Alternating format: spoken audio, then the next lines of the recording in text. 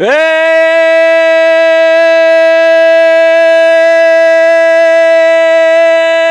we're live here in Week 17 of the 2025 NFL season. You are watching the Pittsburgh Steelers Talk by Chat Sports. I'm your host, Jack Sperry, and today could be a big one for your Pittsburgh Steelers as we are just one win away from the first AFC North Division Championship for your black and gold Pittsburgh Steelers in half a decade. And the only thing getting in their way is two division rivals. First up, the Cleveland Browns, which we get today, Mr. Ponzi. The 9-6 Steelers coming off of 3 straight wins against the Baltimore Ravens, who nobody said we could beat. Then the Miami Dolphins. Most people picked the Dolphins in that game. Then we beat the Detroit Lions in Detroit last week. Nobody said we could beat those guys either. And now we finally get a matchup here, Ponzi, where we are expected to win. But if you lose today, because the Ravens beat the Green Bay Packers last night at Lambeau Field, if the Steelers lose this game today, that means you're going to get an extra playoff game next week at Acrisure Stadium. You have to win versus the Baltimore Ravens in order to make the postseason and secure that division championship. But if you can get the win versus Shadur Sanders and the 3-12 Cleveland Browns in Cleveland, you can walk away today with a hat and a T-shirt and a crown on your head here in a home playoff game on its way. And not to mention, Ponzi, you can rest your starters next week and essentially get a bye week before you go on this playoff journey in a couple of weeks. So the stakes really feel like they're high in this game. It's not a must-win game today, Ponzi, in the sense of, if the Steelers lose today, the season's over. But the vibe will be completely different based on whether you win or lose. If you win, you're coming off of 4 straight wins with your starters. You have a bye week next week against Baltimore, essentially, where you can play Will Howard or Mason Rudolph or whatever and, rest your veteran players.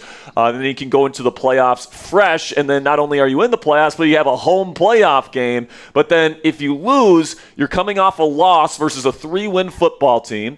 Your season's going to be on the line next week in an extra playoff game scenario versus your division rival in the Baltimore Ravens. And you're not going to have DK Metcalf. The vibes are going to be completely different based on whether the Steelers win or lose this game. They got to take care of business today, Ponzi. Yeah, I really think that for me, this is a must-win game. Just because of the fact that you want to take care of business, this is an older roster, you want to get them rest heading into the playoffs and make a deep playoff run with this older roster. Especially without DK Metcalf in Week 18, your odds of winning that game become a lot lower because of the fact that DK went off against the Ravens in their first matchup. Yeah, 100%, man. If you lose this game, it's definitely going to be a very anxious week in Steelers Nation, but hopefully they can just take care of business this week. And if you listen to all the Steelers players and coaches this week, I don't think the focus is in the wrong spot. They definitely did not sound like, even if the Ravens lost yesterday, it sounded like Cam Hayward, Jalen Warren, Kenny Gainwell, all the guys that we have heard talk this week were expecting and wanting to play in this football game and to get the season sweep over the Cleveland Browns. Now, there's kind of a mixing of histories here because Mike Tomlin, really good against rookie quarterbacks. Of course, today, Shadur Sanders will be getting his first start against the Pittsburgh Steelers in his Browns tenure. Mike Tomlin has a win percentage of over 80% against rookie quarterbacks, including the first matchup where we played the Browns at Acrisure Stadium earlier this year against other rookie quarterback for the Browns, Dylan Gabriel, and the Steelers absolutely put belt to ass in that football game. So hopefully the Steelers can repeat that performance and put the crown on their head here, be crowned AFC North champions by the end of today's game. But plain simply, guys, the stakes are very clear. If the Steelers win today, they are 2025 AFC North champions. They will have a home playoff game. And, of course, that's going to increase your chances of winning that playoff game because not only do you have your home crowd behind you, but let's say you play against a warm weather football team like the Houston Texans or the Los Angeles Chargers. That's going to give you a little bit more of an advantage there because the Steelers are obviously very used to playing in the cold. But if Baltimore or if the Steelers lose today, obviously it all comes down to next week where it's going to, essentially add an extra playoff game where the Steelers must win that game in order to keep their season alive. You essentially go from, getting a week off for your starters and having them being fully rested in time for a 4-game playoff run to go to a Super Bowl and win a Super Bowl, it then becomes a situation where your veterans do not get any rest whatsoever, and you got to win 5 straight games if you're going to win a 7th Lombardi Trophy. So today there's a lot at stake. Even though the season's not on the line today, division championship is, and hopefully the Pittsburgh Steelers can pull out the victory and get the win. Now, type those real ones down there in the comment section. We got over 200 people in this chat room already over 300 people in this chat room, so I want to see who's all here. We got my lovely fiance, Cassie Vote, as always in the chat. Everyone say hi to Cassie for me. We've got Eric Dexter. We got Dave. We got Tristan. We got Anton. We got T. We got Kobe Morris. We've got Real Arrow. We've got Lake Havasu, Chuck Dugan. We got the Bagman. We got EJR. We got the Steelers. 58. We got Kevin Reed, Chuck Dugan. We got Seawood Crazy. We got Trumper, Anton, Kenneth. We got Mecky the Monk. We've got Real Arrow. We got Donald. We got I Am Pooh. We got Fluffy. We've got Kobe Morris. We've got Gen X. We got Steven. Who's all here? Let me know. Type those real ones down there in the chat. It's a cold one today in Cleveland. It's expected to be rainy. It's expected to be sloppy. It's expected to be AFC North football. And, of course, Cleveland doesn't have either of their top 2 running backs. Quinshon Judkins and Jerome Ford are out for this football game. But rookie out of Tennessee, Dylan Sampson, is good to go. I'm expecting a pretty heavy run game for maybe even both teams in this football game. It's very possible, Ponzi, that the team that throws the ball more today ends up being the team that loses. But with Kenny Gainwell and with Jalen Warren playing as well as they've been playing, I feel pretty good about the Steelers' chances of winning that run game battle if it comes down to that. Now, before we get into the rest of our pregame show here, guys, I got a full roster breakdown for the Cleveland Browns. We got inactives, we got keys to victory, and of course, Ponzi and I have our official score predictions at the end of today's pregame show. But before we get into the rest of this pregame show and preview this matchup here, it is the holiday season right now, guys, and in my opinion, this is the best time of the year for watching sports. Whether it's bowl games, basketball matchups, playoff pushes, it's all happening all at once. And while all that action is going on, there's one place where it feels good, so good to be right, and that is Prize Picks. Prize Picks is super simple to play. Just pick more than or less than on at least 2 player stat projections, and if you get your picks right, you could cash in. My favorite feature about Prize Picks, though, is that how you play is up to you. If you want a little bit more flexibility, you can choose the flex play, where you can get paid even if one of your picks misses. And if you're feeling really strong about a particular lineup and want a bigger payout for getting it right, I go for the power play. No matter how you play, though, Prize Picks is a great way to put your takes to the test and make some money. That is, if you know ball. So you guys can take a look at Ponzi and I's Prize Picks projection for today's action. We're taking the more on Jalen Warren rushing yards. We're taking the more on receiving yards for Kenny Gainwell, and we're taking the more on passing yards for Shadur Sanders. So download the Prize Picks app today. Use code CLNS. Get $50 in lineups after you play your first $5 lineup. That's code CLNS. Get $50 in lineups after you play your first $5 lineup. Prize Picks, it's good to be right.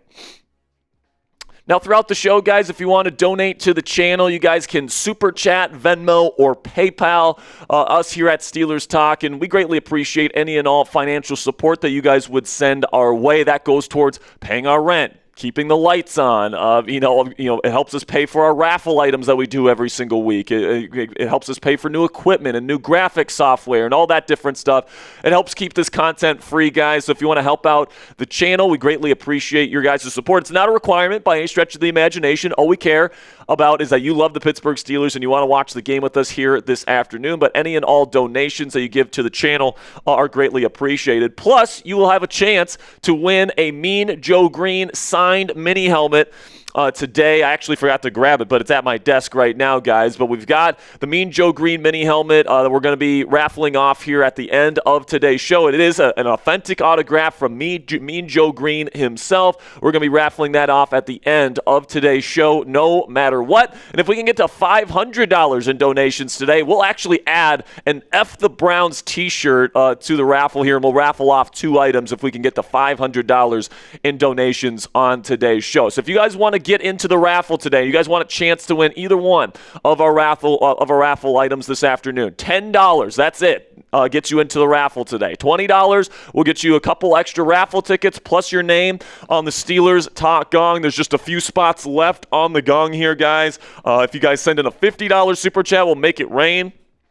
Plus, you'll get 10 tickets, and then for every $250 total we make on the show, we're going to hit the Steelers Talk Gong. If you guys want to double your chances of winning the Mean Joe Green mini helmet today, you guys can send in your donations to either Venmo or PayPal. The reason why we give you double raffle entries for Venmo and PayPal donations is because we get to keep more of those proceeds. So if you're going to help us out, we're going to help you out. And, I don't know if you guys know this, but YouTube takes a 30% cut of every super chat you send in. And then also Apple takes another 10%. So we get to keep more of your donation dollars when you donate to Venmo or PayPal. You can find me at Jack Sperry on Venmo or at Captain Jackrabbit on PayPal. And again, if you use either one of those channels, one of those modes, you guys get to double your raffle entries for the mini helmet or potentially the F the Browns t-shirt at the end of the show. And if you guys send in a $50 Venmo or PayPal or more, not only do you guys get 20 raffle tickets to win the Mean Joe Green mini helmet or the F the Browns t-shirt, but you guys also get one of these awesome Steelers Talk channel hats. We only have 5 left of these, guys. We only have 5 hats left in Hat Club for the season. So if you guys want to get a hat, it's $50 Venmo or PayPal donation. So even if you don't win the raffle at the end of the stream, with all those raffle tickets, you're still walking away with the Steelers Talk hat at the end of the show. But what's cool about Hat Club, guys, is that if you're watching the show and you're already a member of Hat Club, you guys can donate any number of hats that you would like. If you send in a $100 Venmo, you can donate 2 hats. A $50 can donate 1 hat. So if there's somebody in the chat that you want to donate a hat to, you guys can send in a $50 Venmo or a PayPal and transfer that hat to somebody in the chat that you believe is worthy. And we greatly appreciate any and all donations that you guys send in. Now, if you guys want a free raffle entry on today's show, you guys can follow me on X at Jack_Sperry. That's where I put my film analysis for the Pittsburgh Steelers. So if you guys want to follow me on X, you guys can get a free raffle entry today. If you guys don't have any the funds to put in any super chats or Venmos, we still want a chance to win our raffle today. I just made a note of the last person that followed me. So if you guys follow me on X today, that's all you have to do. You guys get a free raffle entry. And if you're already following me on X, but you still want a free raffle entry, all you guys have to do is share the stream on X and tag me in the post. If you do those 2 things, you guys will get a free raffle entry on today's show as well. So the 4 steps that you guys need to do to share today's stream on the X platform. You guys can click the share button below this video here on YouTube. It's that button below this stream with the curved arrow. It says share on it. You click that button. There's going to be a pop-up menu. You guys can select the X icon. And then once it takes you to X, you guys can tag me in your post. That's the most important step, guys. If you don't do that, I can't see your post. And if I can't see your post, I can't put you into the raffle. So you got to make sure you tag me in the post at Jack_Sperry, and then you send the post. You do those 4 things, we can get you a free raffle entry for today's stream. Now, some other ways that you guys can help that are 100% free of charge. They don't require super chats or Venmos or PayPals. If you guys still want to help out the channel for free today, you guys can subscribe to the channel. We provide you guys not 1 but 2 free Steelers videos on this channel every single day, and we make sure you guys stay up to date on the very latest surrounding the black and gold all 12 months of the year. You guys can also click that thumbs up icon to help out the stream. The more people that like the stream, YouTube's going to recommend it to more Steelers fans across the globe, and we can get more and more and more people in the chat room. And then also for free raffle entries today, you guys can follow me on X at Jack_Sperry and share today's stream on X if you haven't already. Greatly appreciate your guys' support. Then also we'll be giving away free raffle entries all throughout the stream here today when we hit every 100 new subscribers and every 200 new likes on the show. So right now we got 435 people watching live. We are halfway to our first 200 likes on the show, 101 likes right now. And then also, every 100 subscribers we add on today's program, we're giving away a free raffle entry as well. So shout out to Coldbox, Anthony, Jadwin, Hussein, and Diffuse I think that's how you say it, diffuse. So shout out to those 5 people, the last 5 people, to click that subscribe button. And then also, once we get to our first 200 likes, guys, we will give away our first raffle entry of the day. So make sure you guys click that subscribe button, click that thumbs up icon so we can get to as many free raffle entries as we possibly can this afternoon. Now let's catch up on some super chats here, guys. We got Black and Yellow Podcast saying, I'm scared, 4 TD if no Aaron Rodgers trade for Willis, 27-13 Pitt. Listen, you don't have to trade for Willis. Willis is a free agent next year, and he's been very impressive in his 2 years with Green Bay, in my opinion. And if Aaron, I think the only way that the Steelers are honestly going to have a chance, Black and Yellow, at Willis is if Rodgers retires or if the Steelers decide to move on from him. And listen, man, if the Steelers lose these next 2 games and they miss out on the playoffs this year, I think there's a decent possibility that Rodgers retires or the Steelers just decide to move on from him. And then if that's the case and Malik Willis, a 26-year-old dynamic playmaker, is hitting the open market, there's going to be a lot of competition to sign him. I think he's going to get a pretty decent contract next year because there's a lot of teams looking for starting quarterback help heading into next offseason. But honestly, the free agency, trade, and draft markets for the quarterback position this upcoming season, they're not that great. So I think Willis is actually going to be one of the hotter commodities on the free agency market at the quarterback position next year. And so the Steelers would have to outbid, I think, a number of teams to get him. But who knows, man, if he really did hit it off with Mike Tomlin at his pro day dinner all those years back, and he's a big fan of Mike Tomlin, who knows? If Tomlin's still here, Willis could be wanting to come to Pittsburgh if Rodgers retires. So anything's possible, but I would say more than likely Malik Willis will be playing for a different NFL team in 2026. Corey with a 5 here says, what are your thoughts on the Malik Willis? Will he be signed to the Steelers next year? So a lot of people are wondering about Willis. And I'm just here to say, guys, that I think if Rodgers moves on and he's not on the Steelers next year, signing Malik Willis is a legitimate possibility. But even then, even if they're interested in Malik Willis, there's going to be a lot of competition from other teams, and then he's going to have to pick the Steelers. So we'll see what ends up happening there. But I would say, like I said before, the chances of the Steelers getting Malik Willis are probably not as high as some Steelers fans might hope. And I know some people are saying, "Oh, let's bring him in to be the backup. Let's get rid of Mason and let's make him the backup to Aaron Rodgers for a season." It's like, well, if you're Malik Willis and there's like 4 other teams offering you bona fide starting jobs versus the Steelers, and they're saying you can be our QB2 behind Aaron Rodgers, which one would you pick? Like, they're going to take or Malik is going to pick the starting job over being Aaron Rodgers' backup. So the only way I think Willis has a shot to be a Steeler is if Rodgers moves on, which honestly I think Rodgers probably comes back for another season at this point. So I would say Malik Willis being a Steeler is probably rather unlikely at this point, actually. $20 from my man Shannon Cassidy says, every game for the past 3 weeks has been the most important game of the season. I agree with Ponzi that this game, while technically not a must-win, is the most important game of the year. Winning keeps the momentum going. And listen, man, like I was saying earlier, Shannon, the stakes in this game feel big because they are. If you win, you get pretty much a week off for your veterans. You go into the playoffs with a 4-game winning streak when your starters have been playing, and the second game of DK Metcalf's suspension doesn't really mean anything, right? Because next week you probably would have sat him anyway.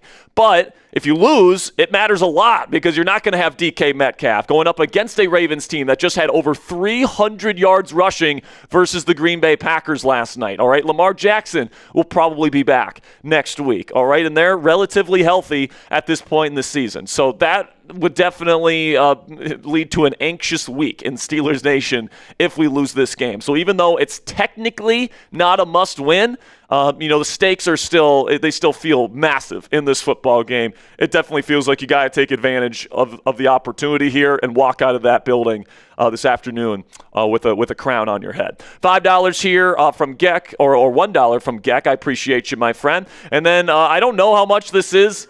It's what?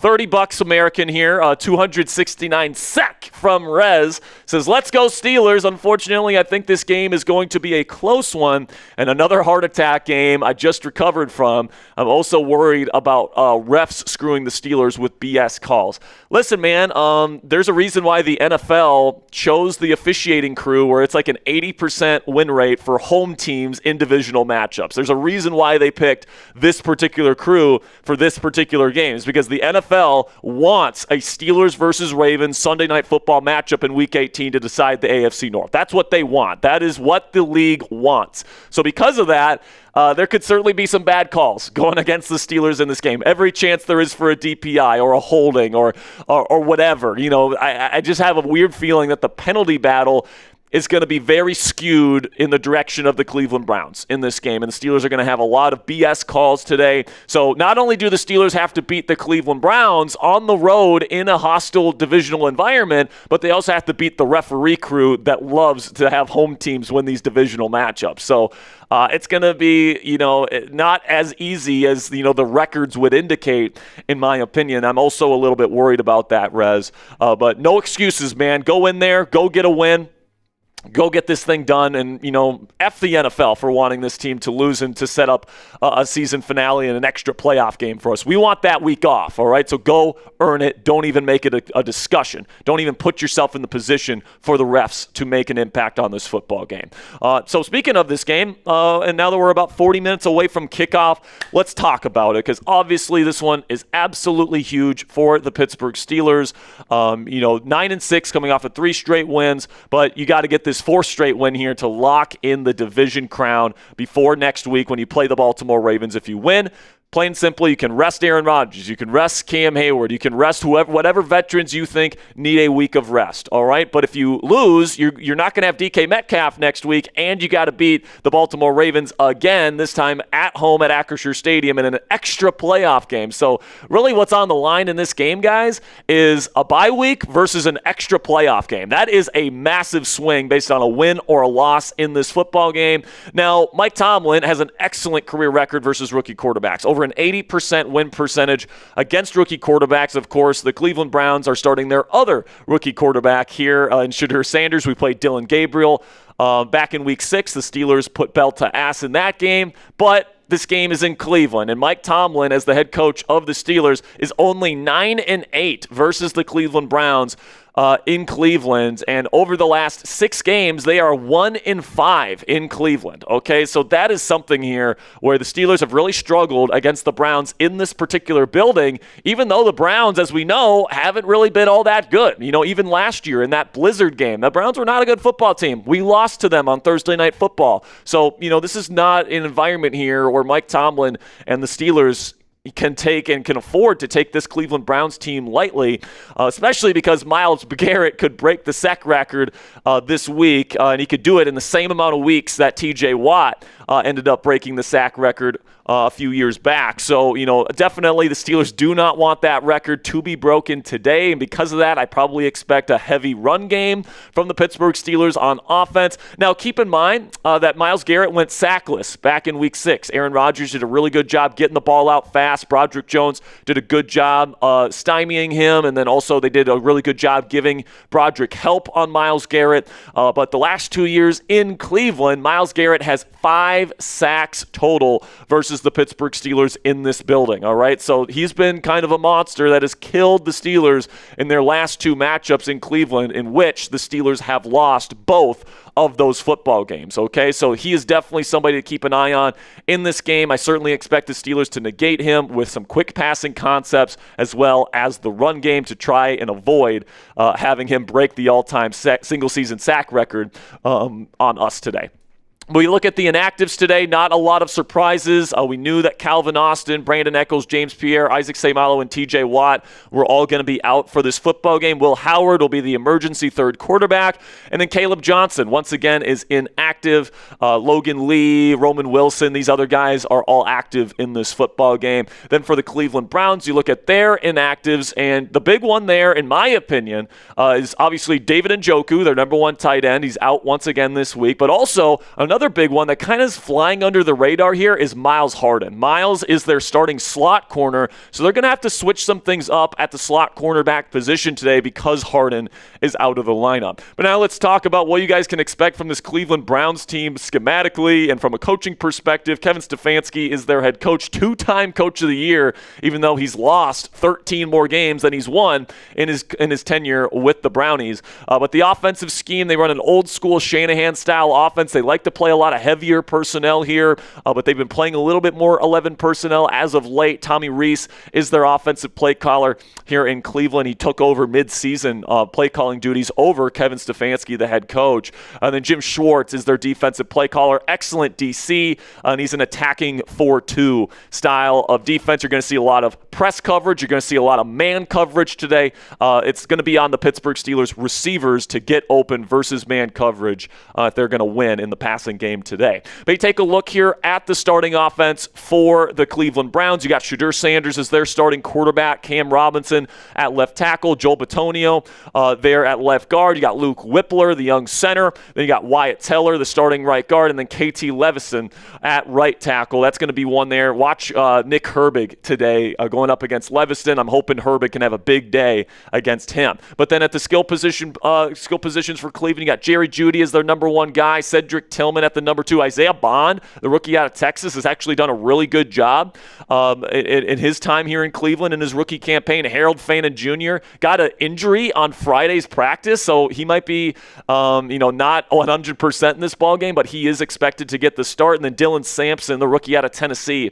will be the number one running back for Cleveland this afternoon. Then you take a look at the defensive side of the ball. This is going to be the starting defensive line for Cleveland. Of course, Myles Garrett is the guy you got to make sure that you corral in this ball game. But Mason Graham, another really good player, early round draft pick out of Michigan. Shelby Harris has played pretty well on the interior as well. Isaiah McGuire is the other edge rusher in this defense. But then, not only is Mason Graham putting himself in contention for Defensive Rookie of the Year this year, but Carson Schlesinger, their excellent inside linebacker, is probably the favorite to win it right now. And then you got Devin Bush, who has had a really good season as well. Former Steeler, has really found a home here in Cleveland, and he's really turned around his career in Jim Schwartz's defense. And then you take a look at the secondary today. Denzel Ward and Tyson Campbell are their number one and number two cornerbacks. And then Sam Webb, I'm expected to be their third starter today. But something to keep in mind here is I think Denzel Ward probably plays a lot in the slot in this football game. All right, Sam Webb hasn't played a whole lot in the slot this year, whereas Denzel Ward has a little bit more experience there.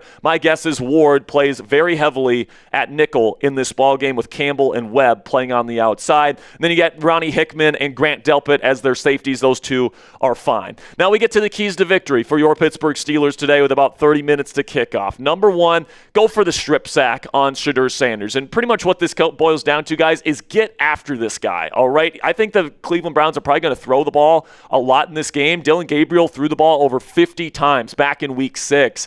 And obviously the Cleveland Browns running back room is pretty worse for wear right now. So I think that this game's going to come down to how well do the Steelers get after Shedeur Sanders. You get Nick Herbig back in the lineup. Of course, Derek Harmon returned to the lineup last week. You still got Cam Hayward, Alex Highsmith, Jack Sawyer, Keanu Benton, the whole crew there. The only guy you're really missing is TJ Watt. And Shedeur Sanders has one of the longer releases in the National Football League. So when he brings that ball way back here, you have an opportunity to knock that ball out with some speed rushes along the edge. I would honestly be a little surprised if we don't get at least one strip sack on Shedeur Sanders in this game. But now, another thing that I would say is you got to make them win down the field. You don't want to give Shedeur Sanders easy answers, all right? You want to make him somebody that's kind of a weaker-armed quarterback. He's one of the weaker-armed starters in the National Football League to throw that ball down the field into tight windows and make him hold on to the football a little bit longer. What you don't want is for him to get these little dink and dunk passes, get rid of the ball quickly, screen passes. You don't want that, all right? You want him to hold the ball for a little bit longer and have to beat you down the field in in the elements. So that's what you got to do from the passing game perspective. Play press, play aggressively, play with less safety help. All right, make sure Shedeur Sanders beats you deep and down the field in this ball game if he's going to beat you. And then on the offensive side of the ball, you got to double Myles Garrett, plain and simply. Sometimes even triple team him if you're in a 3rd and long situation. He is that special of a player. There's a reason why he is on pace to break the all-time single-season sack record today. That can't be allowed to happen, and I think Mike Tomlin has certainly made a point of that in preparations this week. And the ways that you do that is twofold. Number one, you run the dang ball, all right? I would love to see Jaylen Warren and Kenny Gainwell get like 30 combined carries in this ball game and just run the piss out of the football. If you're running it, obviously Myles Garrett can't get a sack, so the less times you actually throw the football in the game, the lower the possibility is that Garrett breaks the record this afternoon. But the other way, if you do have to pass the ball, get the ball out fast and avoid those 3rd and long situations where you have to hold the ball for a little bit longer. But Rodgers, back in week 6, did a really good job getting the ball out extremely quickly, negating Myles Garrett and holding him sackless. Aaron Rodgers has been excellent at getting the ball out really quickly all season long, and we've seen him be the absolute tactician and the conductor of this offense over the last 3 weeks. But then also, you don't want to forget about Mason Graham, the rookie defensive lineman. This guy on stunts, it can be an absolute weapon. Got to make sure that you hold him to nothing in this game as well. Then for me, I would feed the slot. Adam Thielen, I think, needs to have a big game in this one with DK Metcalf out, but also with them playing their number 3 cornerback potentially on the outside versus Pittsburgh's number 3 receiver.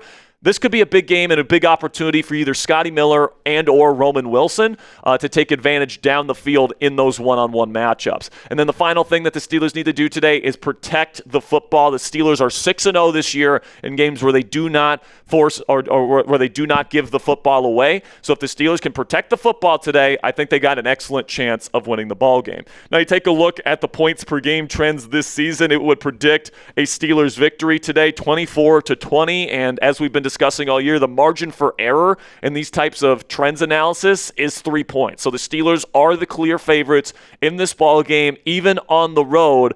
And coming up later in today's show, guys, Ponzi and I are going to have our score predictions. So make sure you guys stick around to the end of the pregame show. We are now less than half an hour away from the start of Steelers versus Browns here in Week 17. But before we get into the rest of our pregame show and catch up on some super chats here, let's have a word from our sponsor today at Prize Picks. And it is the holiday season, guys, and in my opinion, this is the best time of the year for watching sports, whether it's bowl games, basketball matchups, playoff pushes. It's all happening all at once. And while all that action is going on right now, there's one place where it feels so good to be right, and that is Prize Picks. Prize Picks is super simple to play. Just pick more than or less than on at least 2 player stat projections, and if you get your picks right, you could cash in. My favorite feature about Prize Picks, though, is that how you play is up to you guys. If you want a little bit more flexibility, you can choose the flex play, where you can get paid even if one of your picks misses. But if you're feeling particularly strong about a lineup and want a bigger payout for getting everything right, you can go for the power play. No matter how you play, though, Prize Picks is a great way to put your takes to the test.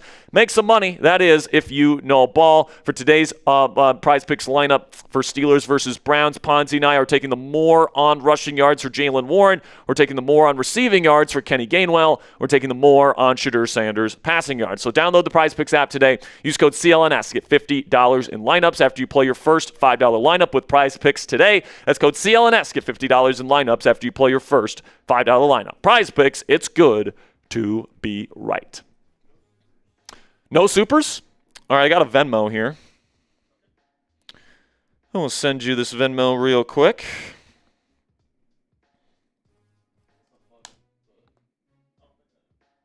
What's that? I don't think you are, man. There you go.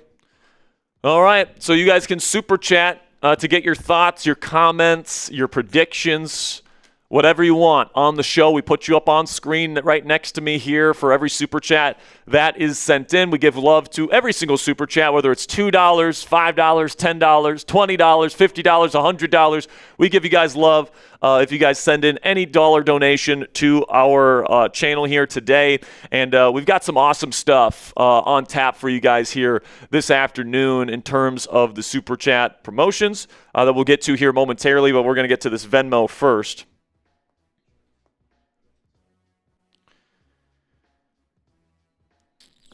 And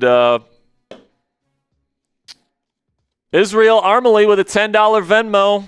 Israel, we appreciate you, my man. And he says raffle ticket. So, Israel, you are in on the raffle today for the Mean Joe Green helmet raffle at the end of the show.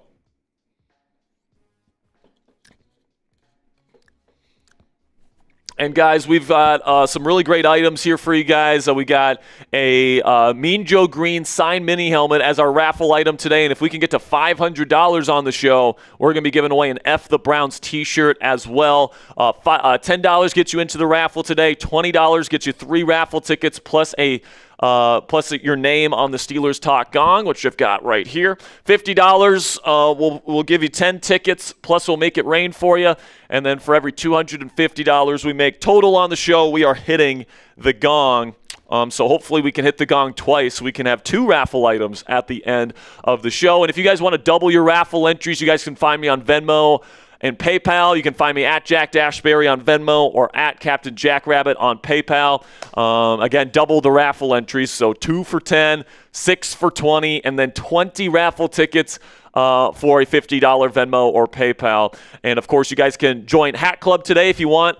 If you like the hat that I'm wearing here, we've got 5 of these left for the season, guys. So if you don't have a Steelers Talk hat yet and you want one, $50 Venmo or PayPal will allow you to walk away from today's stream with a Steelers Talk hat. But and so, even if you don't win the raffle today, you guys get to walk away with something if you send in a $50 Venmo or PayPal. And if you guys want a free raffle entry on today's show, all you have to do is follow me on X at Jack_Sperry, or you guys can share today's stream on X. And there's a 4-step process that you guys can follow to share today's stream. All you have to do is click the share button below this video. It looks like that curved arrow. It says share on it. Then you select the X icon when the menu pops up. Then you tag me in the post. You got to make sure you tag me or else I won't be able to see it. And if I can't see it, I can't put you in the raffle. So make sure you tag me at Jack_Sperry and then send the post. And don't forget to click that subscribe button and that like button as well. Because even if you don't have any money to donate to the show, guys, we greatly appreciate each and every one of you guys for watching the game with us here today. And if you guys want to help us out in any of the free ways that you can, we greatly appreciate any and all support you give to the channel. All right, so we did get some super chats here. And just so you guys know, we will be giving away free raffle entries for every 100 subscribers we add on the show today, as well as every 200 likes. And we just passed our first 200 likes on today's show. So let's give away our first free raffle entry of the day. Type those me's in the chat if you want a free raffle entry. We got Mike Nintendo Master here. What's up, Mike? We've got MDZ, we got Alex, we got Wayne. Who wants a free raffle entry here, man? Type those me's in the chat. We got Colin, we got Eric Dexter, Tristan Evans, Landon, Nick, Seth, Tristan, Anthony, Zach, Operation Shutdown, Pip. Keep them coming. Who wants it? While you guys are typing me, let's catch up on some super chats. Gage Rogers, 1 star, says no Jameson Wilson. Art has got this. Jameson Winston? Because they lost to Jameis last year? Yeah, I think that's saying no Jameis Winston for the Browns. Art has got this. I think he's saying Arthur Smith is gonna get us going today.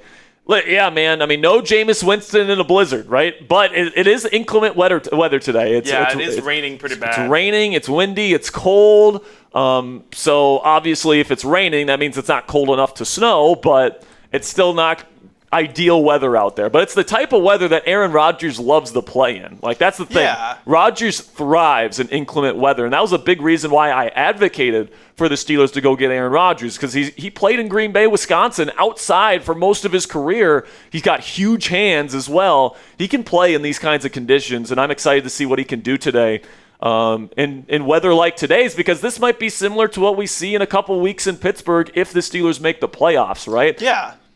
Like, I think, one of those things about AFC North football is that, there is a stereotype around it, but, like, the AFC North is the AFC North in terms of these cold weathers, grinded out football. I think Aaron Rodgers is really the quarterback that you want in this situation. And by the way, F the Browns for having plans to have a domed stadium in Cleveland here soon. That's so lame. Like that, of course the Browns are the ones. But the Chiefs are doing that too.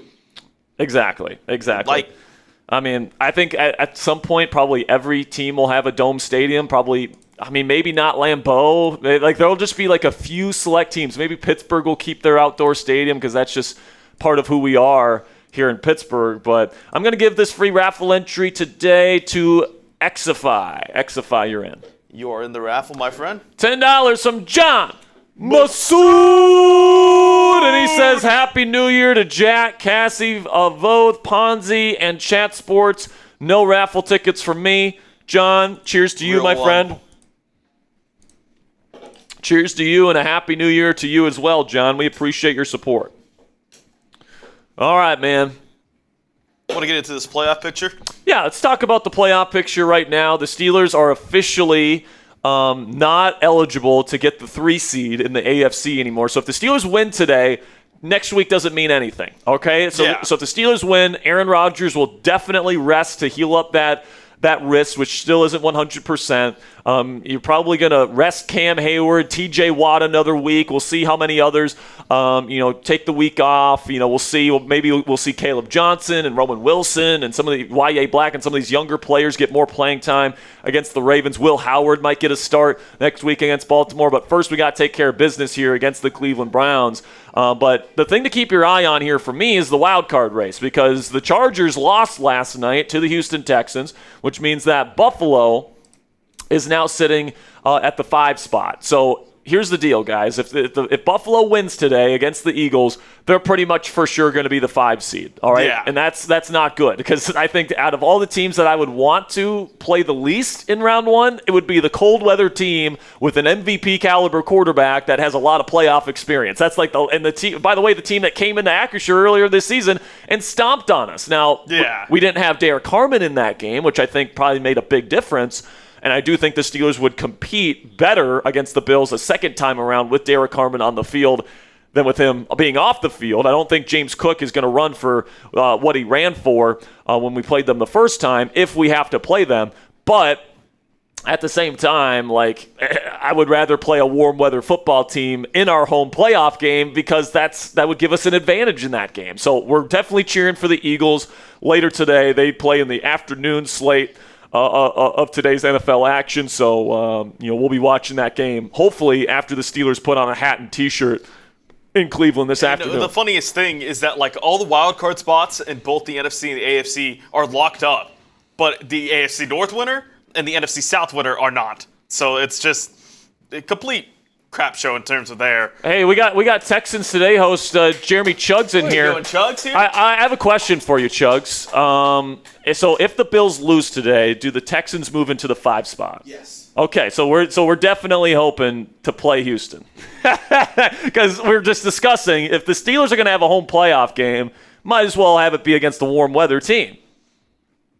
Sure. Because Buffalo. Yeah, Houston's used to a dome. If it makes y'all feel better, I said I want the Steelers to win today because I'd rather face the Steelers than the Ravens. Yeah, hey, there we go. We both rather play each other, so let's make it happen. Did y'all get knocked up last night? Knocked up like eggnog? Oh yeah. No, we didn't drink no eggnog here, Chugs. I know Mitch was doing eggnog boots on Raiders yesterday. Xavier said he wants to do an eggnog boot. Yeah, I did. Oh, Xavier, what was that, Xavier? You want to do 3 eggnog boots today? Oh, Okay, man. We'll see what we can Jeremy, you want to go down to the bodega and get a couple cartons? We didn't have any eggnog, so I just got you 4 quarts of skim milk. Yes, there we go. Oh, my God. So definitely cheering for the Eagles later this afternoon. Hopefully the Steelers can take care of business this afternoon. By the way, Ponzi, Cassie shared the stream on X, and she wants to give her raffle entry to Nancy. Okay. So shout out to Nancy. I believe it's Nancy's birthday today, by the way. So Nancy, if you're watching, happy birthday to you. But I'm definitely looking forward to this game, Ponzi. And let's actually catch up on Alex's super chat here. Okay, I got you. And we just got Want to catch up on supers in general? Let's just catch up on supers and Venmos, and we'll do score predictions closer to the game. Oh, Nancy's birthday is tomorrow. Well, happy Gotcha. early birthday there, Nancy. Hopefully you get an early birthday gift today. Yeah, hopefully Pittsburgh can give you an early birthday present of a division championship today. All right, so we got some super chats to catch up on here and some Venmos. Madara says, is Jabril Peppers on film better than Chuck Clark? I think he is. I think that Jabril Peppers is a better player than Chuck Clark is. I think he's a better tackler. I think he's a better athlete at this point. Now, Clark might, be more sound in coverage if in terms of the system that the Steelers run. Maybe that's the way that they feel. But I think on film, when I watch Jabril Peppers play, he's just a better football player, and he's more impactful than Chuck Clark. Now, Clark is getting the start at safety today. But maybe we see Jabril Peppers out there on early downs. We've seen that be the case at points this year. So I actually think we might see a little bit of Jabril Peppers in this game because Clark is honestly not a fantastic run defender. So I think we might see some Jabril Peppers in this game, but obviously I think Clark probably leads the way in terms of snaps. $2 from Shannon says Stefanski ain't ready for Darnell Washington. No, he's not, man. Darnell, this is the kind of game, man, where you do not want to hit Darnell Washington. It's cold. It's wet outside. It's just uncomfortable to play in. And then to ask a defensive back to tackle Darnell Washington, I honestly think Darnell's going to have a big game today. I really do. $10 from Alex L. says, God bless you, Jack and Ponzi, wishing the channel a blessed new year. Let's get it done against the Browns. I'm right there with you, Alex. Let's go get a victory today. Just got to take care of business today. Although I do think there's some truth to the idea that the Steelers have to beat the Browns and the refs in this ball game because the NFL definitely wants a Steelers-Ravens Sunday night football game to finish their regular season. But $50 to Venmo from Gino McCall. Bang! Here we go, Steelers. Here we go. Gino with a $50 Venmo. And he says, Raffle, let's go Steelers. We got to win this game or it's going to be a lot harder next week. I completely agree with you, Gino. Big shout out to Gino for the 50. Gets him 20 raffle tickets to win the Mean Joe Green mini helmet at the end of today's show. So big shout out to Gino. I need everybody to spam Gino in the chat, man. Come on, give Gino some love for his $50 Venmo. Appreciate you, Gino. You're a real one, my man. All right, and then we got one more super chat here to get to. Gotcha. I'm waiting for it to load. Cool. But not a lot of action in the late slate today. Only 2 games. Really? There's only 2 games in the later slate today? I guess because of Christmas, and then there was multiple games on Saturday. I guess it makes sense that there's only 2 games in the afternoon. Who's got Sunday night tonight? I believe that's 49ers. Let me check. We can do a whip around the week here in just a second. $2 from Jordan says Steelers are in control of their own destiny today. They're in control of their own destiny the rest of the way. If the Steelers win today, obviously they're in the playoffs, and then they control their destiny in the playoffs, obviously. But yeah, man, it's even if you lose today, you still control your own destiny, but it's obviously something where you're adding a playoff game versus adding a bye week. Like that is I can't tell you guys how important of a difference that is. Having a bye week in week 18, being able to rest your starters, especially for a team that's as old as the Steelers are. I mean, they have one of the older rosters in the National Football League. It might actually be the oldest team in the league with Cam Hayward and Aaron Rodgers and some of these older, Adam Thielen, all these guys. Getting some of these guys a nice rest week would be huge for the Pittsburgh Steelers as they prepare for a home playoff game, and it would give them an advantage, in my opinion, because these veteran players have a chance to get a rest week. But if you lose, then it's a very, very high stakes, essentially an extra playoff game next week. And instead of having to win 4 games in a row coming off a bye week in the postseason, you have to have no rest time, and you have to win 5 straight games in a row to hoist the 7th Lombardi Trophy. So I think if the Steelers want to win a Super Bowl this year, winning today is absolutely necessary, in my opinion. You got to have that week. you got to have that week off, in my opinion, to really give yourself the best chance. Especially with like TJ Watt, and a lot of these players are kind of feeling the wear and tear of the season. So like getting them that extra week of rest, like I think that would help out the Steelers so much going into the playoffs. Yeah, I agree. So today's slate, you got Seahawks and Panthers. That one's an interesting one because the Seahawks still trying to get the number 1 seed in the NFC. But the Panthers, I believe, can win the division if they beat and upset the Seahawks today. Is that right? I think it still comes down to the Buccaneers. The Bucs lose. Yeah, the Bucs would have to lose and the Panthers will have to win. But by the way, guys, I think if the Steelers win today, it's probably going to be Panthers-Bucs on the Sunday Night Football game next week to decide that division. But if the Steelers lose today, that's pretty much guaranteed to be the Sunday Night Football game next week. There might do the NFC West matchup too. I think they have a pretty good one for Sunday night. Let me see. For Week 18? Yeah. But then you get Cardinals and Bengals. Doesn't really matter. Jaguars, Colts. I believe the Colts have been eliminated, if I'm not mistaken, right? Yes. Yeah, they've lost their last 2 games, so the Colts season is officially over. Oh, my gosh. Just got a Venmo here. Seahawks 49ers might, depending on what the Rams do. All right. We'll get to that Venmo here in just a second. Then later today, you get Buccaneers and Dolphins. So obviously the Buccaneers would have to lose to the Dolphins to even make that a possibility for the Bucs to be out of it before next week. So more than likely, next week is going to decide the division for Buccaneers-Panthers in the NFC South, unless something weird happens. And then the Patriots play the Jets. I guess you can say anything can happen, but the Jets are pretty clearly tanking right now. Saints versus Titans. Tyler Shuck, I think, is probably going to win another game for New Orleans. Is he the Offensive Rookie of the Year? I mean, I think it's going to be close. You could make an argument for Tedorora McMillan. You can make a good argument for Travion Henderson. You can make a good argument for Shuck. And Jackson Dart is also probably in that mix too, but I probably don't think I'd give him the trophy. But obviously today, big one in the NFL. Tank Bowl. Giants versus Raiders. Whoever loses that game likely gets the number 1 overall pick in the 2026 NFL Draft. By the way, being held in Pittsburgh. So definitely going to be an interesting one there. And then, of course, Eagles-Bills. That one's going to be big for the Steelers because if the Bills win, they pretty much lock themselves into the number 5 seed unless the Patriots somehow lose a game at some point here, which I don't think they will.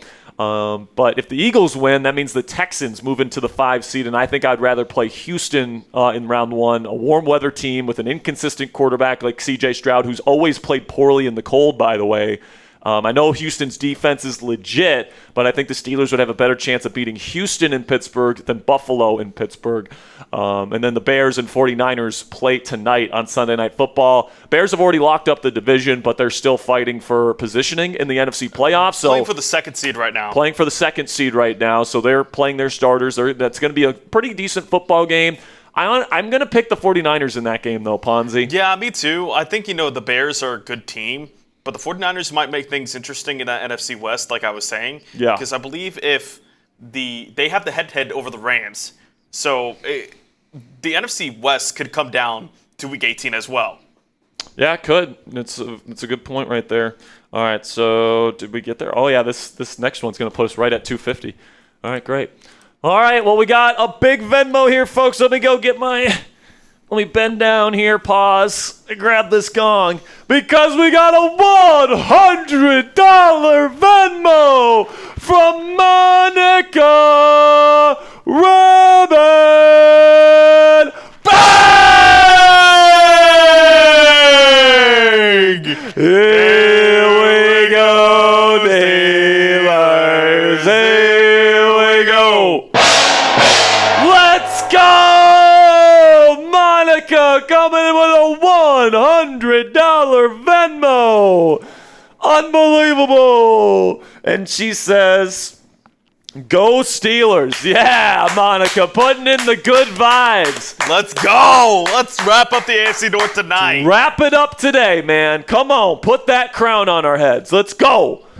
Let's lock in, take care of business, and let's beat the Browns and the refs tonight, because the NFL wants the Steelers to lose this game today, all right? So now, with about 5 minutes to go, till this game gets started, let's have our score predictions here, Ponzi. And for me, I just look at this Cleveland Browns offense, which has been a complete disaster all season long. I look at this being kind of an inclement weather game. I think it's going to come down to which team can run the football better. I think the Steelers will be the team that runs the football better, so I'm going to pick the Steelers to win this game. I'm going to go 23-10, Steelers win.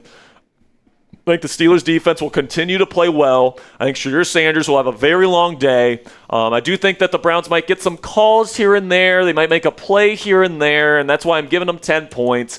But this is a Steelers team and a defense that's really hitting its stride late. And I think that this offense, even without DK Metcalf, I think Rodgers will continue to be the conductor. I think they'll get the ball out quickly. I think they'll run the football a lot today, and I think they'll have some success on the ground. And I'm going to take them to win. Multiple scores today, 13-point deficit, 23-10, Steelers win. Ponzi, who you got? One of us has to keep the curse going on. And I will pick the Browns. I think, 17-10, classic AFC North, cold weather type of game, bad weather type of game. Shadur Sanders might give Cleveland Browns fans some hope. But mainly I'm doing this so we don't get any bad faith with the football gods today. Because every time we picked against the Browns, or against the Steelers, they have won. So I'm trying to do that for me. Ponzi's taking one for the team here. I'm taking one for the team today, guys. So I'm picking the Steelers. I really hope that, because I've picked against the Steelers here the last 3 weeks and they've won. Undefeated in that stretch. So I'm hoping I'm not jinxing us here. I'm sure people will blame me for the loss if we lose today. And some people are already commenting. But, I'm hoping that today, everything about this game is telling me that the Steelers should win it. So, that's who I'm going to pick in this game. And hopefully the Steelers can take care of their business and be crowned AFC North champions for 2025. Something that nobody believed this team could do. I mean, we got two of maybe the top 4 quarterbacks in the league in our division, and Joe Burrow and Lamar Jackson. And I was the one here at Chat Sports that picked the Steelers to win the AFC North at the beginning of the season, and I was ridiculed. All right, I was called I was called a madman for saying the Steelers had a realistic chance of winning the division. And yeah, have the Steelers, been helped out by the Ravens, having poor stretches this season, and the Browns being the Browns, and the Bengals losing Joe Burrow? Absolutely. But the Pittsburgh Steelers, in my opinion, have turned into the team largely that I thought they were going to be this year at the end of the year. I kind of expected some bumps in the earlier portion of the season as this team learned how to play with each other. But now that they have fully, gotten used to each other, they know how each other how to play with each other again. But they've got that chemistry down. They're hitting their stride right when it matters most. And guys, the Steelers have won against 3 teams that I consider way better than the Cleveland Browns these last 3 weeks. And I think that with Mike Tomlin's ability to make rookie quarterbacks uncomfortable, with the fact that the Steelers just have a better roster overall, even without DK Metcalf, I know that there might be some things going against the Steelers in this game. Obviously, you're on the road. I think the refs are definitely going to probably lean their calls in the favor of Cleveland. But with all that said, I do think that the Pittsburgh Steelers absolutely have no excuse. They got to get it done today, and they got to capitalize on this opportunity in front of them. 100%. Because as we discussed, Ponzi, I mean, the stakes in this game could not be higher for me, because I think there's a huge difference between having essentially a bye week in Week 18, having an opportunity to get some of your starters, some of your older veterans, some of your star players like TJ Watt, get them an extra week of rest, allow Rodgers' wrist to heal up, maybe get an opportunity to see Will Howard next week against the Baltimore Ravens, who I would personally start next week if the Steelers win today. It gives you all those great opportunities, and you can go into Week 18 stress-free and ready to host a playoff game against somebody 2 weeks from now, okay? But if you lose, then it all flips on its head, all right? You are worried all week because you're going to be playing in a game, pretty much an extra playoff game, without DK Metcalf. Your season's on the line against a team like the Baltimore Ravens that just ran for 300 yards against the Green Bay Packers last night, and they're probably going to have Lamar Jackson back, so they're going to be mostly healthy as a roster. I mean, for me, this game could not be any bigger for the Pittsburgh Steelers in terms of the vibes, in terms of their chances of going on a run. The Steelers got to take care of business today, and I'm hoping they do just that. We got some super chats to catch up on here before we kick things off in Cleveland in just a few moments. We got a $5 super chat from Devone. Says, here we go, Steelers. Here we go. Let's go, man. Appreciate you, Devone, with the 5. I'm trying to get this next one up. All right. And then a $2 from Smootest Buddhist. He says, are we fucked? Be honest, this shit feels like a trap game. I mean, of course it feels that way.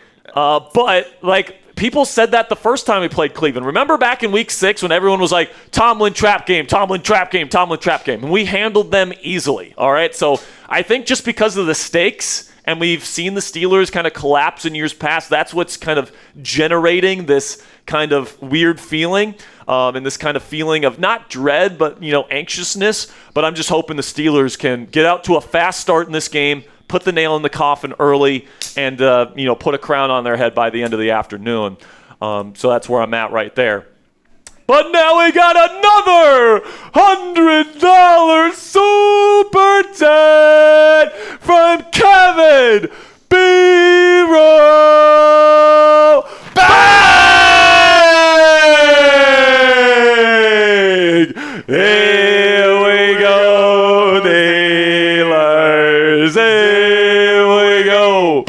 Kevin with a $100 super chat. Everyone spam those KBs in the chat. He says we needed to play hard and play smart. Steelers to win today and celebrate the AFC North title. I'm hoping that we get to celebrate that with you guys here on today's show. And we got another PayPal here. Okay. There you go. So shout out to Kevin. Type those KBs in the chat. We got over 1,700 Steelers fans in the chat. Come on, baby. Can we get to 400 likes before kickoff? I'd love to give away a free raffle entry for an autographed Mean Joe Green mini helmet before we kick things off in just a second.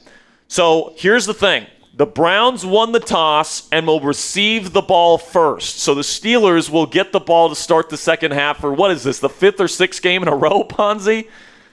That's crazy. They've certainly, and by the way, that's what I would have wanted if I'm the Steelers. I want the ball in the second half in a game like this. All right. Venmo. And we'll get to this Venmo here in a second. By the way, we just added 70 likes, guys, so we're so close to 400 and giving away a free raffle entry. Come on, baby.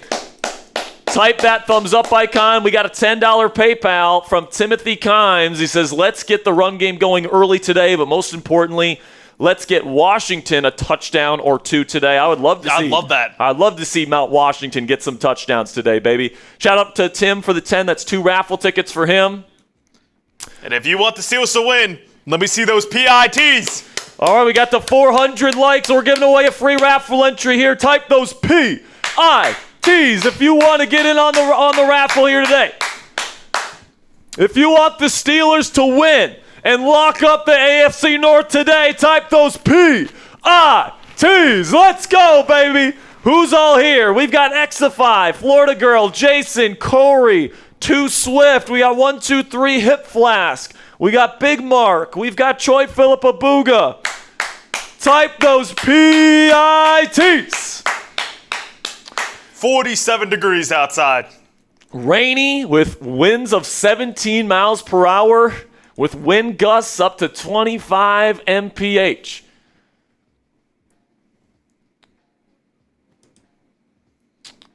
All right, and from rainy Cleveland, I'm going to give this one to Jay Madden. Jay Madden, you're in on the raffle, and we are off here in Week 17 in Cleveland. Beautiful kick by Boswell. It's fielded at the 1.5-yard line, and the Browns will take it out to around the 27-yard line, and that is where Shadur Sanders, the rookie quarterback out of Colorado, heavily linked to the Pittsburgh Steelers during the draft process, and the Steelers passed on him not once, not twice, not thrice, not four times.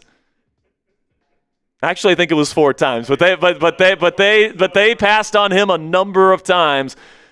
So let's see what this Steelers defense can do against the rookie quarterback out of Colorado. 1st down and 10 for Cleveland. They'll start in shotgun. And Sanders will take the shotgun snap, hand it off to number 35. I do not believe that's Dylan Sampson. That is Raheem Sanders, 230-pound running back, who will pick up a decent gain on first.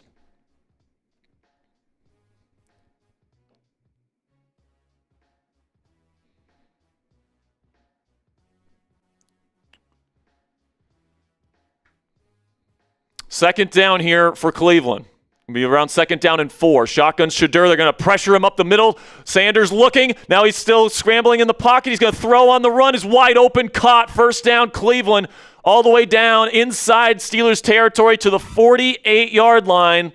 Steelers got pressure on Shedeur, but he avoided it nicely. Nice poise in the pocket from Sanders and delivers it down the field for a big gain at around midfield. On the catch was his tight end, number 82, Brenton Bates.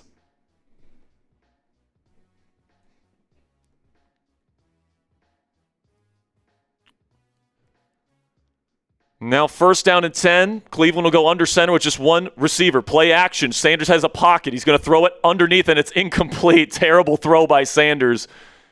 Tried to get it to his running back, Raheem Sanders, who is getting the start today. And it's definitely raining out there. So wet football affected Shedeur on that one. Not even close. You could see that ball kind of wobbling out of the hand there.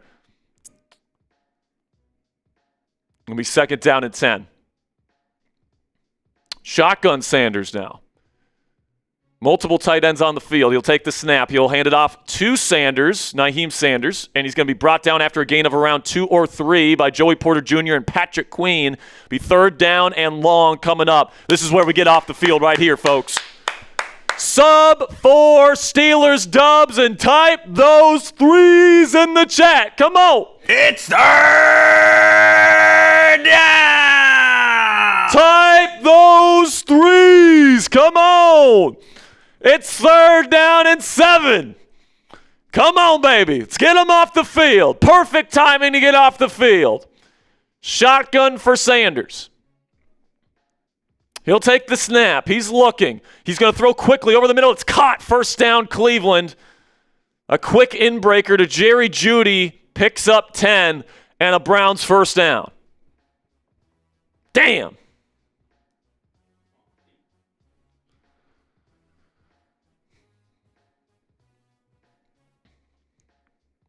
Looks like Steelers rotating to a cover 2 right there. And Sanders just finds the little soft spot. Good post-snap processing from the rookie.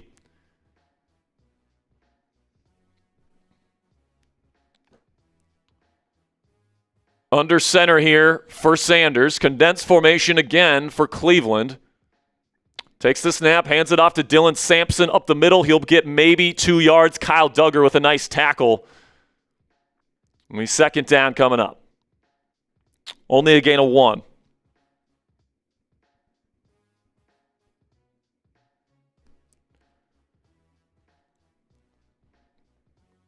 Right now you're in normal field goal range, or at least field goal attempt range, but with this weather, this would be probably a difficult distance to kick the field goal from. Shotgun here for Sanders, trips left, play action. Sanders looking, nothing there, no pressure, collapsing. He throws in the middle, and he throws it low, incomplete. Jeudy wants a flag. He's not going to get it. Asante Samuel Jr. in coverage. Just an inaccurate ball from Sanders, though. Be third down and 9. Here we go, another third down and long here. Another third down and long here. Let's go. Let's get off the field here, boys.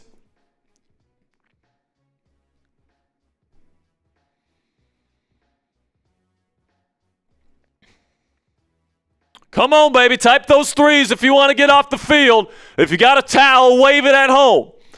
They go empty with Sanders. He'll take the snap. Steelers send a simulated pressure. They throw it short of the sticks. He's going to be brought down. Chuck Clark with a nice tackle on Harold Fannin. It's going to be a short gain. Fourth down coming up. My guess is Cleveland will kick the field goal.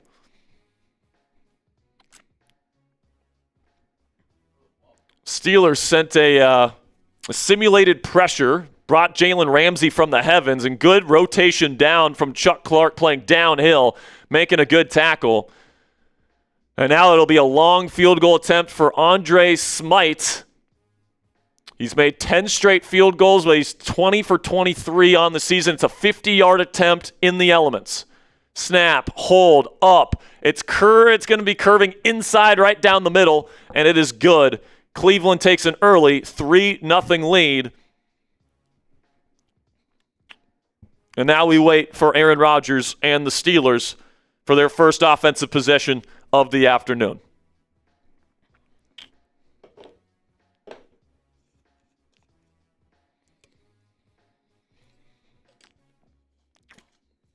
All right, man. You gave up 3 points there, gave up some chunks.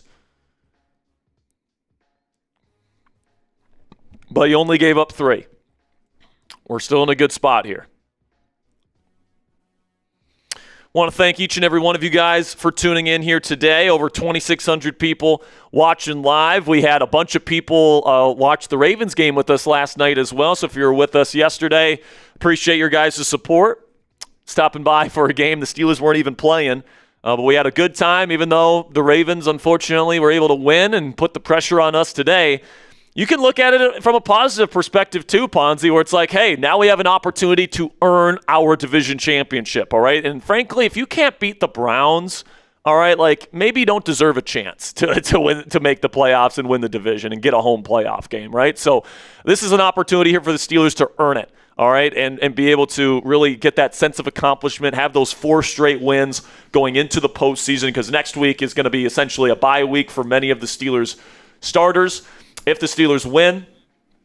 So, this is a great opportunity here, and I'm excited to see what the Steelers offense looks like without the likes of DK Metcalf out there. It's an incredible opportunity for a guy like Roman Wilson, who has been inactive the last 3 weeks, Ponzi, to see what kind of growth he's had ever since this team added Adam Thielen and Marquez Valdes-Scantling. And by the way, those 2 guys today, Ponzi, they're going to have to step up in big ways in the passing game. Yeah, I think Marquez Valdes-Scantling created separation last week against Detroit, but it was one of those things where, obviously the drop, but if Aaron Rodgers is going to have to get in rhythm early, it's probably going to be to his guys, Marquez Valdes-Scantling and Adam Thielen, and maybe Roman Wilson can hopefully step up on third down and those gotta-have-it downs for the Steelers. Yeah. All right, we're back in Cleveland, rainy Cleveland. We'll see how Aaron Rodgers throws the football. I will say there is more than a few wobblers from Shadur Sanders on that drive.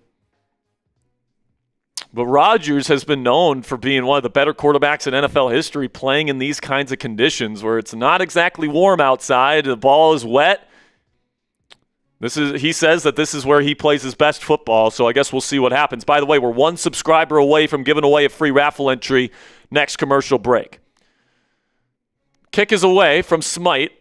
It's going to be fielded by Gainwell at the 3-yard line. And Gainwell looking for a crease. He's not going to find one. He'll get to the 25-yard line, which is where Aaron Rodgers and the Steelers offense will take the field for the first time today. No DK Metcalf. He will serve a 2-game suspension for his physical interaction with a Lions fan last Sunday.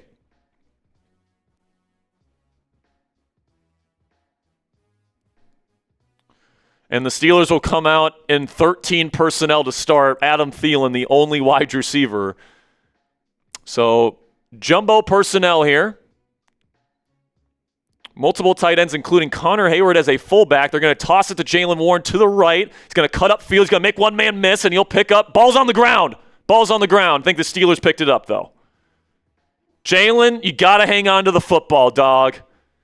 Dylan Cook, the starting left tackle here, gets on top of it, so it's a gain of around 6. But Devin Bush, the former Steeler, punched it right out. And Jalen's got to do a better job protecting that football, man. Steelers catch a break. It'll be 2nd down and 4. By the way, thank you for clicking that subscribe button. We'll have a free raffle entry given away next commercial break. Shotgun for Rodgers. He's going to go hand off to Jaylen Warren. He's going to find a little bit of a crease, but it closes quickly. Maybe a gain of 1. It'll be 3rd down and short coming up. Now, the Steelers are the number 1 team in the National Football League in conversion rate on 3rd and short in the NFL. So this is where the Steelers want to be. And what a matchup today, man. Myles Garrett trying to break T.J. Watt's and Michael Strahan's single-season sack record today against one of the fastest time to throws in the entire league in Aaron Rodgers. Rodgers in shotgun. Trips right. Cleveland threatening blitz.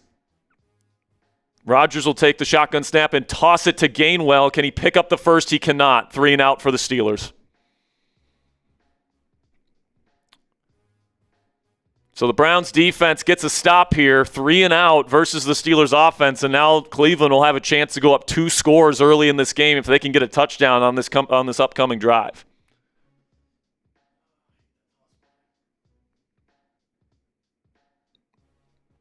Seems like the Steelers definitely prioritizing the run. 3 runs on that drive, no pass attempts for Rodgers as Corliss Waitman will boot this away. And fair catch called for and caught at around the 13-yard line. So long field, good punt by Waitman there. And Cleveland will have to go a long distance here, over 80 yards, to put this ball into the end zone and take a 2-possession lead. But yeah, Ponzi, it definitely seems like the Steelers are prioritizing the run game early. They're putting their trust in Warren and Gainwell to move the chains. Unfortunately, it didn't work out there on that first 3rd and 3. But before we get to our second drives of the game here, let's have a word from our sponsor today at Prize Picks. It is the holiday season right now, guys. In my opinion, this is the best time of the year for watching sports. Bowl games, basketball matchups, playoff pushes. It's all happening all at once. It's all happening right now. And while all that action is going on, there's one place where it feels really good to be right, and that is Prize Picks. Prize Picks is super simple to play. Just pick more than or less than at least 2 player stat projections. If you get your picks right, you could cash in. My favorite feature about Prize Picks is that how you play is up to you guys. If you want a little bit more flexibility, you want to have fun with it, you can choose the flex play where you can get paid even if one of your picks misses. But if you're feeling really strong about a particular lineup and want a bigger payout, you can go for the power play. No matter how you play, though, Prize Picks is a great way to put your takes to the test and make some money. That is, if you know ball. You guys can take a look here at our Prize Picks projection here today. We're taking the more on Jaylen Warren rush yards, the more on Kenny Gainwell receiving yards, and the more on passing yards for Shedeur Sanders. You guys can download the Prize Picks app today and use code CLNS to get $50 in lineups after you play your first $5 lineup. That's code CLNS to get $50 in lineups after you play your first $5 lineup. Prize Picks, it's good to be right. Tyrone Johnson says, y'all are great. Y'all are great. I appreciate you, Tyrone. Thanks for the 5. You've put in another 5, Tyrone. We'll put you into the raffle to win an autographed Mean Joe Green mini helmet.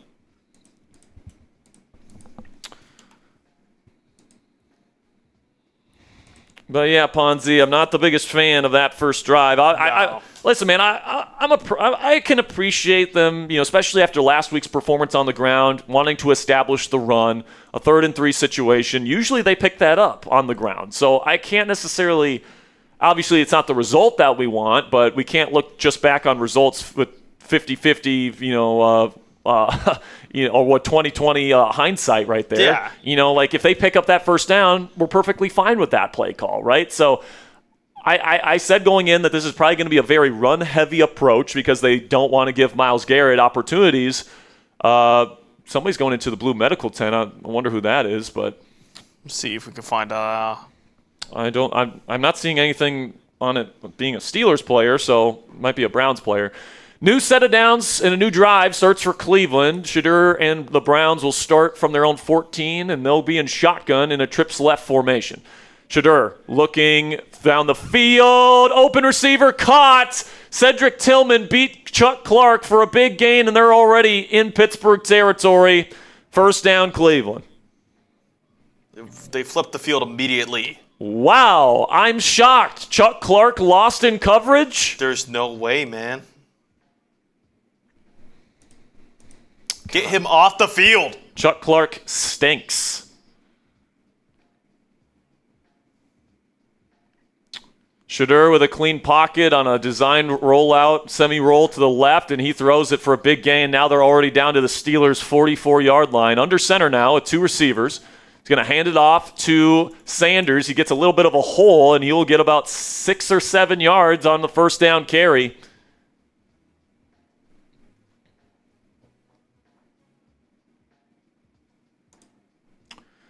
Some Steelers fans complaining about pretty bad hold missed by the referees on Alex Highsmith on that play. Not surprised. Not surprised. What did we tell y'all? Condensed formation here for Cleveland on 2nd down and 4. Sanders still the back. Shedeur takes the snap. He will hand it off to him again. And there's Cam Hayward with a big stop behind the line of scrimmage. An instant win from the highest graded defensive tackle in football, Captain Cam Hayward. It's a loss of 1. It'll be 3rd down and 5 coming up.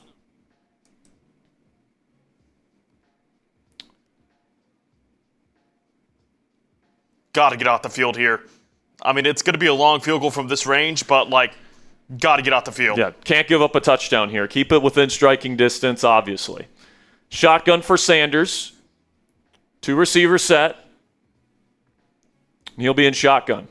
Steelers. Now they're going to hand it off, and there's going to be a little bit of a crease, and he'll pick up a 1st down.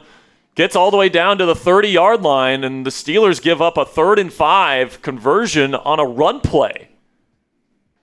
That's Tremont Williams.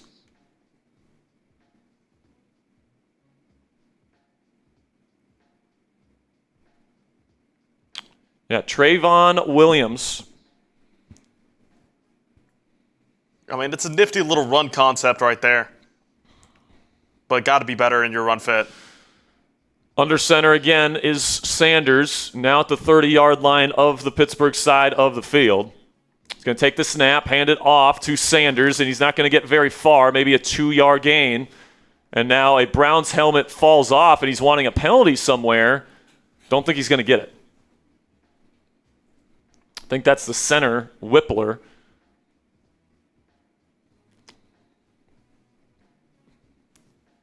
By the way, we are just 10 likes away from giving away an extra raffle entry next commercial break.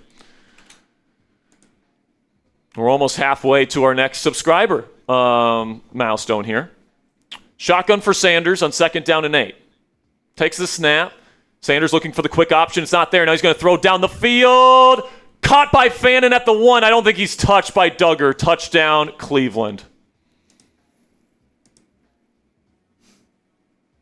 Already down 2 scores in the first quarter against the 3-12 football team.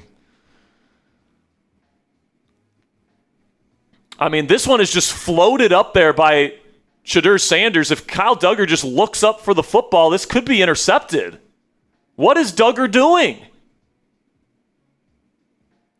This one is literally just floated up there, and Duggar's like, he has no idea where it is, and he doesn't even touch Fannin. That's an awful play by Kyle Duggar. Now, Harold Fannin is down on the ground in the end zone, injured.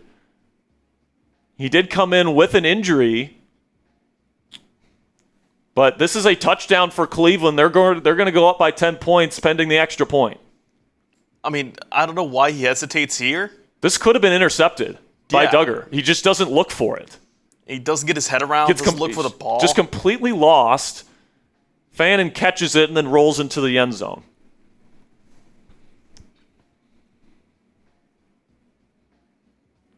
I mean, this is one of the worst plays a Steelers defensive back has made all season long. Like, he actively avoids Fannin.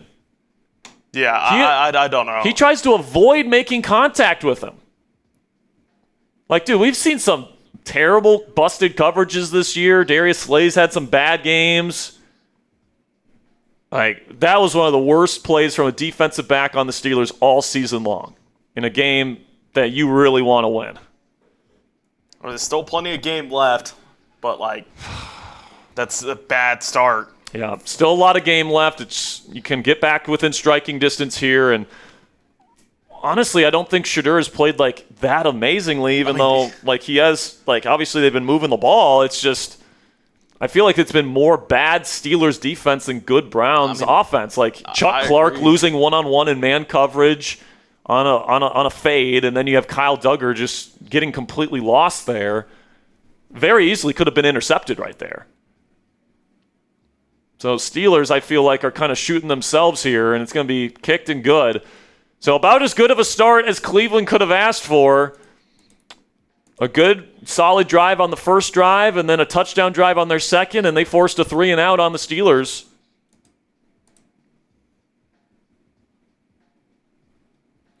Got some super chats to catch up on here. Type those me's, by the way. We're giving away 2 free raffle entries right here during this commercial break. So spam those me's if you guys want a free raffle entry. Smootest Buddhist says, well, we lost some time next year, boys. Oh, man. If we lose today, man, that's going to be like you're going to take. Well, I mean, you're going to go into this week. Like going into the week, the Steelers had what, a 91% chance of making the playoffs, winning the division. You're going to have a less than 50% chance if you don't win this game. Yeah, like they're going to favor the Ravens. The Ravens are going to be favorited next week without DK Metcalf for the Steelers, and the Steelers coming off a Browns loss. If they lose, obviously there's still a lot of time left. This game is far from over, but this Steelers defense needs to figure it out, man. Cannot be allowing Shedeur to be doing that. Dude, Shedeur Sanders already has over 100 yards passing in this game. That's unacceptable to me. All right, keep spamming those me's. Shout out to Tyrone Johnson. Shout out to Tyrone. He's in on the raffle with his second 5 of the day. I'm going to give this free raffle entry here to Wayne Jackson. Wayne, you're in on the raffle today. Okay. Marshall coming in with a 2. We appreciate you, Marshall. Thanks for the $2 donation, my friend. Tony Perez with a 2 says, you just have to laugh. Yeah. Or cry.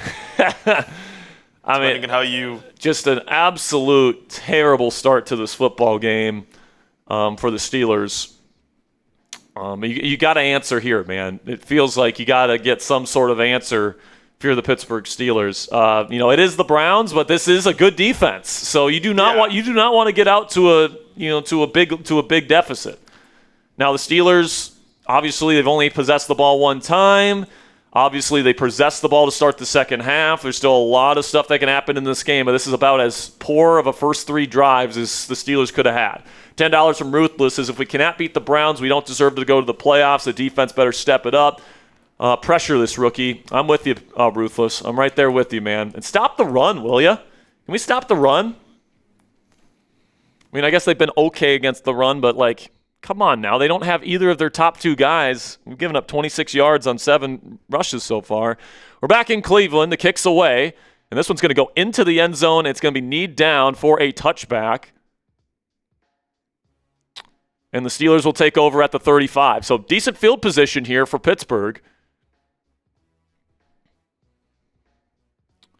Let's see if they keep this run-heavy approach going early in this ball game.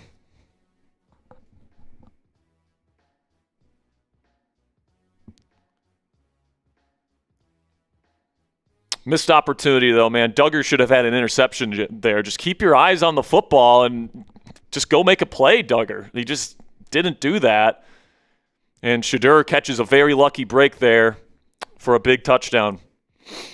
But now the Steelers take over here. 1st down and 10 from the 35. See what Rodgers and company have in store for us here.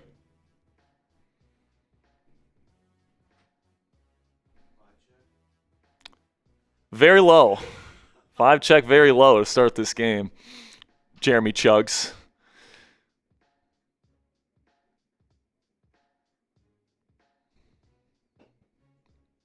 God, this is taking forever to get to this first play.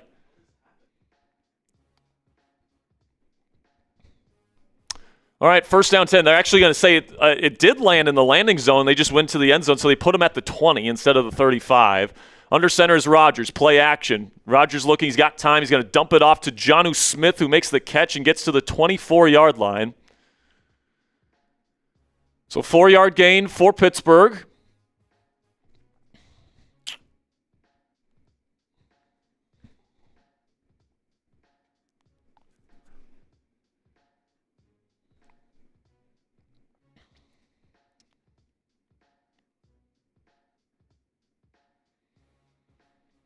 Come on, put something together here. Put something together here.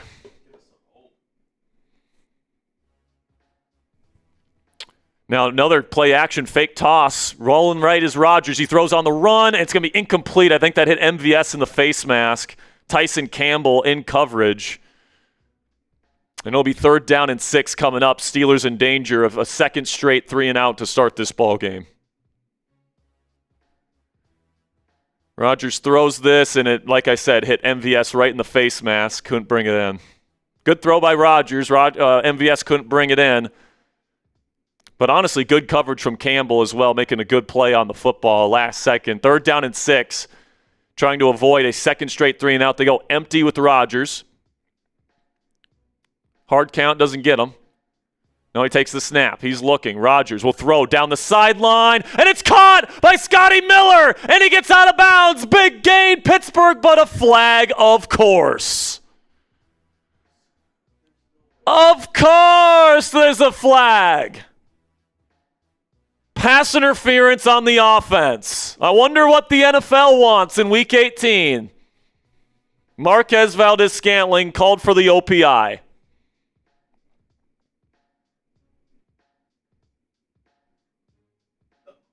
That is such a soft call. Are you kidding me with that call? So it takes away a big gain from Pittsburgh and forces a 3rd and very long. It's clear what the NFL wants, people. It's clear what they want. Empty for Rodgers.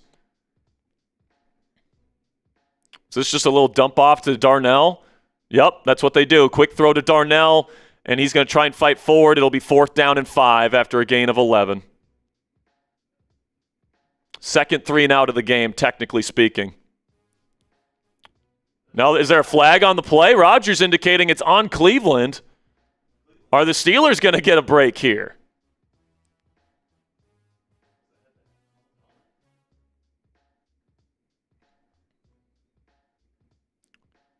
Stefanski's wondering what's up. Let's see what the call is here.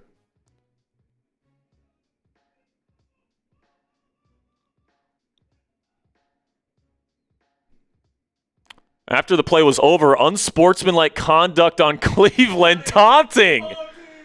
Rayshon Jenkins, the safety. So, hey man, maybe the refs are playing it. I mean, don't get me wrong, the OPI call was bullshit, all right? So Rayshon is getting in the face of Darnell Washington, clapping at him. It's kind of a soft call, if I'm being honest. But, hey, the OPI was a soft call. I thought MVS played that perfectly, avoiding the contact on the rub. So, all's well as ends well. Steelers get the first down they deserve. And they'll go heavy personnel here on 1st down and 10. MVS and Thielen, the 2 receivers. Rodgers will take the snap, toss play to the left to Warren. He's trying to look for a cutback lane. He'll pick up a decent 5-yard gain here. 2nd down and 5. All right, now we got to take that momentum here. Let's go. Go score here. Even if it's just a field goal, get this back within a 1-score deficit. Defense get a stop. Offense put another good drive together and get this boulder rolling, all right? 2nd down and 5. Myles Garrett's not in the game. This might be a good opportunity to take a shot. Rodgers in the shotgun, Warren in the back.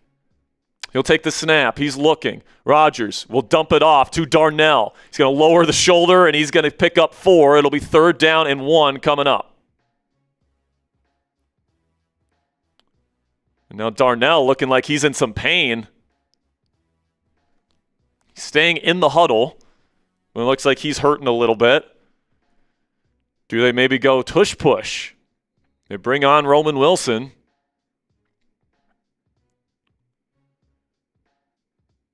Connor Hayward is in, but they are going to go shotgun here in a condensed formation. 3rd down and 1, Rodgers. Now they bring Hayward under center.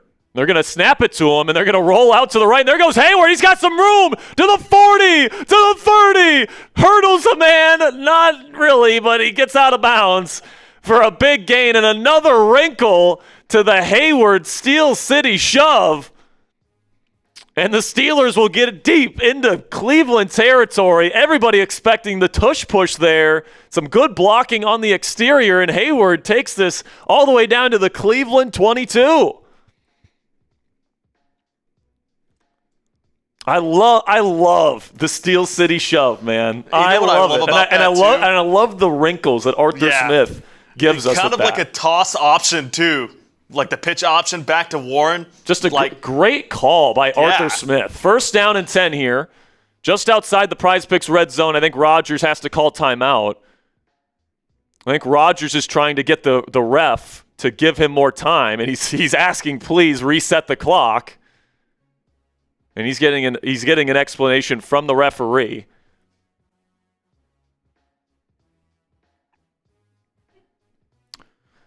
So Steelers will use their first timeout. By the way, we got a super chat that we will catch up on here momentarily. We're just 25 subscribers away from giving away a free raffle entry, and we're 75 likes away. We got over 4,100 Yinzers in this chat right now. Steelers in position to get back within striking distance after a nightmare start to this game, down 10-0 in Cleveland. But now the Steelers knocking on the door of Cleveland's red zone here.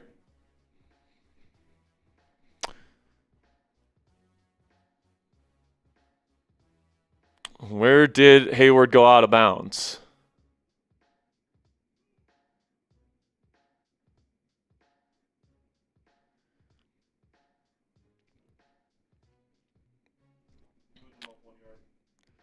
So now they're up at the 22-yard line. Under center is Rodgers. He'll send Thielen in motion left to right. Takes the snap, hands it off to Gainwell, trying to knife his way through a hole, and he'll pick up 3. Second down and 7.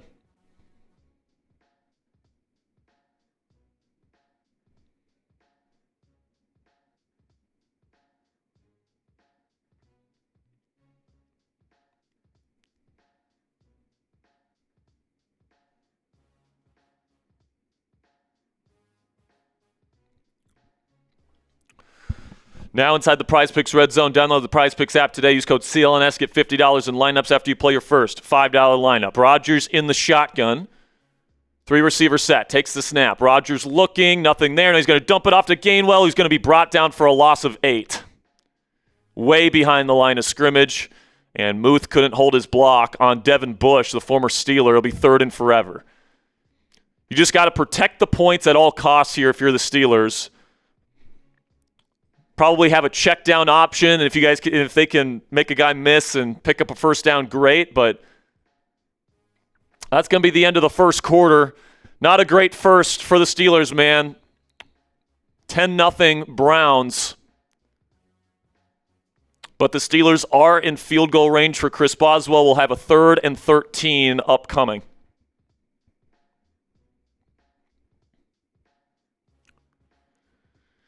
Now, I don't know what it is, Ponzi, but I'm honestly not too worried at this point in the game, just because, take away a couple of just weird mistakes by the Steelers defense, and, we're fine. And you get a field goal here, you're back within striking distance. I trust this Steelers defense to get a stop or two, force a turnover or two over the course of this ball game. Still got 3 more quarters, guys. All right, we still got 3 more quarters. It's not the start that you want.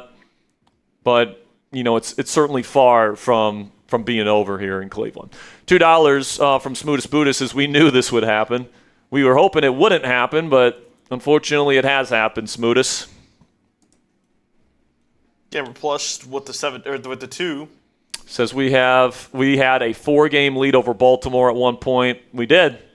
We had a 2-game advantage heading into this week, with 2 games left to go. So if we lose both of those division leads, that's going to be conversations will be had.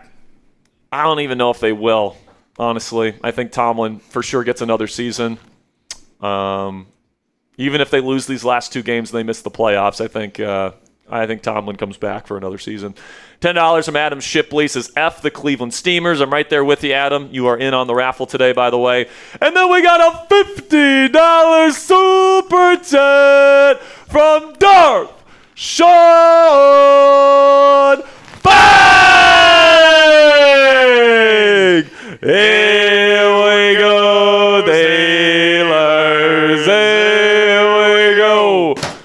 Sean says, can our defense get their heads out of their asses? Let's go Steelers. Right there with you, man. Our safety duo has let us down early in this game. Chuck Clark allowing that big completion early in the drive, and then Fannin, or Duggar, I should say, just missing what could have been just a lollipop interception for him. If he just puts his eyes on the football instead of Fannin, he can intercept that football pretty easily. That's not a good throw from Shedeur Sanders. It's a bad throw. But it ends up being a touchdown because of the Steelers' stupidity. LMAO, the Browns just hit 67,000. All their chat went crazy. What's that? The Browns hit 67,000, and their chat went crazy. No way. That's funny. 3rd and 14 here for Rodgers and the Steelers. You just got to protect points at all costs here. No turnovers, no sacks. They go empty with Rodgers. He takes the snap. He's looking for the quick dump-off option to Gainwell, and it's dropped, incomplete. Thrown behind Gainwell, so it's going to be 4th and 14. Boswell will come on to kick the field goal.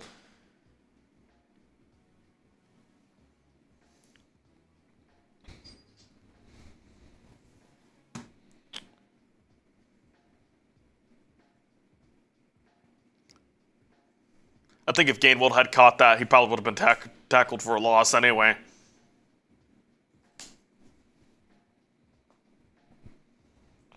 All right, Boswell, who missed a field goal last week from 44, kicks up. It's curving in and good. It looked like it was going to be a miss, but the wind took it to the right.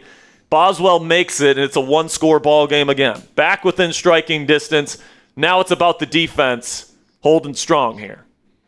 Ant $sign with a 2 says, does Pepper suck or something? Why doesn't he play? I don't know why Mike Tomlin and Taylor Lawson have such a hard-on for Chuck Clark, but they do. Dude, there's a reason why you traded for Kyle Duggar. Oh, by the way, Waitman bobbled the snap. Steelers extremely lucky that is a good field goal. And that's the thing about these weather games, Ponzi, is that weather can be a great equalizer.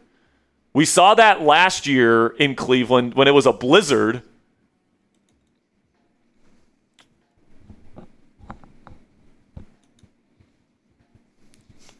Tomlin going, woo! Yeah, that was very close to being a disaster, man. That could have really turned the tide. Seth Huerta with a 2 says, calling a Peyton Wilson interception soon. Hope you're right, my friend. That'd be great. Sanders does throw the ball into turnover-worthy plays. So, could have had one with Harold Fannin, but still got a lot of game left to go, guys, and I still trust this Steelers team to come out with the win. If anything, that 10-0 start woke this team up a little bit. Hopefully, it just woke them up a little bit, and now they're ready to go. Obviously, you would have loved to have them start the game better, but now we're back within striking distance, and the kick is away. They're going to put this out of the back of the end zone. It's going to be knee down, and Shedeur and the Browns will start this drive at the 35. Come on, defense. We need to stop, man. We need to stop, man. Let's go.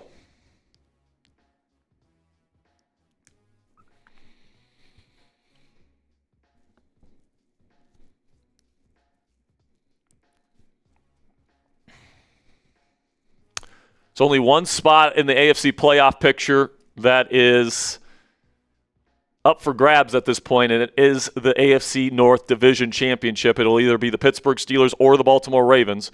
Steelers win today or next week, they win it. If the Steelers lose and Baltimore wins next week, Baltimore will win it. They'll start this drive under center in a condensed formation. Play action, Sanders looking, throwing over the middle, and it's going to be caught. Tight coverage from Asante Samuel, but Judy makes the catch. And a gain of 12 or 13. Another decent chunk by Cleveland. First down, Browns.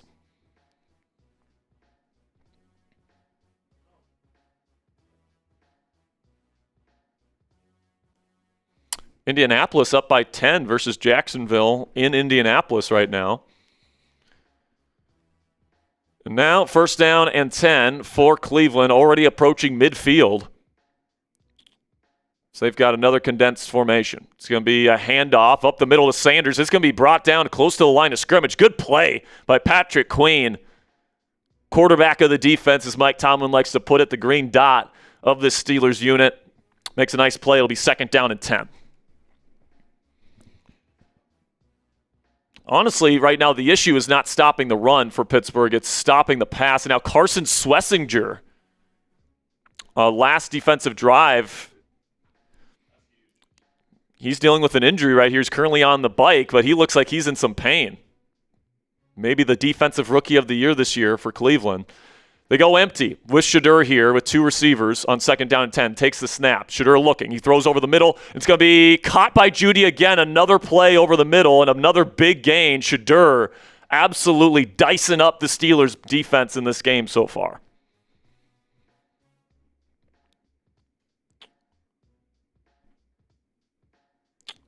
Steelers once again playing cover 2, and he layers that football nicely in between Ramsey and Harrison in the soft spot. And that's a beautiful throw from Shedeur in the elements. 1st down and 10. Cleveland already back in Pittsburgh territory at their 37. Got to get a stop here at this set of downs. Play action again. Sanders looking, gets it to the screen. Sampson, he's going to be thrown down. Good play by Patrick Queen again on a 1st down and a loss of 2 for the Browns. Good pursuit by Queenie. By the way, Darnell Washington officially questionable to return in this game with a forearm injury. That might be we want to talk about DK Metcalf missing him. Darnell Washington is one of the biggest X factors on the Steelers offense. That's one of the most important players the Steelers have. So hopefully he's going to be okay. Empty formation here on 2nd down and 11. Shedeur takes the snap. He's looking. Pressure up the middle. Now pressure behind. Sack him. And they do. Do they get the football? Alex Highsmith's trying to say he's got the ball. And he does have it. But they're going to say Shedeur was down. He got close to back to the line of scrimmage, though. So it's going to be about 3rd down and 11. But a sack for Alex Highsmith. Keanu Benson also got a nice pressure. Dude, I saw that ball come out. This might be something where Tomlin might want to take a look here.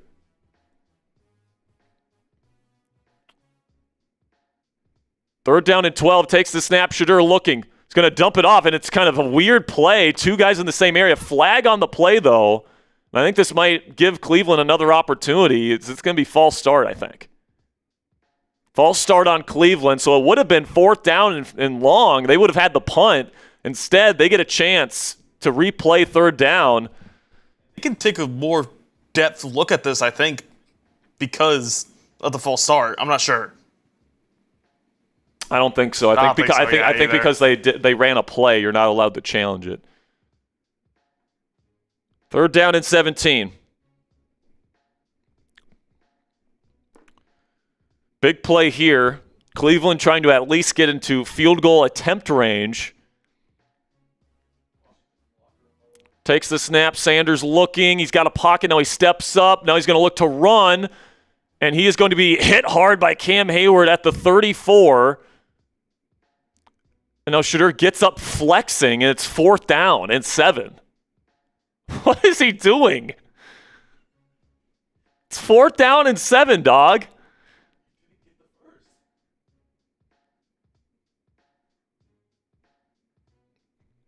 Now, will they think about going for this here? I think they're going to kick the field goal to try and go up by 2 scores. It's low percentage 4th down if they go for it. Let's see what they do, though. No, they go out there. Big play here for the Steelers defense. They go empty with Shedeur. They're going to put their faith in their rookie. Let's get off the field here. Come on. Sanders takes the snap. Steelers send 5-man pressure. He throws, and it's going to be incomplete. Incomplete. Any flags? No flags. Steelers take over. Inaccurate throw from Shedeur Sanders. Yes. Steelers football with excellent field position and a chance to tie this football game. That ball was clearly affected by the rain. I think that's an idiotic decision. I get the weather is bad. I get. But he just drilled one. Dude, that was an awful throw from Shedeur. Like, honestly. Big stop for Pittsburgh. Now a chance to drive down the field here and cut this lead even further. Let's go. Really take away their lead. I mean, touchdown would be great here. Touchdown here would be great. Got to take advantage, man. Yeah, dude. Running for 12 yards or whatever it was on 3rd and whatever, and it gets up flexing. What a joke Shadur Sanders is, dude. Dude. I'm so glad he plays for them and not for us. I'm sorry, man. Well, you would have had perfect timing? Like, dude, all these wobblers that he's throwing today. I mean, I get it's raining. You want that to be your quarterback in the AFC North for the next decade plus? I get that it's raining, but you got to play in the rain in the AFC North, man. It's part of the deal. Yeah. So Darnell in the locker room. Darnell is in the locker room with a forearm injury. Honestly,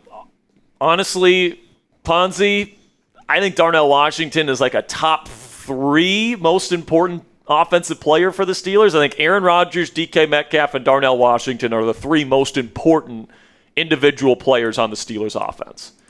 Yeah. They're not necessarily the best at their given positions. They're the most important, though, in my opinion. Because Darnell Washington provides something nobody else on this team can, which is that giant size and athleticism and blocking ability as well. Like, you can't replace that. Like, I don't even know, man. Like, and you're already down DK. You're another one of your more important players. It's just, you're going to have to make do, man, against a really good defense here in Cleveland. $2 versus from Lake Havasu, so let's go defense. Pick 6. At least you got some sort of turnover there. $5 from Justin Gordon, says, damn, Jack, 12s. Well below NFL average arm strength. Bombed us for 40 yards. I don't know if you're thinking 40 yards is an impressive throw. Well, honestly, arm strength is more shown in those line drive throws into tight windows, not necessarily deep down the field. He does have a below-average NFL arm. That's just a fact, Justin. It's just a fact. That was just bad coverage from Chuck Clark. He can throw it 40 yards. Great. From shotgun, he's going to hand it off to Jalen Warren. Makes a couple-man miss, and a good start to this drive for Pittsburgh. Warren gets them into Cleveland territory already. First, Steelers. Jalen Warren, slippery on this wet day in Cleveland. Pause.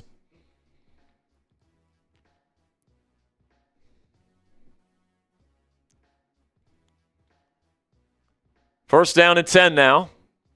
Oh, never mind. They got to around midfield, not past. So right around midfield at the Pittsburgh 49. They go I formation here. Rodgers will take the snap and toss it to Warren up the middle. He's going to try and find his way through, and he'll pick up about 4.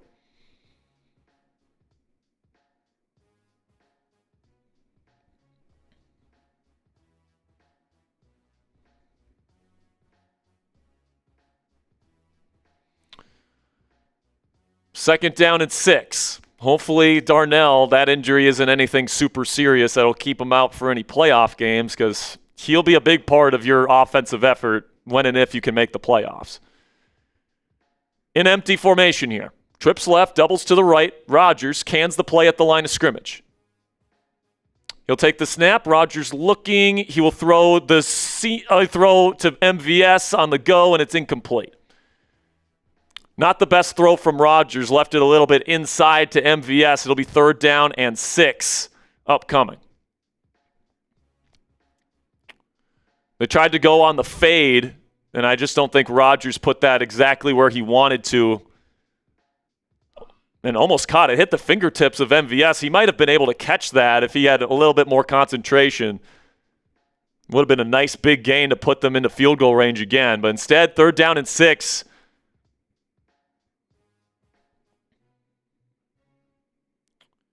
And they'll go empty with Rodgers again. He's got trips to the right. 2 to the left. Takes the snap, looking to the left. Now throws. Back shoulder, and it hits Adam Thielen in the chest, and he drops it. Incomplete. And that's usually DK's responsibility right there on the outside, that back shoulder ball, and that's where the Steelers miss DK Metcalf. Now, that's just good coverage from Campbell as well. He had his arm in there. Tough to expect Thielen to come down with that. That's just great coverage from Campbell. But now that forces a punt from Pittsburgh. Now we'll ask the defense to hold strong again. Waitman will boot this away. Doesn't look like a great punt. It's a short punt. Gets a Steelers bounce, and now it's going to be marked down at the 16. So long field here for Cleveland, but the last time they punted it and gave them a long field, they went right down our throats for a touchdown. So big drive coming up here. Steelers defense got to provide us another opportunity, but that one is a wasted opportunity right there on not a 3-and-out, but a pretty quick drive for Pittsburgh. Darth Sean with a 10 says flexing like he thinks he is his daddy, LOL. And trust me, man, his daddy wouldn't flex when he just ran to force a 4th down and 7. That's hilarious. All right, man, before we get into this next drive, let's have a word from our sponsor here at Prize Picks, and it is officially the holiday season, guys, and in my opinion, it's the best time of the year to be a sports fan, whether it's bowl games, basketball matchups, playoff pushes, it's all happening all at once. And while all that action's happening, there's one place where it feels so good to be right, and that is Prize Picks. Prize Picks is super simple to play. Just pick more than or less than and at least 2 player stat projections, and if you get your picks right, you could cash in. My favorite feature about Prize Picks is how you play is up to you. If you want a little bit more flexibility, you can choose the flex play, where you can get paid even if one of your picks misses. And if you're feeling particularly strong about your lineup and want a bigger payout, you can go for the power play. No matter how you play, though, Prize Picks is a great way to put your takes to the test and make some money. That is, if you know ball. Right now, Ponzi, this is our Prize Picks lineup. Not terrible so far. You got to get Gainwell going a little bit. Well, we took the more for rushing yards on Jalen Warren. He's already up to 29. Took the more on receiving yards for Kenny Gainwell. He doesn't have a catch. And then Shadur Sanders, what's that? -8 receiving yards for Kenny Gainwell. So we got some catching up to do there. And then we took the more on passing yards for Shadur Sanders. He's already up to 128. So that one's looking good. So download the Prize Picks app on your phone if you haven't already for free today. And use code CLNS to get $50 in lineups after you play your first $5 lineup. That's code CLNS to get $50 in lineups after you play your first $5 lineup. Prize Picks, it's good to be right. All right, we are back in Cleveland. This would be a great time to get your first turnover of the day if you're Pittsburgh.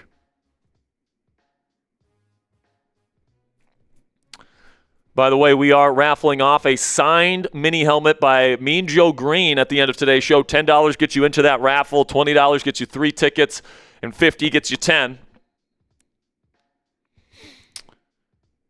And right now, man, I think you're definitely feeling the loss of DK Metcalf. 3 pass attempts to Steelers receivers, all 3. Now, Cam Hayward on the sideline? Is he just taking a rest here?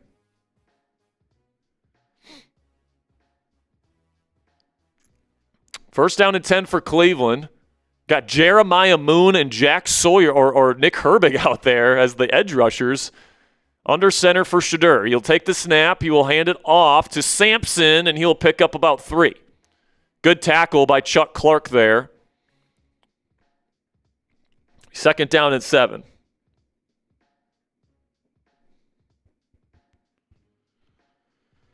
But yeah, man, you're definitely missing DK and Darnell.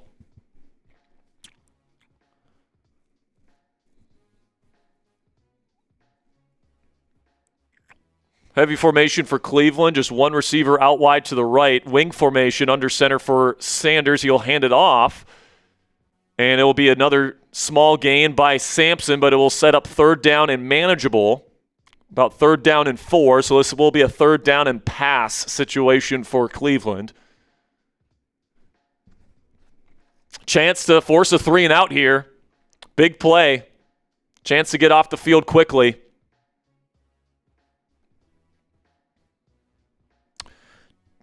Darnell Washington has been downgraded to out for the rest of this game. So you're going to be without 2 of maybe your most important pass catchers on the team in DK Metcalf and Darnell Washington for the rest of this game against a legitimately good defense.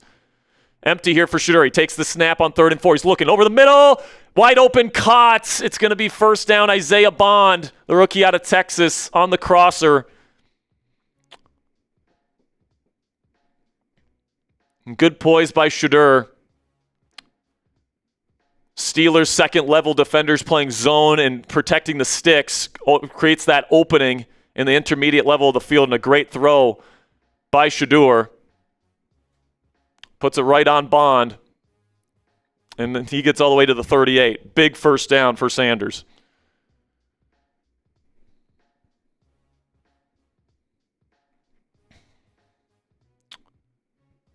Wing formation again from under center for Shedeur. He's going to go play action. Stepping up. Sanders looking to run now. He's going to make one guy miss, and he'll pick up about 4 on the run up the middle. They're going to say he got 3. It'll be 2nd down and 7 upcoming.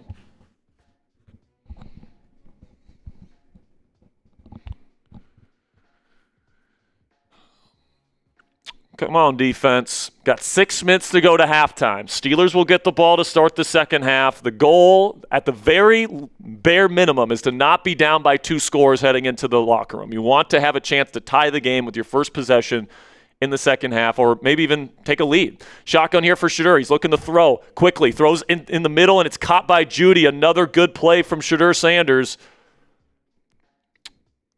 And it's going to be another first down for Cleveland, man.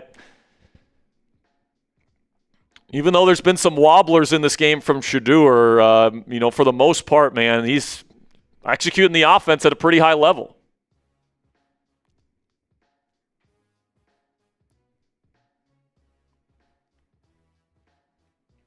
And especially over the middle of the field, they have been able to get some nice chunks. And now they're in Pittsburgh's side of the field.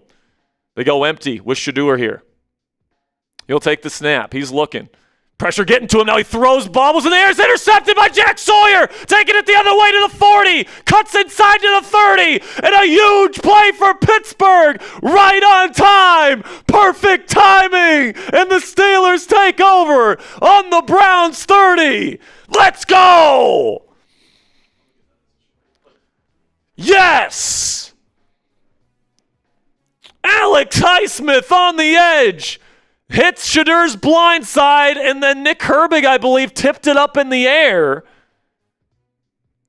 No, that's Logan Lee was the one that tipped it up in the air, and it goes right to Jack Sawyer. Huge break for Pittsburgh, and now a chance to tie this football game with a touchdown just 30 yards away. Let's go. Let's go, man. Huge play, right when you needed it, right when Cleveland was driving. Steelers will start at the 31-yard line on the Browns side of the field. They'll be in the I formation. Play action, roll out to the right. Rodgers, nothing there. Dumps it off to Hayward. Now he's going to try to make one man miss. He cannot. It's a loss of 3 or 4. Nothing open downfield for Pittsburgh. Be 2nd down and 13. Nifty play by Rodgers to avoid the sack on Isaiah McGuire, but not enough juice from Hayward, who was in to block. Good awareness from Hayward to be ready for that, but turned a potential 8-yard loss to just a 3-yard loss. It'll be 2nd down and 13. Shotgun for Rodgers. He's got a wide bunch out to the left. He'll take the snap and hand it off to Warren up the middle, and he'll pick up a decent chunk here, about 7 or 8. Be 3rd down and somewhat manageable here for Pittsburgh. Schlesinger is back out there, by the way, but it looks like he is he's definitely not 100%. Needs somebody on the Steelers receiving corps to step up. Somebody. Anybody. The only guy that's really stepped up in any capacity was Scotty Miller on that fade route today, and it didn't count. So here we go, 3rd down and 7 inside the Browns 30, trying to keep this drive alive and avoid the 3 and out. Shotgun for Rodgers. He'll take the snap. He's looking, stepping up in the pocket. Now he's going to look to run, and he slides probably short, and he's pissed at the spot. It's going to be 4th down and 1 coming up, and let's see what the Steelers decide to do.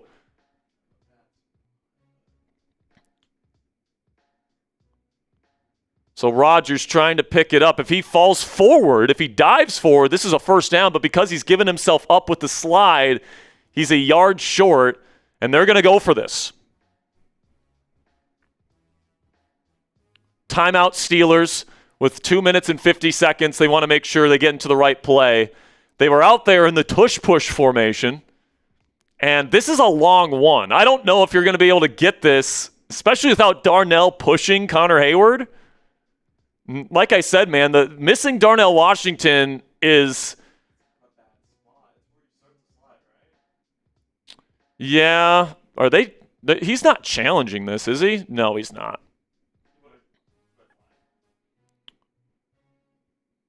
So 4th down and 1. They're going for this. It's just a matter of what they do. It's kind of a long 1 yard, though.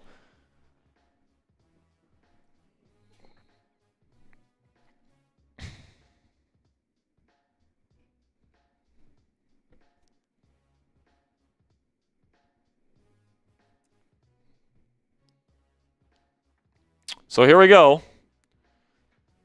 Looks like they won't be doing tush push here. They've got the weighty down guy, Scotty Miller, in there. Big play here for Pittsburgh. If they don't get this, Cleveland will have the ball with a chance to drive and end the half up 2 scores. Steelers get this, and they're in empty, by the way. They're going to trust Rodgers here. He takes the snap. He's looking. He's going to throw towards the end zone, and he overshoots Scotty Miller, incomplete.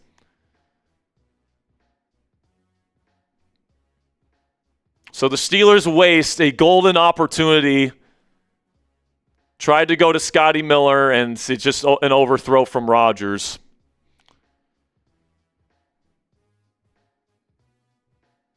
So Steelers defense will be asked to get another stop here. And the Steelers can only stop the clock one more time.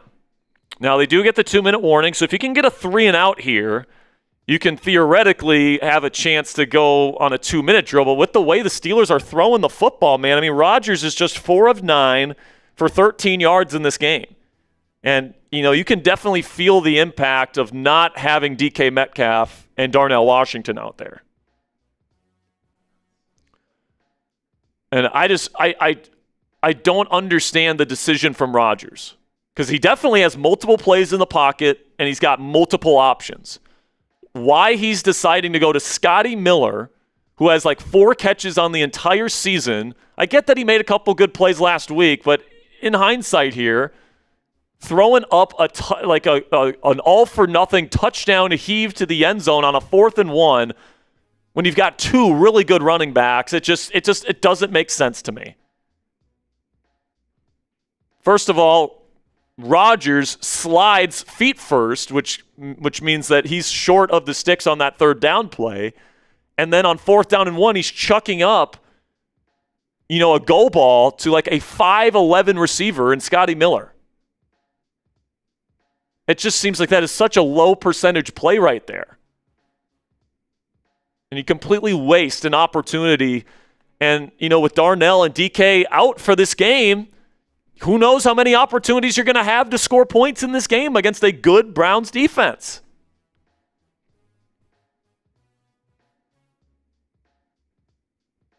I don't know, man.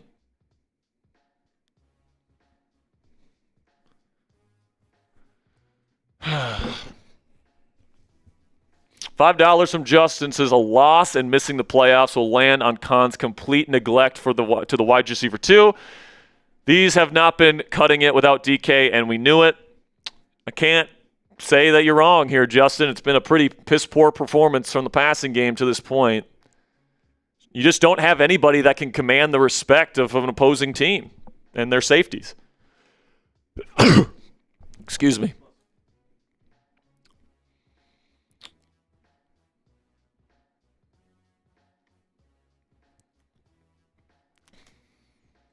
First down and 10 here. Browns will start in a 2-receiver set, 1 on each side with 2 tight ends. Play action for Shedeur. He's looking. He's got a clean pocket. Now he throws to the outside. It's going to be almost intercepted. Nick Herbig had a pick 6 in his hands, and he dropped it. Gotta be kidding me. That is like, what, the 3rd turnover-worthy throw from Shedeur today? That is a pick 6 made to order for Nick Herbig, and he dropped it. It's literally right in his hands. You can't drop that, bro. The Steelers have just had opportunity after opportunity in this game. And now 2nd down and 10.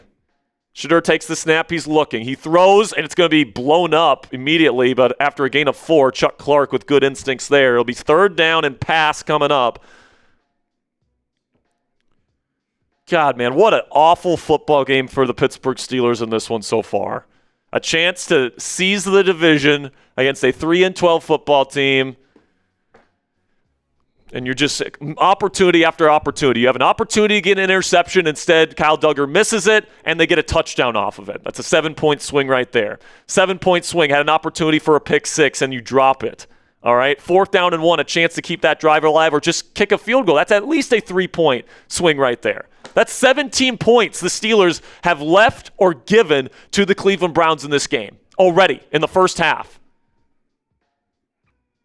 Go fucking take this, guys. They're playing almost like they're scared. They're like scared of losing the game. That's what they're playing like right now. And the thing is, they're still very much in contention here. If you get a stop here, you can go down with a 2-minute drill. And we've seen this Steelers offense get going at the end of the second quarter the last 2 weeks. Remember, even with DK and Darnell, this offense sucked for most of the first half in both of the last 2 games. And then they got going. So if you get a stop here, you get an opportunity to do that. But you got to stop with a stop, or you got to start with a stop here. Shotgun here for Shedeur. Trips left. He'll take the snap. Shedeur looking. He's going to throw short of the sticks. Judy trying to get there. He's going to be stopped short. About 2 yards short. And I don't think Cleveland's going to risk going for this. It goes down to the 2-minute warning. Obviously, the Steelers have no timeouts. At 4th and 2, they're going to punt, and the Steelers will have a chance at a 2-minute drill to finish this half. Jesus, man. So many missed opportunities in this first half. Like right now, if you count all the opportunities that the Steelers have left on the table, this game should be 13-3 Steelers. At the very least. At the very most, 17-3 Steelers. Instead, you're down 7 points. And you're down your number one wide receiver. You're down your number one tight end.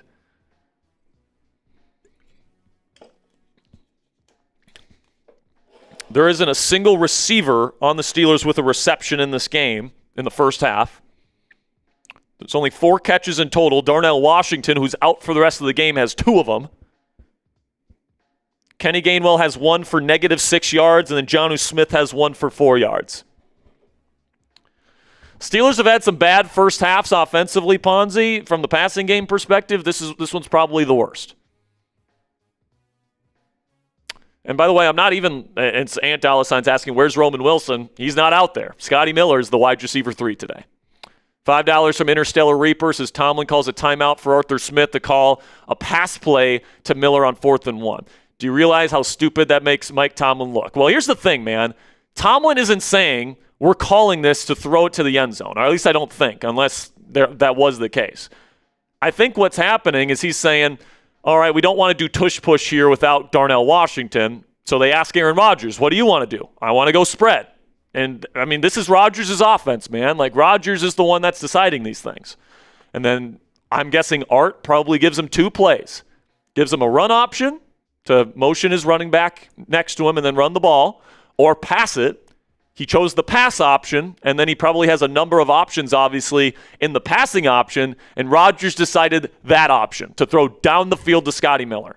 So I don't blame Mike Tomlin at all for that. I blame Aaron Rodgers for making that decision because it's his offense, plain and simply. He's the one making the decisions up there. The buck stops with him because he's the one that has full control at the line of scrimmage. So I don't blame Mike Tomlin at all for that.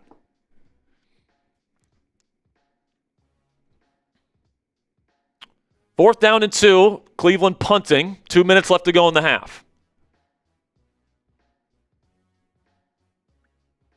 Punts away. And this is going to be fielded by Scotty Miller around the 13. He's going to scamper his way past the 20 to around the 23-yard line, which is where the Steelers will take over. And listen, man, even a field goal here, I'm okay with, just because you get the ball to start the second half. You have a chance to go and take the lead with your first possession in the second half. Defense, after giving up 2 scoring drives to start the game, has held strong here these last couple drives. They've gotten turnover. Forced a 3 and out there, and they're providing an opportunity here for Aaron Rodgers and company to get hot. This is exactly the point, by the way, where the Steelers' offense has gotten hot the last 2 weeks. See what they do here. Shotgun for Rodgers, trips left. Rodgers looking. Pressure on him. He's going to dump it off to Kenny Gainwell, and he is going to try and find a lane. Can he get out of bounds? No, he's brought down inbounds after a gain of maybe 1.5 yards. But there's an injury for a Brown. It's Schlesinger. Is the clock going to stop? So Schlesinger gets up, but he is limping heavily. If you're Rodgers, you have to target him. You have to target him. Cleveland should use a timeout. They're not going to. Shotgun Rodgers. He's going to throw slant. And that's caught by Marquez Valdes-Scantling for a first down. Or no first down. They're going to say 9-yard pickup. No timeouts. It'll be 3rd down and 1 coming up. About a minute left to go in the half. Got to pick it up. Rodgers from the shotgun. He takes the snap. He's looking for the quick option. Dumps it off to Kenny. Almost drops it, but he catches it. Gets down to the 40. Clock is going to continue to tick. Got to have a downfield shot of some variety here. Oh, Gainwell almost dropped this thing at the end. Almost fumbled it. Oh, that was MVS. Shotgun for Rodgers. Takes the snap. He's looking quickly. He's going to dump it off to Gainwell again. And he's going to pick up around 10, but the clock will continue to tick. Spike, spike, spike, spike, spike. 30 seconds left to go. And they're going to spike it. So they're at the 49-yard line. 26 seconds to go. No timeouts. You need one more downfield shot to put you in field goal attempt range. Now Rodgers, quick snap. Did he get the flag? I don't think so. He's going to throw in the middle of the field. Beautifully thrown to Freiermuth, and he did get the 12-man. Great play by Rodgers to catch them substituting. Now Rodgers screaming at the Steelers sideline for some reason. The flag on the play. Let's see what it is. But the Steelers are in Chris Boswell field goal range, and Schlesinger is really limping out there right now. I don't know how the Browns don't take him out. He is barely moving. He might be better than their backups, even hobbled. Offside on Cleveland. So it wasn't 12 men. It was a guy offside. So good job by Rodgers. And then there's so it was too many men on the field and offside on Cleveland. Both are declined. At first down Steelers. And it stops the clock. 18 seconds left to go. Beautifully layered football over the middle of the field. Over Carson Schlesinger, by the way. Good job by Rodgers to target Schlesinger's zone and find Pat Freiermuth. And they're going to put a couple more seconds on the clock, too. 22 seconds. And Schlesinger's still out there. Rodgers needs to target him. Wherever Schlesinger is guarding, that's where Rodgers must throw the football here. Shotgun for Rodgers, trips left. Now they motion Gainwell out to form an empty formation. Takes the snap. Rodgers looking. Steps up, throws towards the sideline. Incomplete. Just threw it away. 2nd down and 10. 17 seconds left in the half. Steelers are at the Browns' 28-yard line. Could we see them take a shot to the end zone? I don't know, dude. Who are you trusting in a 50-50 ball situation? Maybe MVS, but maybe Muth. Boswell on the sideline, ready to kick at a moment's notice. Shotgun here, and he's got to be ready for the fire drill with 17 seconds to go. They get him offside. Myles Garrett's offside, and they're going to say neutral zone infraction. And Rodgers can't believe they're not going to let him play it out. Rodgers wanted the free play. They blew it dead. What the fuck?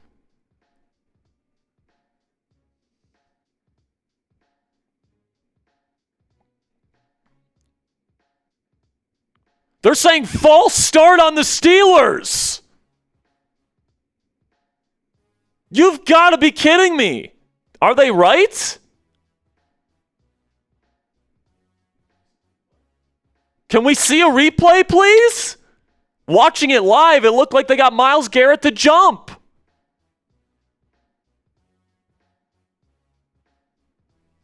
Where's the false start? By the way, those 5 yards is going to make the field goal attempt a 50-plus yarder. But now they're going to dump it off to Thielen on 2nd and 15 now. Clock is running down. 10 seconds to go. It's a 3rd down, so they can spike it. Rodgers will spike it with 4 seconds to go, and they'll kick the field goal. So a successful 2-minute drill for Pittsburgh. But it just sucks because I don't think any Steelers players jumped. They got Myles Garrett offside, and they called a false start on the Steelers. That would have been a free shot to the end zone, Ponzi. Instead, you have to hope that Chris Boswell can make a longer field goal. I mean, it's not that long. It's 40 yards, but it is in inclement conditions. Timeout, Cleveland. They're can't take him with them into the half, so they're going to ice Chris Boswell. A field goal here would make it a 4-point game with the Steelers getting the ball to start the second half with a chance to either make it a 1-point ball game or to take the lead with a touchdown. A miss means that the Steelers would be down 7 and would have a chance to tie it with a touchdown to start the second half. And in a half where the Steelers have left so many points on the board and have gifted points to Cleveland, can they get 3 more here to finish the first half of football in the city of rock and roll? The kick is up, it's curving, but it is good. Boswell nails it. That'll end the first half. 10-6, Cleveland leads at halftime. And the Steelers will get the ball to start the second half. They will be without DK Metcalf, obviously, who is suspended for the last 2 games of the regular season. Tomlin trying to get an explanation from the referees as to why they called false start on Pittsburgh. I mean, I didn't see the jump at all. I didn't see a jump. All I saw was Myles Garrett biting on the hard play action or the hard count from Rodgers. But nope, we need to set up a Steelers-Ravens playoff game next week because it'll do good for our ratings.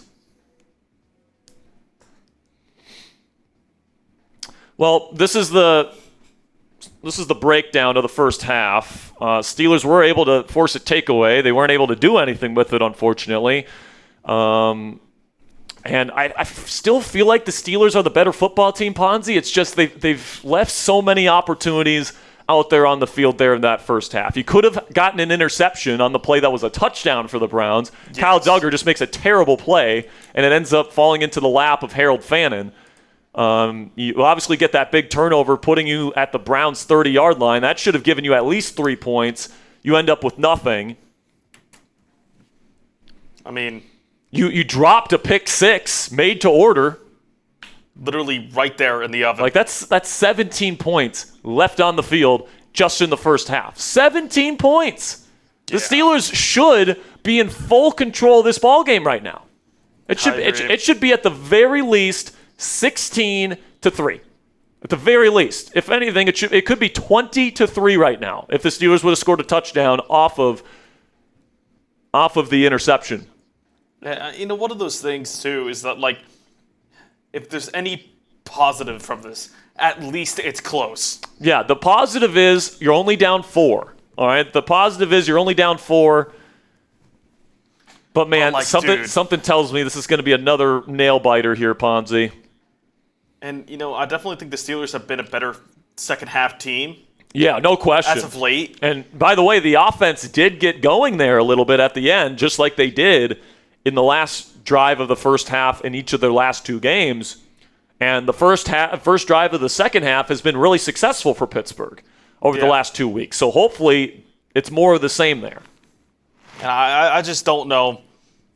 Like, especially there's just been some weird plays from Rodgers recently in this game. Like, the 4th down of 1 shot. Like, come on.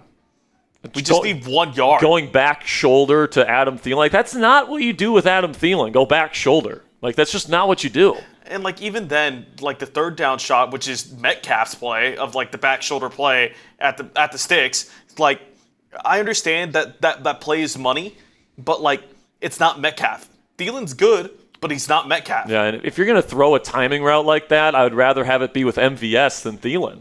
Yeah. Just because you do have that chemistry between him and Rodgers. It even like it's not a play calling thing. It's like the personnel. What are we doing with the personnel here? Like, get Booth involved. Get MVS involved. I honestly think Muth is going to have to be a big part of this second half effort because he's honestly one of your better receivers right now. Yeah. He's one of your better receivers. And honestly, I would think about playing Roman Wilson more. I mean, Roman has barely played in this first half. You're playing Scotty Miller more. Like 2 for 8 on third down. Like, Jesus, I just watched the Cleveland touchdown back again. It's so bad, dude. How does Duggar not get his eyes up for the football? Like, at least knock the ball down. Like, dude, the Steelers could be at 3 interceptions in the first half. Instead, they're at 1, and they didn't even score off of that turnover. Yeah. Just the opportunities that this defense has left on the table. And I get, man, the defense has played better. The defense has played better after those first 2 drives, and they've helped keep this team in the game.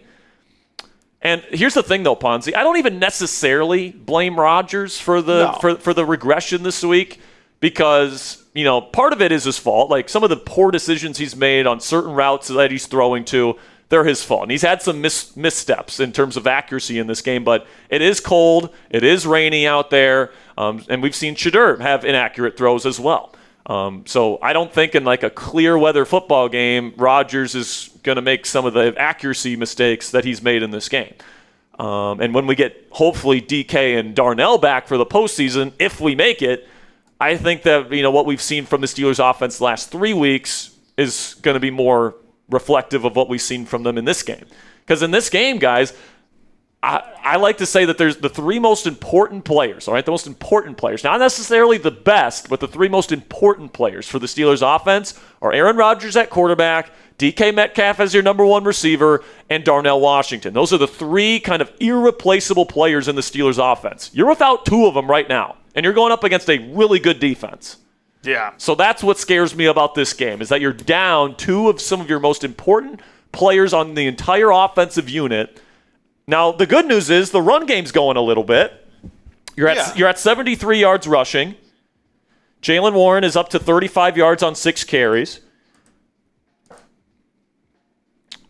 But, like, I don't know, dude. I don't know if the unless you get some really big runs like you had last week in Detroit, I don't know if it's going to be good enough.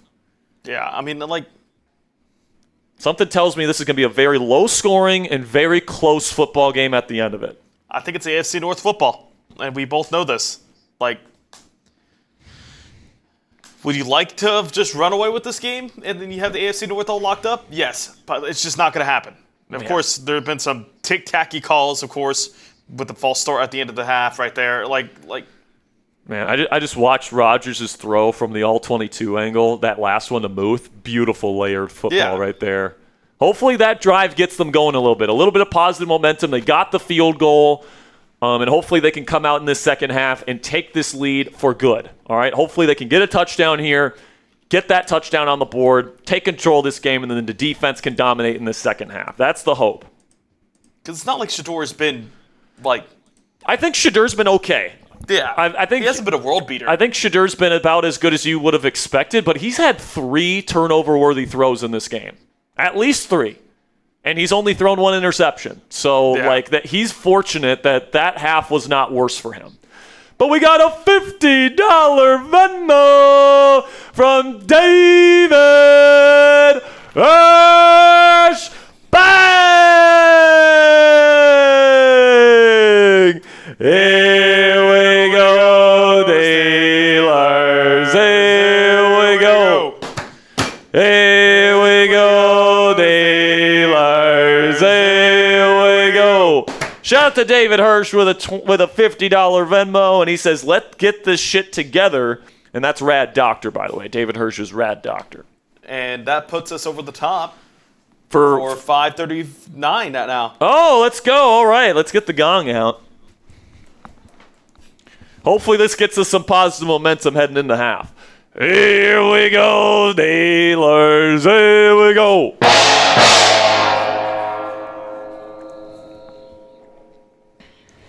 believe that locks in our second raffle as well. Yes, it does. We'll be giving away an F the Browns t-shirt along with our signed Mean Joe Green mini helmet. So if you guys want to get in on the raffle today, you guys can put in a $10 donation to get a raffle ticket. $20 gets you 3 tickets plus the Gong Squad. $50 you get you get 10 tickets, not 50 tickets, 10 tickets. And then if you guys donate via Venmo or PayPal, you guys actually get to double your raffle entries. At Jack Sperry on Venmo, at Captain Jack Rabbit on PayPal. So 2 tickets for a $10 Venmo, 6 raffle tickets for a $20 Venmo, and 20 tickets for a $50 Venmo. And because we just passed $500 on today's stream, we're going to be raffling off an F the Browns t-shirt. Last night we raffled off an F the Ravens t-shirt. And tonight we'll be raffling off an F the Browns t-shirt along with our autographed mini helmet signed by Mean Joe Green. You want to take a look at some of the scores around the league? Sounds good. Seahawks and Panthers are tied. Wow, that Panthers defense is holding Seattle just 3 points. That's another result. That's crazy, man. Bengals up 23-7. Burrow and company have been playing pretty well here these last 2 weeks. Colts up 10-7 at the half versus the Jags. And then the Buccaneers currently losing versus the Dolphins. Could we see the NFC South get decided today? The NFL's worst nightmare, by the way, is if the NFC South and the AFC North are decided this week. Yep. That's the worst case scenario for the NFL because there's pretty much no games in week. Well, maybe isn't there a game in the NFC West that might have some? Yeah, it's going to be 49ers or Seahawks. So if the NFC South and the AFC North are wrapped up by the end of the day, 49ers will probably get another Sunday night football game next week against the Seahawks. And I think that would be to decide the division, wouldn't it, if Seattle loses? So that one would decide a division. So, and I think if the Bears win, though, depending on that, they would be the 1 seed. Yeah. Crazy. So if it's Ravens, Steelers, and then 49ers, Seahawks to decide those 2 divisions, who gets the Sunday night game? I'm guessing Pittsburgh and Ravens do. I think so, too. And then San Francisco. But here's the thing about that, though. That's the better team. But here's the thing, though. San Francisco plays Sunday night. So the NFL might say it'd be more fair for them to play Sunday night again and not give the advantage to the Seahawks who played earlier in the day. Yeah. And they give Saturday night to Steelers-Ravens. I think that might be the case. God, man. Just take care of business today. Just win this game. Just win this game, Steelers. But, of course, later on in the day, Giants-Raiders, Eagles-Bills, and Bears-49ers, which might be a really important game depending on if the Panthers can pull that out.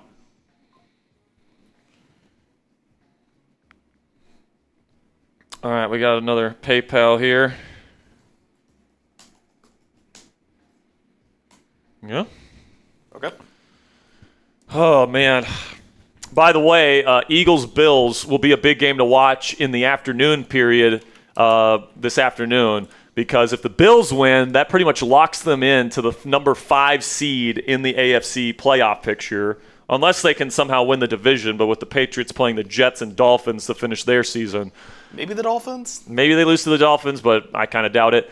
The Bills would be the most likely opponent for the Steelers in round 1 if they beat the Eagles today. But if the Eagles win, the Texans move into the 5th seed, and I would rather play Houston, a warm weather team with a quarterback in C.J. Stroud that's always played poorly in poor conditions, in the cold weather. I would prefer Houston versus Buffalo any day of the week in the first round. I know their defense is great, but I would prefer Houston. But now we got a $50 Venmo from Glenn Brett Bang! Here we go, dealers. Here we go. Let's let's go, man. And he says, come on, Steelers, time to nut up. Yep, I agree. If you want to prove that you're the division champions, go out and win this game without two of your most important offensive players out there. Without T.J. Watt. Go make this happen here and go get us a win here, Steelers. Let's get this done. Go get a win here. Pat Freiermuth leads the team in receiving with just with 23 yards on one catch. That's how bad the receiving weapons have been for Pittsburgh in this game. The pass game, good. Outside of that final drive, the pass game has been terrible for the Steelers. Justin with the 2 says Steelers hate their third-round picks, 10 or 20. Yeah, dude, those have been misses for Omar Khan so far anyways. Rooting for Roman. Maybe, who knows, maybe Roman will get some more playing time here in the second half just to mix something up. But it hasn't been good. Adam with a 10. And by the way, Caleb could still break out eventually. It just hasn't worked out in his rookie season. Yeah. Adam with a 10 says, I want to see some methodical ball. I would love to, get Jalen Warren and Kenny Gainwell going, convert on some third downs. All that different stuff is important. $2 from Smootest Buddhist says, God, it's so predictable. Oh, man. Game's not over yet. We are back in Cleveland. It's a good kick fielded by Gainwell at the 1-yard line. And now it's Warren, and he falls down. Please don't be injured. Warren just slips down at the 24. He does get up. He's fine. But I was a little worried about a non-contact situation there, Ponzi, because that looked like a pretty bad fall. So Steelers will start the second half here. Down 4. If they get a field goal, they really put this within striking distance, although they do not get the lead. But if they score a touchdown here, they do take the lead by 3 points. So you'd really like to score some points here. You'd love to score a touchdown. Under center here, starting at the 25, is Rodgers. Now Rodgers will send Muth in motion left to right. He'll take the snap. Toss play to Jonnu Smith, who's in the backfield. He's going to cut up field. He'll pick up 7. There we go, Jonnu. It's honestly one of the better ways that this offense uses Jonnu Smith. He might be a more valuable running back than he is a tight end. And I'm not even joking about that.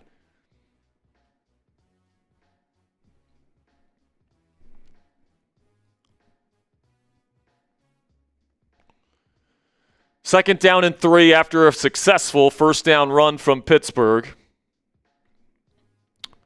Jumbo personnel again for Rodgers, who's under center. Thielen, the lone receiver, out to the left. Warren, the back now. Takes the snap. Hands it off to Warren. He gets some nice push, spins out of a tackle, picks up a first down, and gets down close to the 40-yard line. First down, Steelers. Got over 4,300 people in this chat room right now. I think we've passed 800 and 1,000 likes since the last time we gave away free raffle entries. So next commercial break, we'll be giving away some free raffle entries. Where are we at with subs here, Ponzi? All right, so we're about 25 new subscribers away from giving away a free raffle entry as well. Schlesinger still in the game for the Browns, by the way. Rodgers will start in pistol. Now he changes the play and goes under center. 2 receivers set with a wing out to the right. Rodgers will take the snap. Play action. Rodgers looking, nothing there. Now he's gonna get the ball to Jonnu. He gets hit and picked up by Jonnu in the air, and hopefully Rodgers is okay. He got hit hard there. He fumbled the ball, and it went right into the lap of Jonnu Smith. Pretty lucky right there are the Steelers. And that's not a throw. That is definitely a fumble. Rodgers ran right into the defender there, Delpit, the safety who was blitzing. Thank God Jonnu was there. It's a loss of 3, though, so it's second down and 13. Shotgun for Rodgers. He'll take the snap. He'll go quickly out to Jonnu or to MVS on the screen. Ball's out and picked up by the Steelers again. So another fumble for Pittsburgh. That's the 3rd fumble that they have recovered on offense in this game. We've got to hold on to the ball here, boys. And that's clearly a fumble. Thank God MVS got back on it. It'll be 3rd down and 6. 2 fumbles in a row Rodgers changing the play at the line of scrimmage. He sees something in Cleveland's defense. Rodgers now an empty. He'll take the snap. He's looking. Steps up. Nothing there. Roll out to the left. He throws on the run. Incomplete. Tried to go to Thielen. Is he going to get a call? He's trying to get a call on a holding, and he's not going to get it. 4th down and 6. The Steelers' drive will end. So the Steelers won't be able to double dip this week like they have in recent weeks. And, of course, they're not going to show Thielen because they don't want to show a clear penalty on Cleveland not being called by the referees. 4th down and 6, and Waitman will boot this away. And it's going to be fair caught at the 13-yard line. Waitman's had some good punts in this game, and now Cleveland will have to go a long field to make this a 2-possession game again. Sanders and the Browns will take over for the first time. They get a big stop to start the second half. And now this feels like another pretty big defensive drive for the Steelers here, Ponzi. Just don't give up a touchdown here. Just don't give up a touchdown here. $2 from Devone says, let's go Steelers. Turn up for this half. $10 from Sack Savage says, Jack, make a shirt that says F the haters. You've been kicked from the broadcast. I mean, maybe. Probably not, but maybe.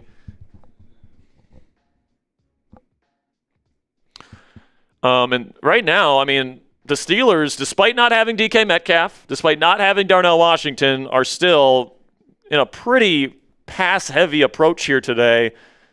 19 pass attempts, 20 dropbacks compared to 14 carries. And I don't get it, man. It's wet outside. You don't have your number one receiver. You don't have your number one tight end. Like, what are we doing?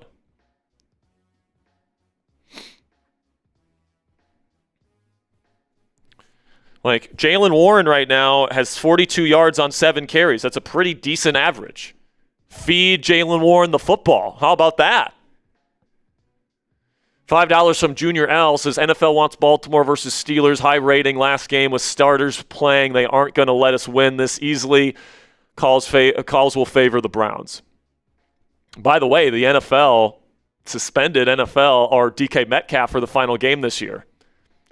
I'm not saying that this is my narrative, but if you wanted to spin the narrative that the Steelers or that the NFL doesn't want the Steelers in the playoffs and they've suspended their number one receiver and they're gonna have the Browns win this game, you can make the argument that the NFL is intervening here and trying to get the Ravens and Lamar Jackson and Derrick Henry in the playoffs. But I'm not going to go quite that far, but I can see why some people would say that. Hopefully the Steelers can overcome. Starts with getting a defensive stop here. Listen, man, when you're down your number one receiver and your number one tight end, I don't care how you win the game, just win it. All right? I don't care if you win this game on a blocked field goal at the end of it and you return it for a touchdown. I don't care how you win the game. Just win it. Shotgun here for Shadur to start his second half. Another condensed formation for Cleveland. They've been living in these all day. Now Shadur will take the snap. He will hand it off up the middle. This is Sanders, and he will pick up a decent 5 yards. The powerful 230-pound back gets a decent gain on first. If you're confused about why I say Sanders took the run, it's Raheem Sanders as their number one running back today. Now it's 2nd down and 4. 3 receivers set here for Cleveland. Under center is Shadur. Steelers in 2 high safety. He's going to hand it off, and it's going to be Sanders who breaks through the line, and he's going to pick up a decent game, but a flag on the play is down at the 31, but this is going to be coming back. That's exactly what the Steelers needed right there. Put him behind the sticks.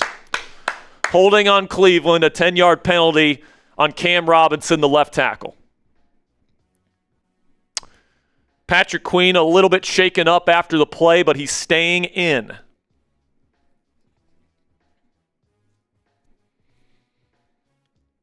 And a clear hold on Alex Highsmith. preventing him from making the tackle. That's a good call. So that'll bring him back to 2nd down and 14. Got to take advantage of this, Ponzi. Get off the field here. Shedeur going to make a switch here and go empty after starting under center. Steelers in 2 high safety. Shedeur will take the snap. He's looking. Now he pulls it back. Now he gets hit as he throws it. It's incomplete. I think that was Keanu Benton that got to Shedeur late. Now flag comes in at the end of the play. Hayward's going to get flagged for that? Personal foul, roughing the passer on Cam Hayward. You've got to be joking me. Hayward is livid. How do you make that call? Are they saying he drove him down? Yeah, they're going to say body weight. But how is he supposed to roll to the side? Like, what else is he supposed to do there? So instead of 3rd and 14, they're gonna penalize Cam Hayward. And you know what they did, Ponzi? They gave Cleveland a penalty to say, oh, we gave penalties to Cleveland, and immediately give them a new 1st down. Jesus. Shotgun for Shedeur, takes the snap. Play action. He's got time in the pocket. Now he's going to throw to his check down. Sampson. Good tackling from Pittsburgh. It's a gain of 1. Good tackle from Joey Porter Jr.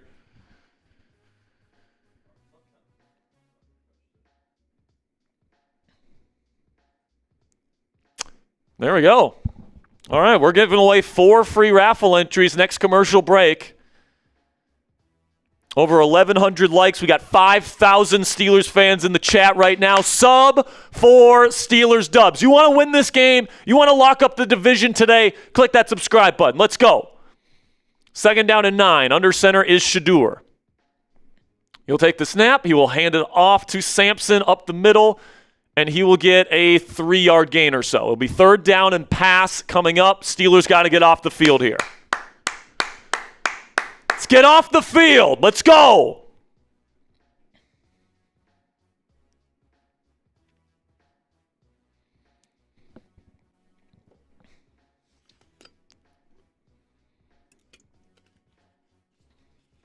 Let's get off the field here. From the Browns, 29. Shotgun for Shedeur. He's got trips right. He's making a switch at the line of scrimmage. 4 seconds on the play clock. Sanders will take the snap. He's looking for the quick option. He throws it. Caught. Close to the 1st down, and I think he got it. He just got to the sticks.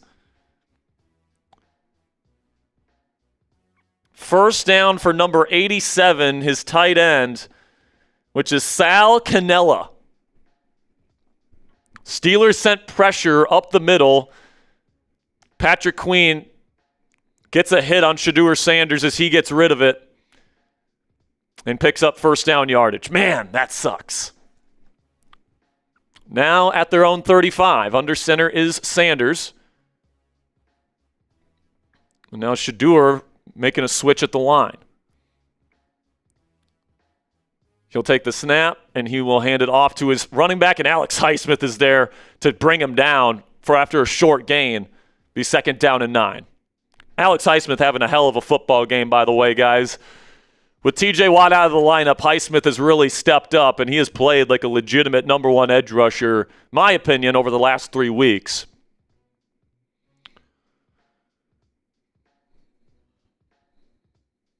And if you're somebody that's in the trade Highsmith in 2026 camp, he's definitely increasing his trade value. 2nd down and 9. Sanders will take the snap. He's looking. Now they're going to call false start. Cam Robinson left early. There we go. It'll be 2nd down and very long again for Cleveland.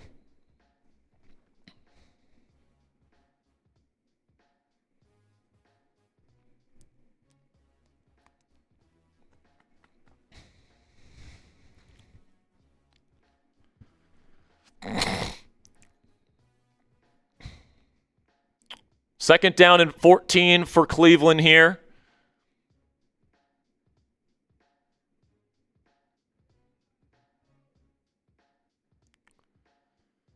Sanders will be in the shotgun. He'll have trips right here. Steelers in the double-A mug look. They're going to drop out of it. Sanders stepping up. Pressure on him. He's going to get tripped up by Alex Highsmith. There we go. Let's go, baby. Highsmith with another sack. And it'll be 3rd down and 16 coming up for Pittsburgh. Come on, baby. Time to get off the field. Alex Highsmith making an impact. It's 3rd down! Come on! Let's go! Let's get off the field right here. Get the ball back in the hands of our offense. Big play here. 3rd and 15. Play disciplined football. No flags. Takes the snap. Shooter looking to run. And now he's going to toss it to Dylan Sampson. He's not going to get there. It's a gain of around 3. Peyton Wilson's there. Steelers defense holds strong again. Be 4th down and 12 coming up. There we go. Getting off the field. Sub-4 Steelers dubs. If you want the Steelers to win, you want them to take the lead on this next drive, join us here on Steelers Talk.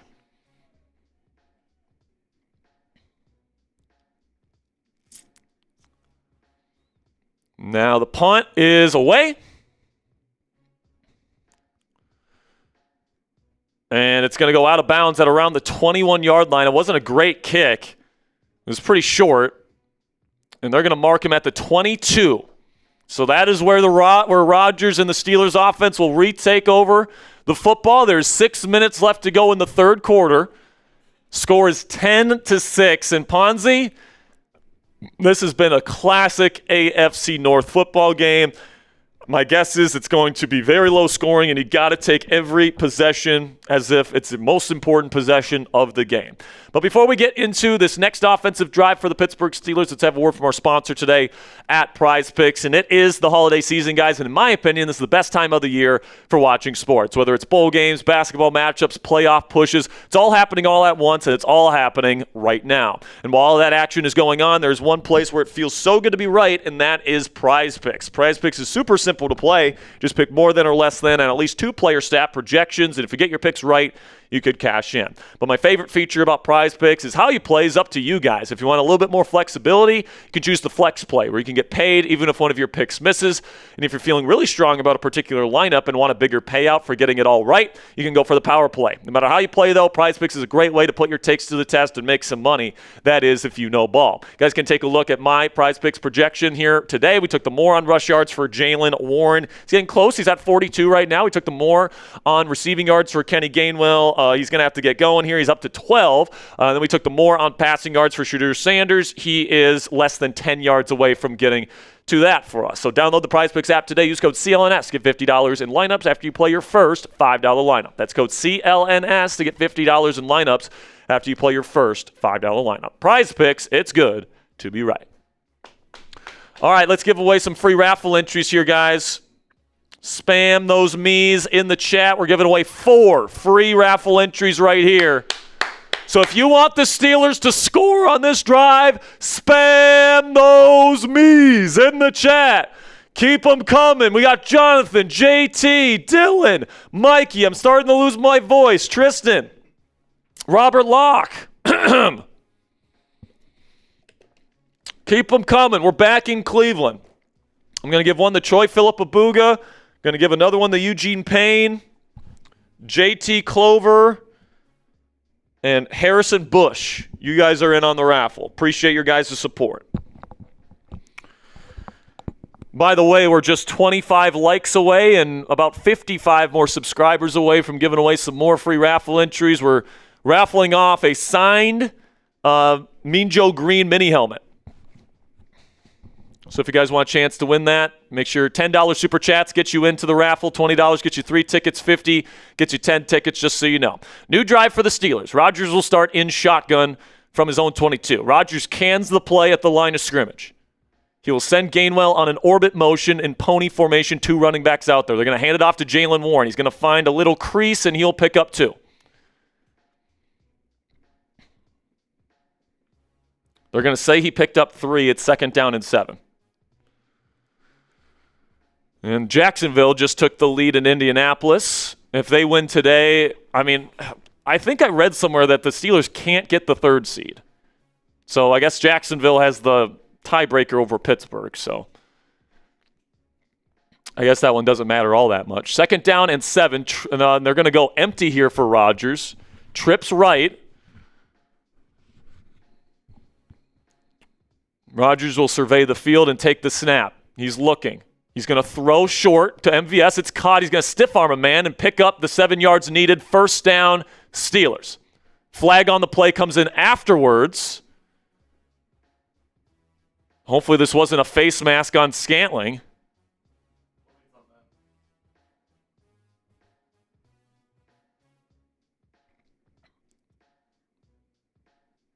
Could it be a face mask on Cleveland?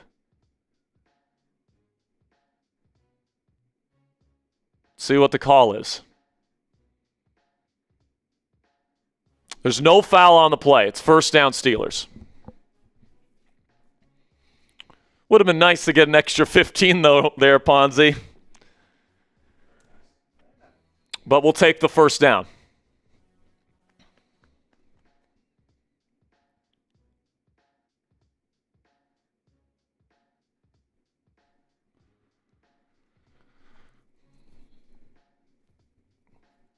Make sure you guys click that subscribe button. Help the Steelers win today. Join our family. We provide you guys free watch party content every single Steelers game day, as well as 2 free Steelers videos every day on this channel for you guys to enjoy.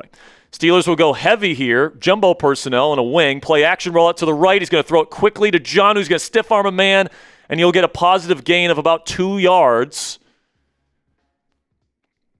They're going to say it's 3, though. It's 2nd down and 7. By the way, Myles Garrett still left without a sack in this game so far. Rodgers threw sidearm around Myles Garrett. Garrett is 1 sack away from beating the all-time single-season sack record, and Rodgers laughs at Garrett for getting rid of that football. Now Rodgers will go back into empty here. He'll survey the field. He'll take the snap. He's looking to the middle. It's going to be caught by Jonnu Smith, of all people, and picks up the 7 yards needed. Methodical drive being put together here by Pittsburgh.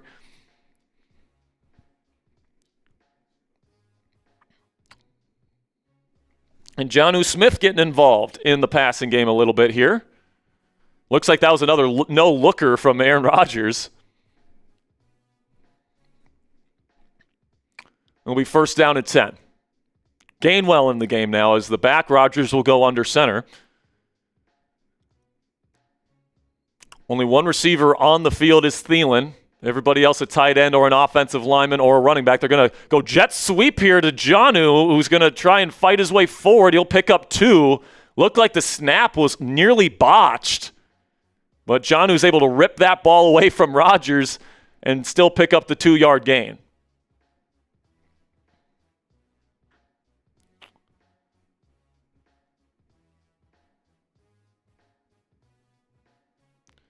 Be 2nd down and 8. Steelers still looking for their first touchdown of the afternoon. Just 2 field goals for Pittsburgh. Both teams have scored twice, but the difference in this game is a bad play by Kyle Duggar on a Harold Fannin touchdown thrown by Shadur Sanders in the 1st quarter. Shotgun here for Rodgers. He's got a wide bunch out to the left. They're going to hand it off to Gainwell, who will pick up 3. It'll be 3rd down and manageable coming up. 3rd down and 5 is the designation. Got to pick up another 1st down on a 3rd to keep this drive alive and get some points.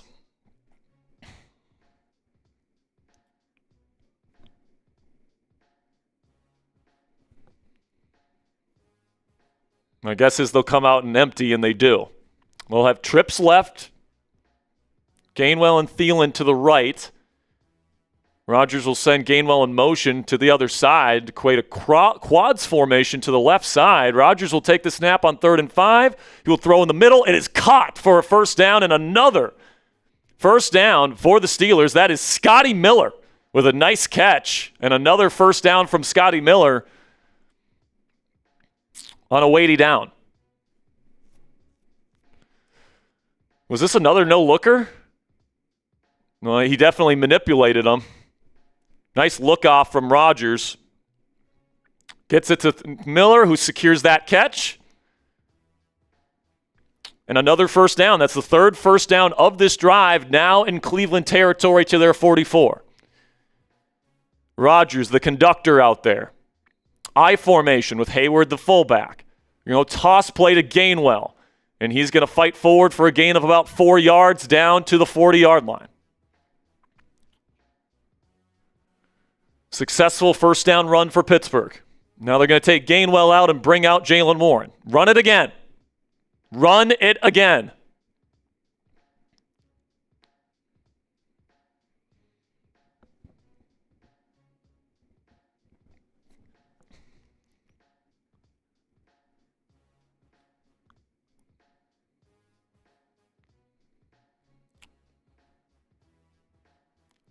They go heavy here.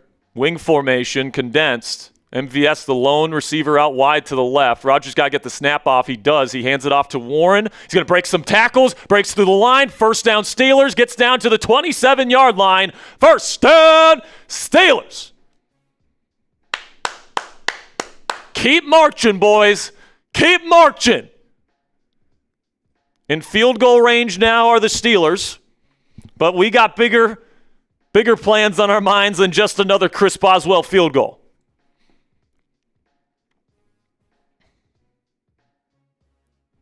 And the Steelers will take this into the fourth quarter.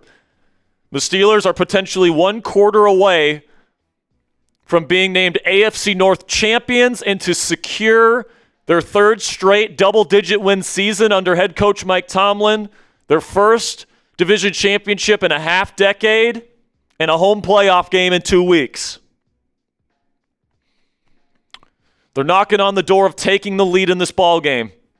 And we are just 5 subscribers away from giving away another free raffle entry. By the way, we just passed 1,200 likes, so let's give away a free raffle entry while we're at commercial break. And if we can get 5 more people to click that subscribe button, we'll give away 2 free raffle entries here. Type those me's. We got Christopher Turner. We got Jay. We got Jeffrey. We got Donna Elliott. Got Exify. Got Forever. Robert Locke. The King Fluffy. Official owner. Dago Tony. Come on, we're 1 sub away. There it is. Let's go. And this one's rolling in from Kevin B-roll.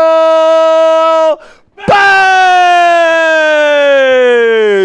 Here we go, dealers. Here we go. There we go, Kevin. He says, let's get this game won. Pin your ears back defense so we can win the AFC North title today. Here we go, dealers. Here we go. $2 from Smootest Buddha says, God, I don't ask for much. It's not a Pittsburgh Steelers football game, man, if you're not super anxious throughout all 4 quarters. Let me tell you, it's never easy in the AFC North, man. Steelers are earning their division championship today if they can get it done. $2 from Nick says, I'm a Steelers fan from Cleveland. Way to hold down the fort, man. Way to hold down the fort, Nick. Appreciate you. He goes, here we go. Steelers Crazy F says, let's go Steelers. Appreciate you, Crazy. $10 from Sack Savage says, great play-by-play, Jack. Love the show each and every week. I appreciate you, man. Hopefully we have more than just today and next week. Hopefully we have more than just these next 2. Hopefully we can have a couple more. Hopefully we can have at least a couple more other than these last 2. Hopefully we can have 5 more. I want to be calling Will Howard's NFL debut next week. That's what I'm hoping for. I'm hoping for a win today. I'm hoping stress-free. I'm hoping for a stress-free week before the postseason. And we can just come into next week's game against Baltimore having fun, watching Will Howard, see what he can do as we get ready for a home playoff game. But you got to take care of business in this fourth quarter. You're down 4. You're down at the Browns 27. You've picked up, I believe, 4 or 5 first downs on this drive alone. It's been very methodical. And now you got 15 minutes to score 5 or more points than Cleveland before the end of regulation. Under center is Rodgers. He's going to hand it off to Jaylen Warren. Not much push, and he's going to get maybe a half yard, but not much. Second down coming up. You are in Chris Boswell field goal range, and if you get a field goal here, a field goal on another drive, if you don't give up any more points, would give you the lead. So I think anything more than a 4th and short, you're probably going for the field goal on a 4th down situation. No turnovers. No turnovers here, man. Second down and 10, shotgun spread formation for Rodgers. He'll send Warren out in motion. He's going to throw a quick screen to Jonnu, and just terrible blocking from MVS. It's going to be a loss of almost 5 or 6. And it'll be 3rd down and forever coming up. 3rd down and 13 is the official designation. MVS is just way too late to trigger on the block. And they throw a quick screen out to Jonnu, and just a poor play by MVS. Now 3rd and 13. Rodgers going to have to dig you out of this to keep the drive alive. If you get within 4th down and 3 or shorter, you might think about going for this. You can't take a sack, can't take a turnover. Empty for Rodgers, nothing there. Rodgers trying to escape, and he's going to take a sack. The one thing he couldn't do. It's not to Myles Garrett. It's to number 91 for Cleveland, Wright. And now they're already all the way back to the 36. So this is going to be a long field goal for Boswell. It's Alex Wright. He's actually played pretty well in a rotational role for them this year, but Rodgers just holding the ball for too long, nothing open. So here we go. Big field goal here, 54 yards for Boswell. It's not quite as windy. Boswell will put up the kick. It's got a curve, and he's going to miss it. No good. And Pittsburgh's long extended drive, the methodical drive, ends in no points again. It's almost like Boswell kicked it expecting that the wind was going to take it, and it didn't. But Boswell, who's usually automatic, has now missed 2 field goals the last 2 weeks.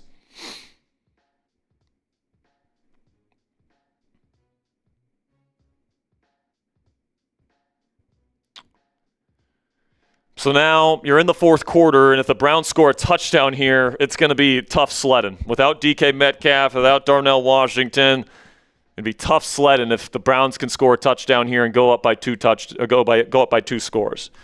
So with a short field, the Steelers defense is going to have to step up for us here. Get a stop of some kind, whether it ends in a field goal, whether it ends with no points, a turnover. Just can't give up a touchdown on this drive, man. By the way, we're giving away 2 free raffle entries right here. Spam those me's. I forgot to give one away last commercial break, so I'm giving away 2 right here. Type those me's if you want a free raffle entry.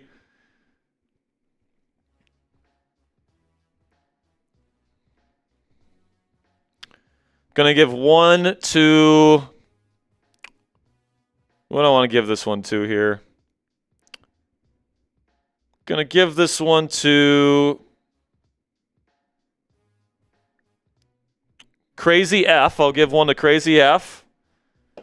Give the other one to... Who do I want to give this one to? I'll give one to Tink McGathy. Tink, you're in.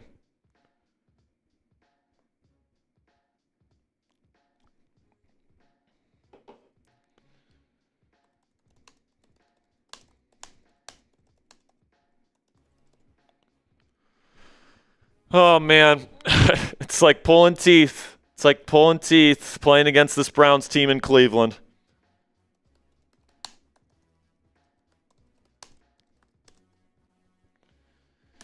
There you go, Ponzi. Just sent you a PayPal. Now, the Steelers' defense has held strong since the first 2 drives of the game. They gave up 10 points on the first 2 drives and then haven't budged since. Going to need them to stand up yet again. But the Steelers clearly feeling the impact of not having DK Metcalf and Darnell Washington. And another drive stalls out for them with no points in Cleveland territory. That's their second in this ballgame. Still no touchdowns for Pittsburgh today. Shotgun for Sanders. He's going to hand it off. Now there's a flag, and it's going to be false start on Cleveland to start this drive out. God, dude, I'd be lying to you folks if I said I wasn't nervous. Because if you lose this game, man, the Ravens are going to be favored next week with DK Metcalf out of the lineup. And, that will prove vital, in which we don't want it to, but, can't help but think about DK not controlling himself, this is the opportunity here. This is the chance to win the division and go to the playoffs. Now, obviously, you'll have another opportunity next week, even if you lose, but you certainly won't have the momentum on your side. They'll go empty with Shedeur.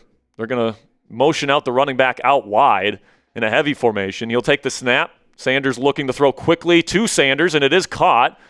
And he's going to break a tackle, still going, and a decent pickup for Sanders. Raheem Sanders, that is, the running back. And it'll be 2nd down and 5. He picks up 10 on that play. Joey Porter Jr. couldn't bring down the big running back. Cam Hayward had to eventually bring him down. Second down and 5.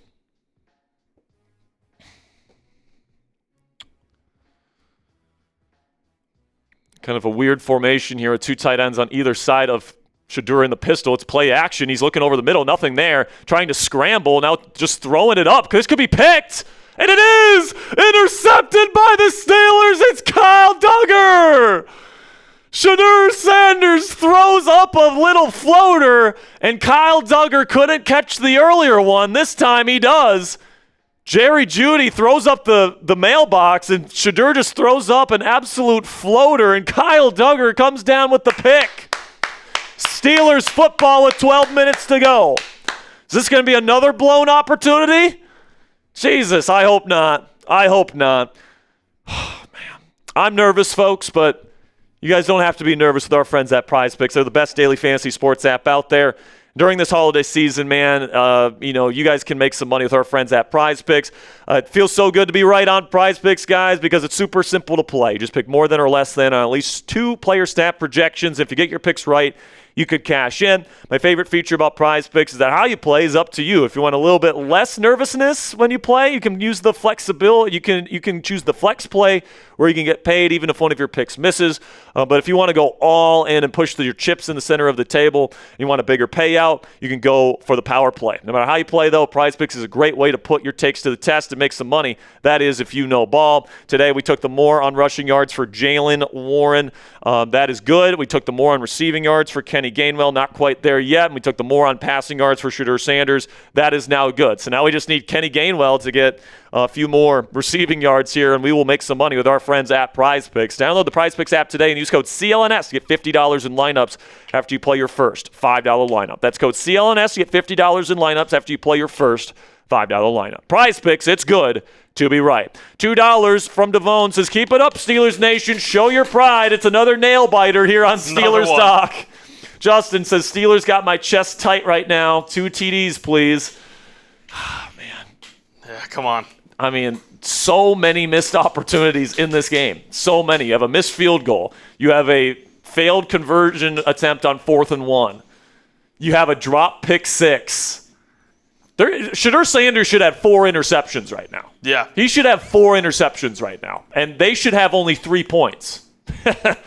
But they got lucky on that one play where Duggar is not looking at the football. And that's the difference in the game. Yep. That's the difference in this ball game right now.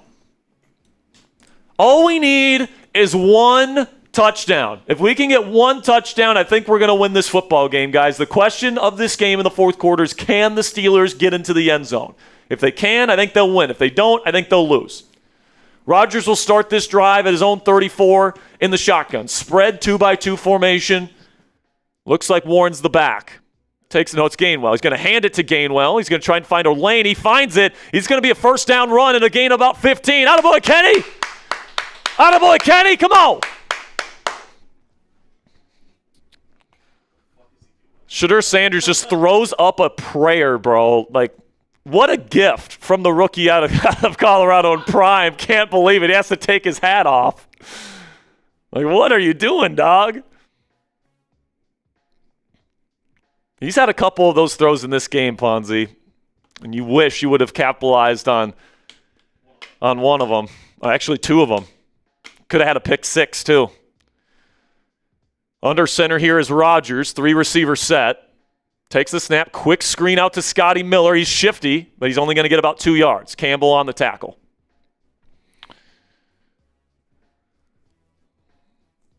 Now down to 11 minutes left in this ball game. God, man, I really want a touchdown on this drive. Really want a touchdown on this drive, man. It's not like Cleveland's offense has been that great today. It's just the Steelers' offense just can't capitalize some of these opportunities. 2nd down and 9. They go empty with Rodgers. Trips right. Rodgers looking that way. He throws, and it's going to be caught by Jonnu. Tough catch, and he's going to get close to first down yardage. He'll get about 8 yards. It'll be 3rd down and 1 coming up. This is where you run. Do you go tush push twice here? Steel City shove? Yeah. It looks like they're not making a substitution, though. No substitution. So now we're in a bunch formation, close to the line of scrimmage to the left. Rodgers making a change. There's still 18 seconds left on the play clock. Plenty of time to get things right. 8 seconds left. Rodgers will go under center. Takes the snap. Hands it off. Now there's going to be, what are they going to do here? False start? Oh, there would have been a cutback lane for Kenny. Instead, there's a flag. False start on Pittsburgh. It'll be 3rd down and 6. It's on Dylan Cook, the left tackle. And that's significant, man. You're on Cleveland's side of the field again at their 46. Oh, dude, I don't know, man. That's really close. I can't believe they called that. Like, maybe it's a tad early, but, like, there's worse that doesn't get called. 3rd down and 6 now. Rodgers got to move the chains. Takes the snap. They send blitz. Rodgers has to throw it. He does, and it's going to be incomplete. 4th down and 6.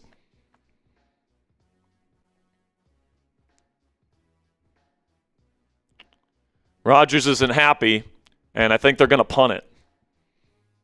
Their defense has been stout, but nothing open down the field. You can just tell, man, we're missing DK Metcalf quite a bit. 4th down and 6, the Steelers will decide to punt this.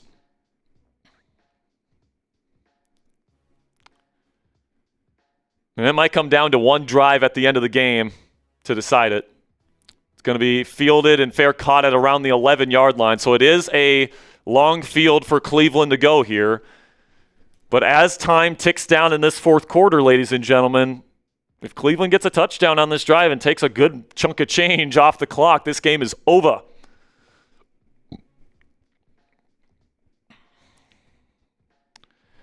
And in a season full of frustrating offensive performances for the Pittsburgh Steelers, This one probably takes the cake. They've already run for they've ran for more than 120 yards in this game. Yet despite that, they have passed it. They have dropped back 8 more times than they've run it. Jaylen Warren is averaging 5.8 yards per carry in this game, and he only has 10 carries. Kenneth Gainwell has 28 yards for 6, so that gets us close to our prize picks, doesn't it? I think we just needs one more yard. Oh, no, that's the receiving. Never mind. He still needs quite a few.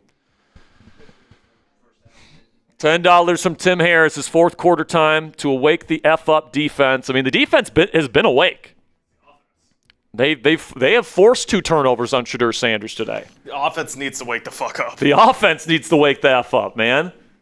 And listen, man, I get it. It's tough. Your big play weapon and DK Metcalf isn't in the game. Darnell Washington, one of the better, check down options in the game, isn't out there for you. And I think today is just living proof of how important DK Metcalf and Darnell Washington are to this offense. Yeah. They are absolutely crucial pieces to this team and this offense.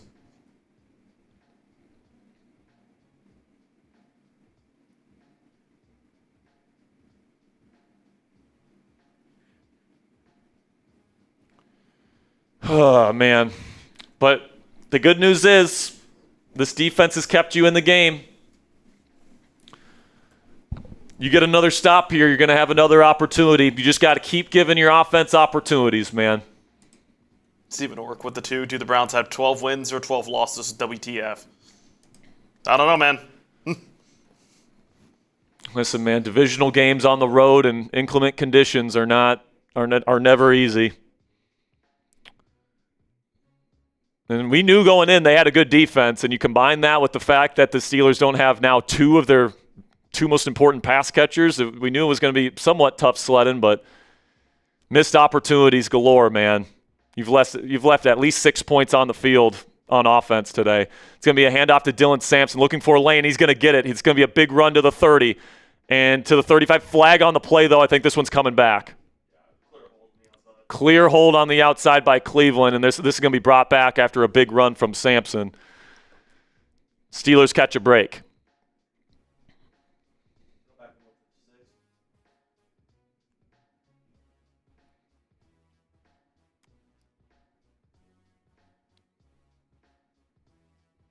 KT Leviston, our right tackle. This is going to be brought back quite a bit. It's half a distance to the goal. Very clear hold on Patrick Queen. Thank God they called it. Like that's the most textbook holding call I think I've ever seen in my life. Literally holding his shoulder pads, not letting him break out.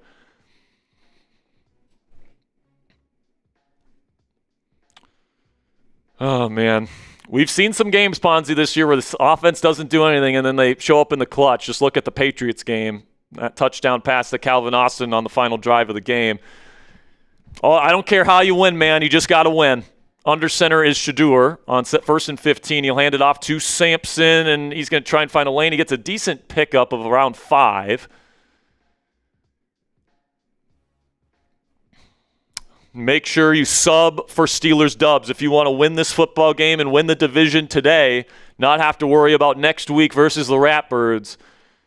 Click that subscribe button, join our family. We're here every single week covering the Pittsburgh Steelers. Defense has held firm ever since they gave up that touchdown on the second drive of the game. Got to get another stop here. It's going to be second down in about 10. He'll take the snap. Shadur looking. Pressure. Now he gets hit, but he throws it to his check down. It's complete to Sampson. No gain. Maybe a gain of a half yard. Good tackling from Pittsburgh. Kyle Duggar and Patrick Queen there to make the tackle. It'll be third down and long here. This feels like the opportunity, Ponzi, to get him off the field. They sent Joey Porter Jr. on a blitz. Sanders just got the ball off. This is where you got to get off the field. Type those threes, wave those towels if you got them. Third down! Come on, spam those threes, get off the field. Shadur Sanders is a perfect 5 for 5 on third down today. They go empty with them. Pressure getting in on him. He's going to throw. It's caught short of the sticks. They bring him down. Good tackling from Pittsburgh, and they will have to punt. The Steelers offense will get another opportunity here in the fourth quarter after forcing a 3-and-out. Yes, defense showing up.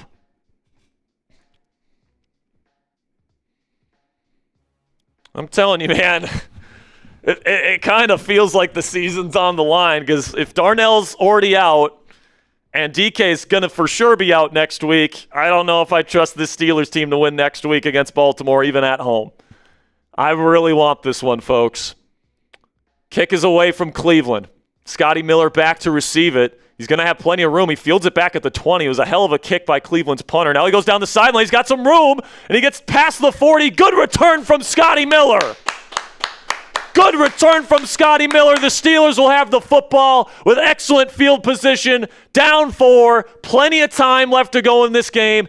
For once in this game, fucking execute a touchdown drive for me. One time, Pittsburgh. You just need one touchdown. Your defense is playing lights out. All it's going to take is one touchdown, man. And I think you're going to win this football game. Just need one. Just one, man. Just give us one. Spootus with a couple super chats here. God is the Browns fan confirmed for $2. Well, that's not true if you look at the history of the Browns. Yeah, $5 of Spootus says, my Steelers fan father has hypertension and he will die if the Steelers keep playing like this. That's a heart thing. All right, Aaron Rodgers, pressure's on, man. Mr. Bootis' life depends on it. And then $2 here from Gamer Plush says, Art the Clown and Terrell Austin got to go. Yeah, not. Listen, really. man, all I'm going to say, man, is it's tough when you're going up against this Browns defense. It's a legitimately good defense. It's like it's a top 5 defense in the league, and you're missing, like I've been saying, guys, your top 2 most important players outside of Aaron Rodgers on the offense. All right, because if like Jaylen Warren gets injured, Kenny Gainwell can come in. If Gainwell gets injured, Warren can come in, right? Whatever. Like if there's a secondary receiver that gets injured, fine, we got a couple other players that can fill those roles. The number 1 receiver and the number 1 tight end roles in this offense are irreplaceable. You don't have either of them right now going up against a top 5 defense, all right? So it was going to be tough in inclement weather in Cleveland, all right? But what really grinds my gears, though, Ponzi, is that if Kyle Duggar just has his eyes on the football on that touchdown play to Fannin, the Browns have 3 points right now. And we're leading with a chance to go up 2 scores right now. Instead, we're fighting for our lives because of that one play. Yeah. And I think, just getting your head around and you just knock it down at least. But, at least he made up for it, kind of. Come on, man. Gamer Plush, or never mind, Sunis Buddha says, today is living proof that Arthur Smith is a war criminal. Easy with that. Come on, man. Listen, man, it hasn't been a good day offensively. I'm not trying to say it is, but, come on, man. I think that's a little bit overboard. $2 from Steven says 4 years in a row at Cleveland is not acceptable. I agree. Got to get it done here. Starting at your own 43, great field position. Under center, Rodgers will take the snap, hand it off. Warren trying to find a lane. He's going to find a lane, and he's going to get to the 50, a good gain of 7. Already at midfield. What a name. That is a crazy name, dude. Just got a Venmo from the craziest name I've ever seen. Maybe.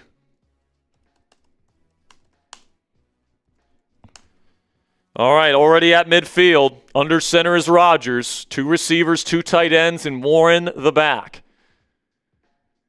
Actually, no, there's 3 tight ends. They're going to be a toss to the right. Jalen trying to cut up field. He's going to be brought down for a loss. Jonnu Smith can't block.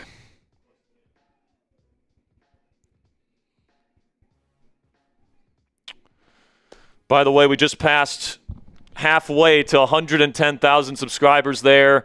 We just passed 109,500 subscribers. Thank you guys so much for supporting the channel today. And always, make sure you guys click that subscribe button. It's 3rd down and 4. Big play here for Pittsburgh.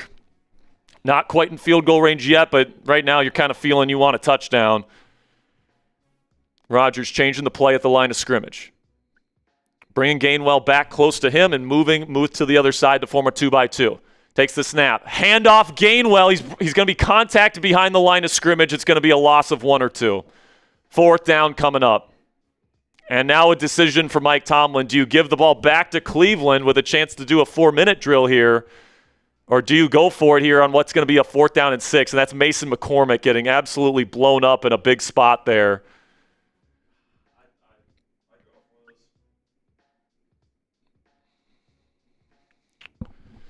See what the Steelers decide to do. They're going to punt it. Kicks away. Another missed opportunity for Pittsburgh as this is going to be caught at the 10-yard line.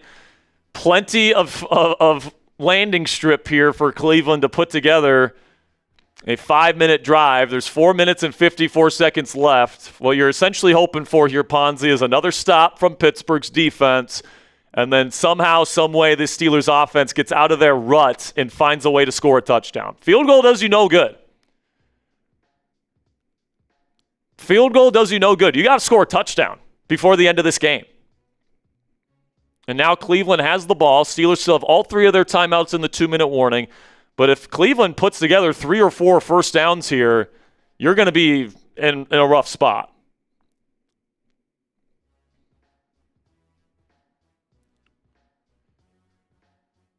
I don't know what Rodgers was thinking there, calling a run play on, 3rd and 4, 3rd and 5, something like that?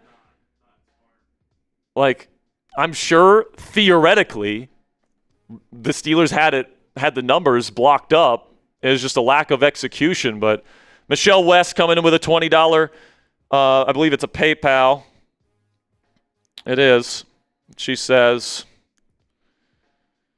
haters hate and believers believe. Let's go Steelers. That's a good message at this point.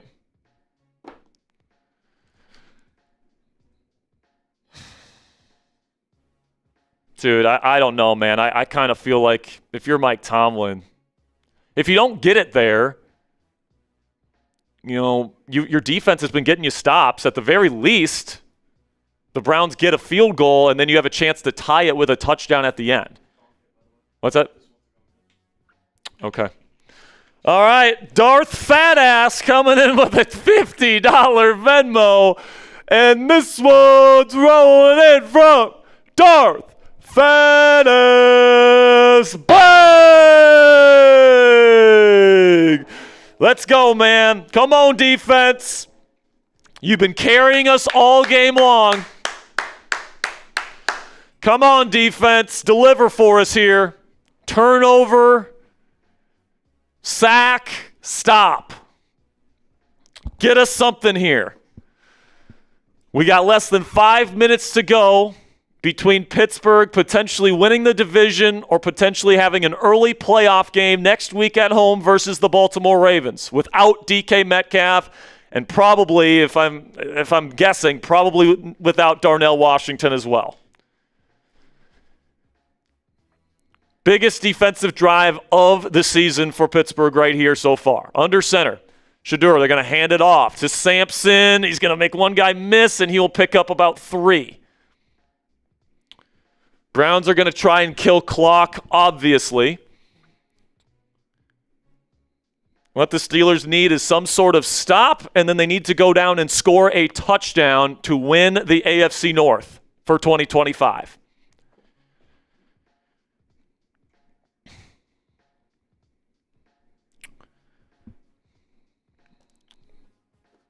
Second down and 7. Browns are going to let this wind down as far as they can. Now they take the snap, play action. Sanders has a pocket. Now it's collapsing. Now he's looking to run. He's got room, and he's going to get hit before the line to gain. He got hit hard by Jalen Ramsey. It's going to be 3rd down and 1 coming up. Clock continues to tick. If they get a first down here, it's going to be timeout time for Pittsburgh.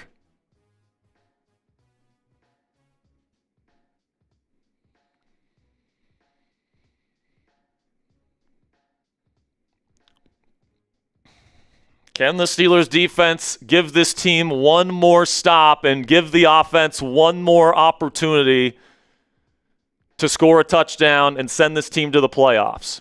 It's 3rd down and 1. Shotgun for Sanders. He'll take the snap. He'll hand it off. Sanders, it's close. He didn't get there. 4th down. 4th down. Now a decision from Cleveland. They have to punt, right? Sanders is saying, let's go for it.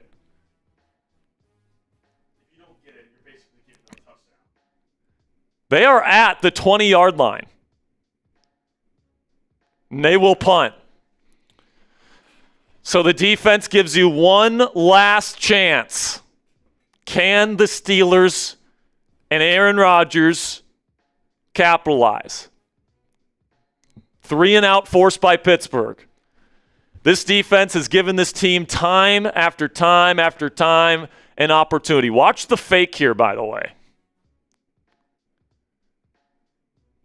Scotty Miller awaits the punt, as the Steelers will not use any of their timeouts here, and Cleveland is going to bring this down all the way to 2:25 left in the game. The kick is away. Scotty Miller will field this at the 20, and fair catch it at the 20. What a punt. So you got to go 80 yards. You have all 3 timeouts and the 2-minute warning. This is 4-down territory, obviously, for Pittsburgh. Aaron Rodgers, who you brought in this offseason, you waited for him to sign. He missed OTAs. He showed up in time for mandatory minicamp. This is why you sign Aaron Rodgers. Even in a game without his number 1 receiver, even in a game without his number 1 tight end, can he find a way against a top 5 defense in the NFL on the road in the AFC North conditions to get us 1 touchdown?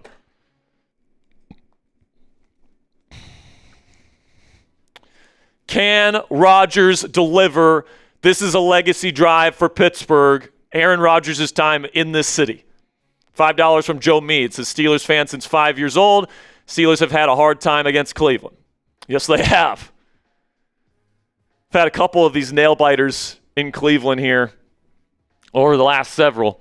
Trevor Ross says Steelers aren't my home team, but I'm rooting for them today, next week, because I don't want to see the Ravens in the playoffs. Well, go Steelers. Welcome to the club.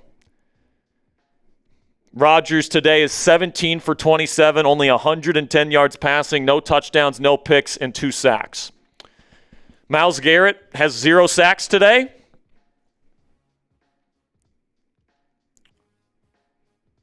But this is certainly a drive where the Steelers are probably going to be passing it a lot. So Myles will have a chance.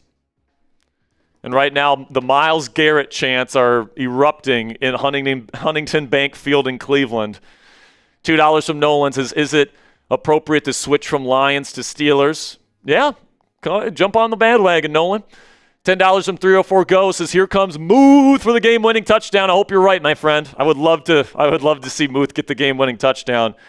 The fact that Muth only has 2 targets in this game, man, in a game where you don't have DK, I don't like that. I want to see Muth be a big part of this drive. Got 2 minutes and 16 seconds. It's 4-down territory. You got 3 timeouts and the 2-minute warning. No excuse. I know Cleveland's got a good defense. I understand this. You got 80 yards between you and a division championship and a bye week for your veterans next week against Baltimore at home in the season finale. If you can't get it, you will have an early playoff game against Baltimore next week, likely without your 2 most important offensive players as pass catchers. Rodgers will start in empty here. Trips left, doubles right. Rodgers will can the play at the line. He'll take the shotgun snap. He's looking. Now he's going to launch down the field on the fade. Incomplete. Tried to go to MVS. Not on the same page. 2nd down and 10. Don't know if I love that play call as a series starter. I mean, he does have one-on-one. It's just Rodgers is not putting that where he thinks MVS is going to go. Just not on the same page. 2nd down and 10.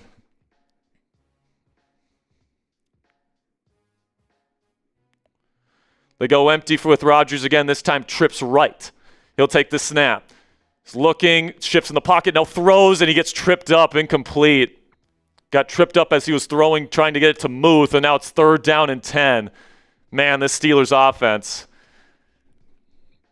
You know the first half performances where the Steelers can't do anything on offense, and then all of a sudden they get going in the second half? That, unfortunately, it just hasn't happened this week.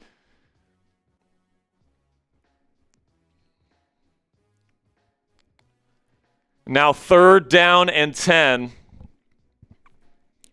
Steelers got to try and keep all their timeouts here just in case they don't pick this up. Empty formation for Rodgers again, trips right, takes the snap. Rodgers looking left, pump fake, steps up, looking. Now he has to throw it, and it's short. He got hit as he threw. It'll be 4th down. He had an open receiver. It was Thielen in the middle of the field, but Rodgers couldn't get the throw off. And now a decision from Mike Tomlin. There's only 2 seconds left until the 2-minute warning, so if you punt it, Rodgers lucky that wasn't a fumble. The pocket was collapsing on him. They got to go for it here. Steelers still have all 3 timeouts, so even if they don't get this, if they can get a stop and a field goal, they'll have one more chance at it to tie the game with a touchdown with no timeouts in the 2-minute drill. But this one feels important for sure. Empty for Rodgers. He'll take the snap. He's looking. He's got a clean pocket. He throws it down the field. It's deflected down, incomplete. It got deflected. And that'll be the 2-minute warning. Shelby Harris knocked it down, and Cleveland's going to take over.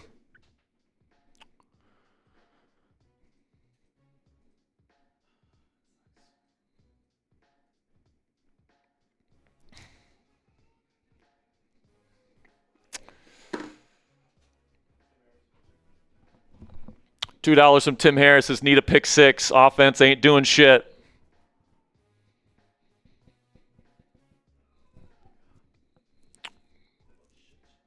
Man, if there was ever an indication that the Steelers desperately need DK Metcalf and Darnell Washington, today was the ultimate example.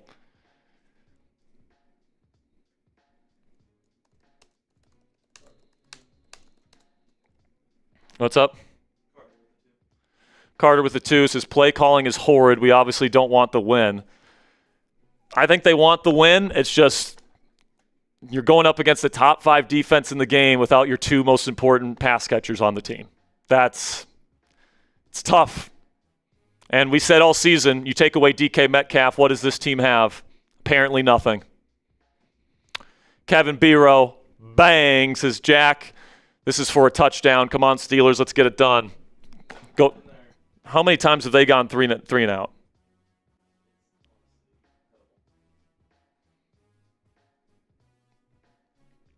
I appreciate the 50, Kevin. I wish I could get more excited for it. But I don't know, dude. It certainly feels like the Steelers are letting the division slip through their fingers. Leonardo with a 2 says, we've been Big Ben, AB, and Bell in their – we need Big Ben, AB, and Bell in their ASAP.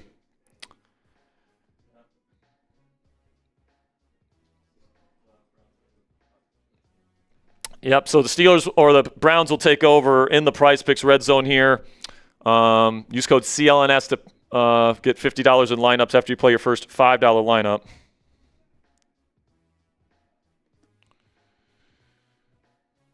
So the Steelers need a 3-and-out. They cannot give up a first down. They have to force a 3-and-out. And then obviously the Browns will kick a field goal. They'll probably make it at this distance.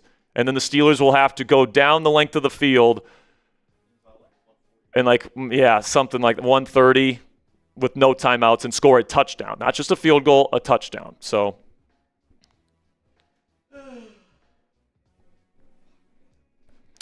here we go. Cleveland will run the ball 3 times here, I'm guessing. Maybe they'll throw it on 3rd down.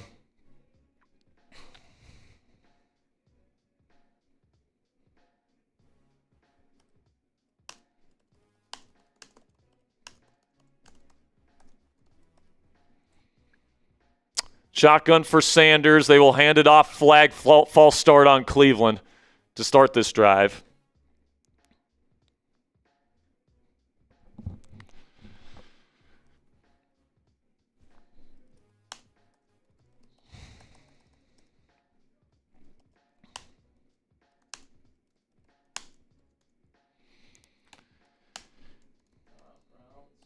Or timeout Browns, not false start. Or delay a game, I think it almost was, so they called timeout.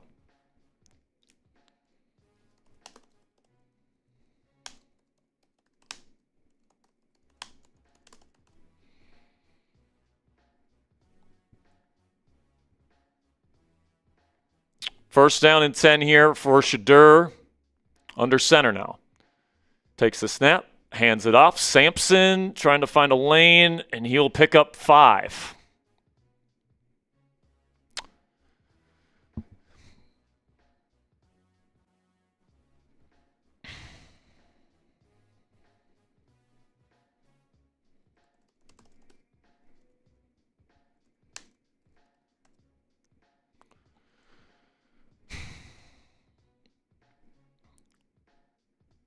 Second down and 5 for Cleveland.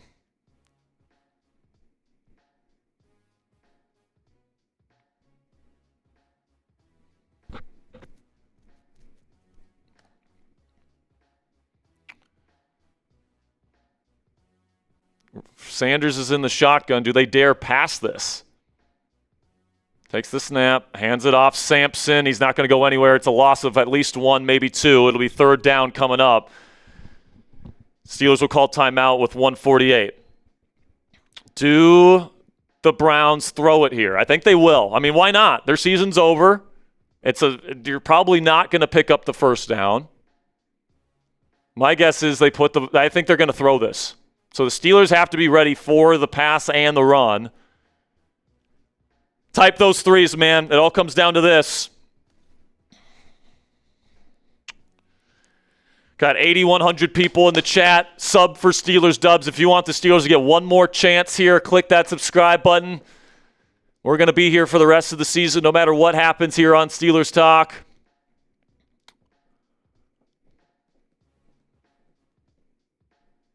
Come on, defense. Under center for Sanders. They're going to hand this off. Sampson not going to get the push. He gets 1 yard. Timeout Steelers with 1:44. You've got a chance. There will be a field goal attempt, and then the Steelers will have about 1 minute and 30 seconds to go down the length of the field with no timeouts, without their number 1 receiver, without their number 1 tight end, and tie this ball game. Send it to overtime. Or, I mean, too much to ask for a block kick here? Too much to ask for a block kick here?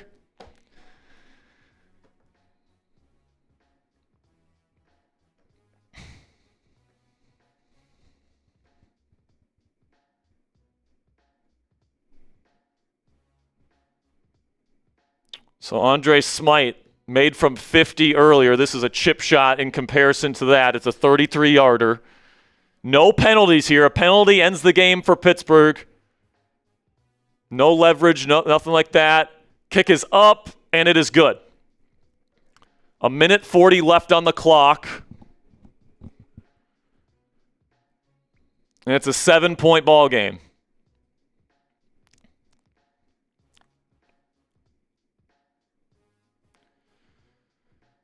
Troy Philippa-Buga says, Ravens deserve the North, played like they wanted it. Well, we'll see next week who deserves it. If the Steelers lose this game, which it looks like that's likely at this point, hope not. Hopefully the Steelers can drive down and tie this game, but if they lose, obviously whoever wins next week deserves to win it.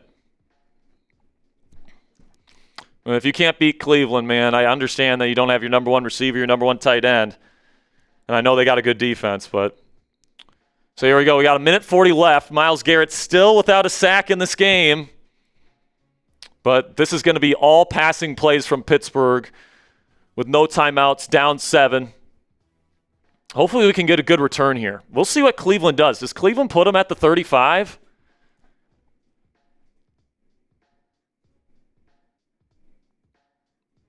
Well, with the way this passing attack has gone and the lack of separation and the lack of open receivers today for Pittsburgh, you might need a couple penalties, Ponzi. Put yourself in contention.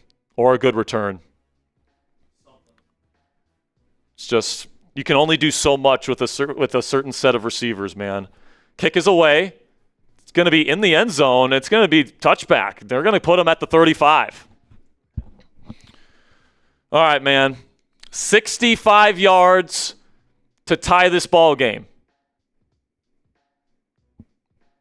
65 yards, 1:40 left, no timeouts to tie this ball game.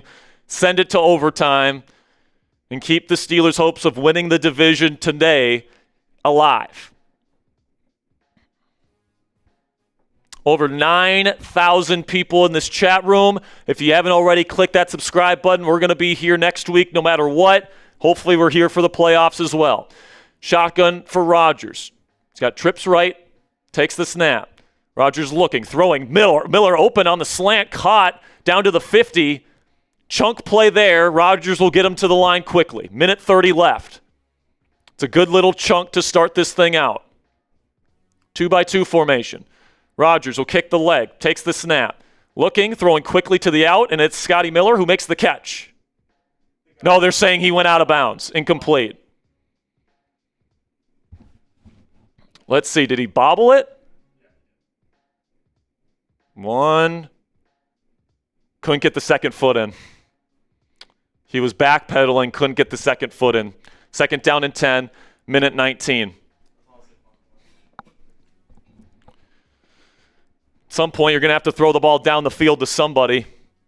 I don't even know why they have Thielen out there, man. Have your deep threats out there. Have Roman Wilson out there or something. Rodgers makes a change at the line of scrimmage. 4 seconds on the play clock. Rodgers will snap it. Throws to the seam. It's caught by Muth. There he goes to the 30, the 25, down to the 21. Spike it. Clock.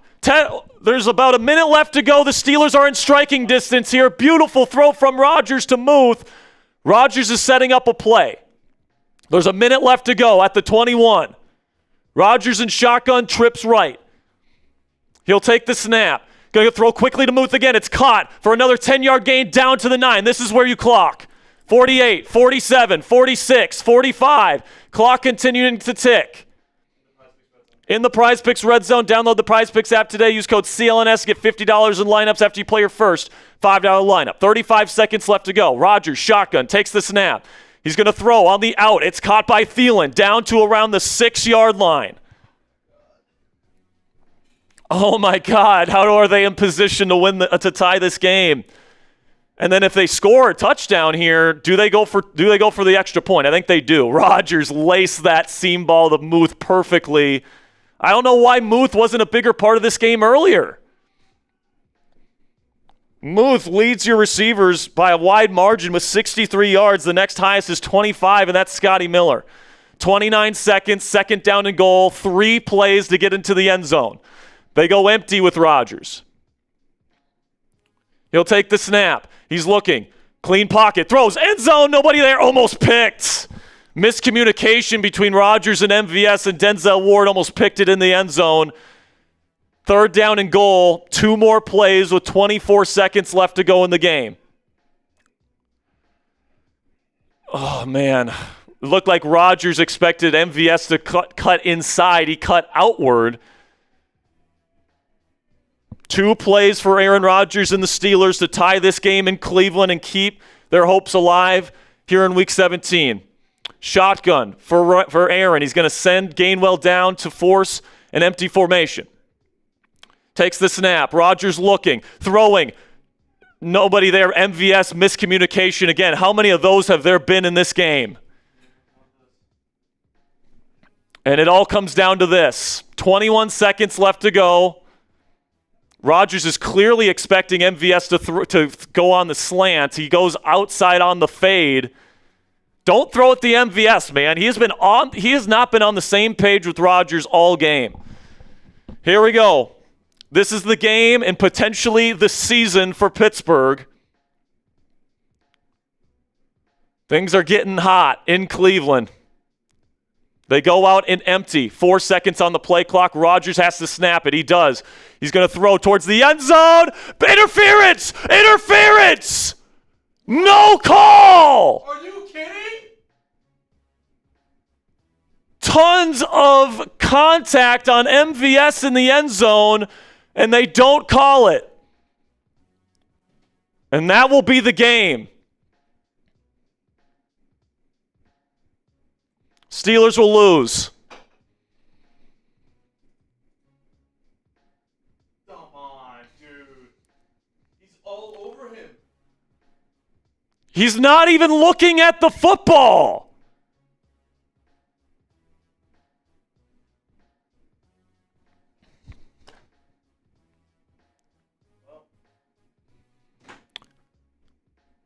Well, we did say, Ponzi, if it comes down to a call like that, the NFL is likely going to put it in the direction of the Cleveland Browns.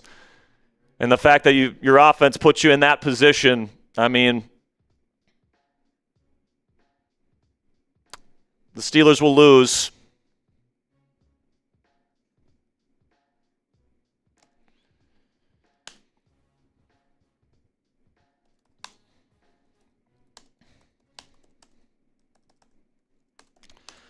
And it will come down to the season finale in Pittsburgh next week for the division.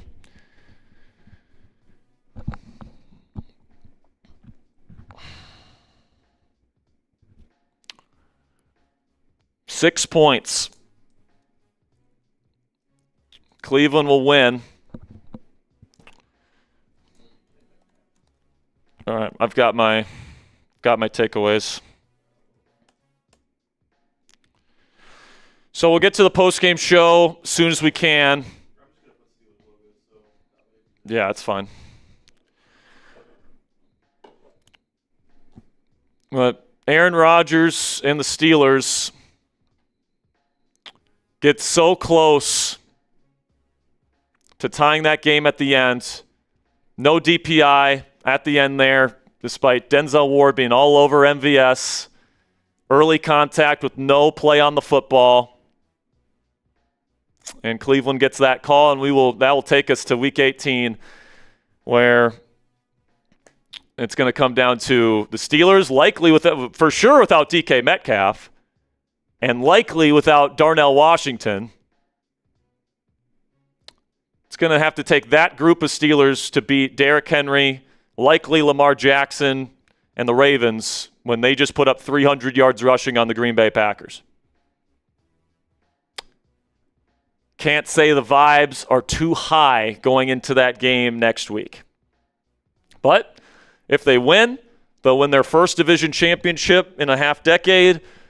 It'll be 3 straight 10-win seasons under Mike Tomlin, and you'll get a home playoff game. So I fully expect TJ Watt to be back next week. But now, instead of the Steelers getting an opportunity to rest their starters next week in a stress-free Week 18, knowing that a home playoff game is going to be on the horizon, they got to win 5 games in a row to hoist the 7th Lombardi Trophy now. And it just makes me sick, man, because it was opportunity after opportunity after opportunity to get into to put together a drive. A missed field goal from Chris Boswell. Multiple opportunities in Cleveland territory. You only end up with 6 points. And if the offensive production today, especially in the passing game, is any indication as to what this offense is going to look like next week, without Darnell, without DK, 2 of your most important players, feels like the season for the Steelers just died. Quite frankly, guys. But right when you feel like the Steelers season is over, that's when they usually pull out the biggest of wins. It's gonna be a hell of a finish to the 2025 Steelers season, one way or another. I guess next week we'll determine whether that's a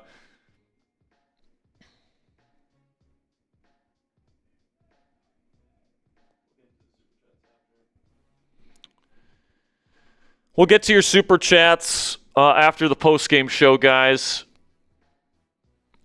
But obviously, it's not a happy day in Steelers Nation. You had a hell of an opportunity. All you had to do was beat a 3-12 football team to clinch a division championship. You only give up 13 points. Really, the defense only really gave up 10 points. The offense gave up the final 3. You had a drop pick 6 in this game. You had a missed field goal from Chris Boswell. You had a missed opportunity throwing a go ball on a 4th down and 1 in Brown territory. You had so many opportunities to win this game, man. So many. MVS couldn't get on the same page with Rodgers. I thought the whole reason why he was supposed to be playing was because he was on the same page with Rodgers. Why the hell is that guy playing over Roman Wilson?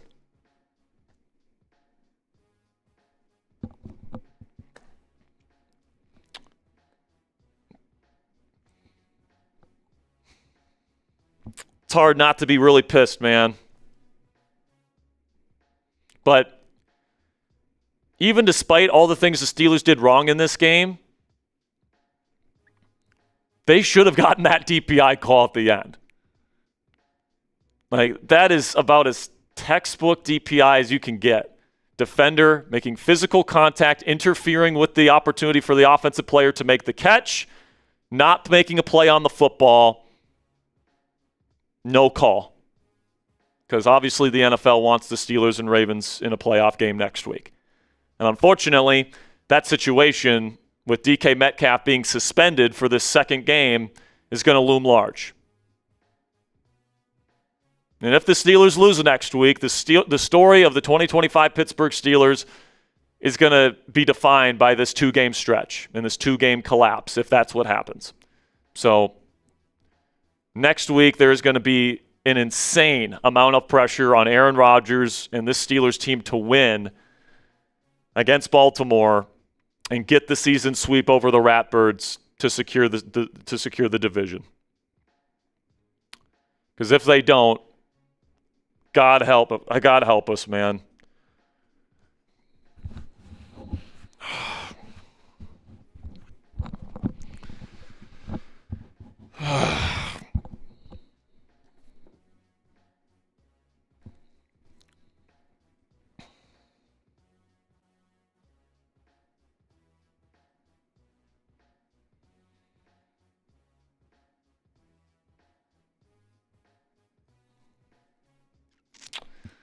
So next week, no matter what, obviously we'll be back for perhaps our final watch party of the year.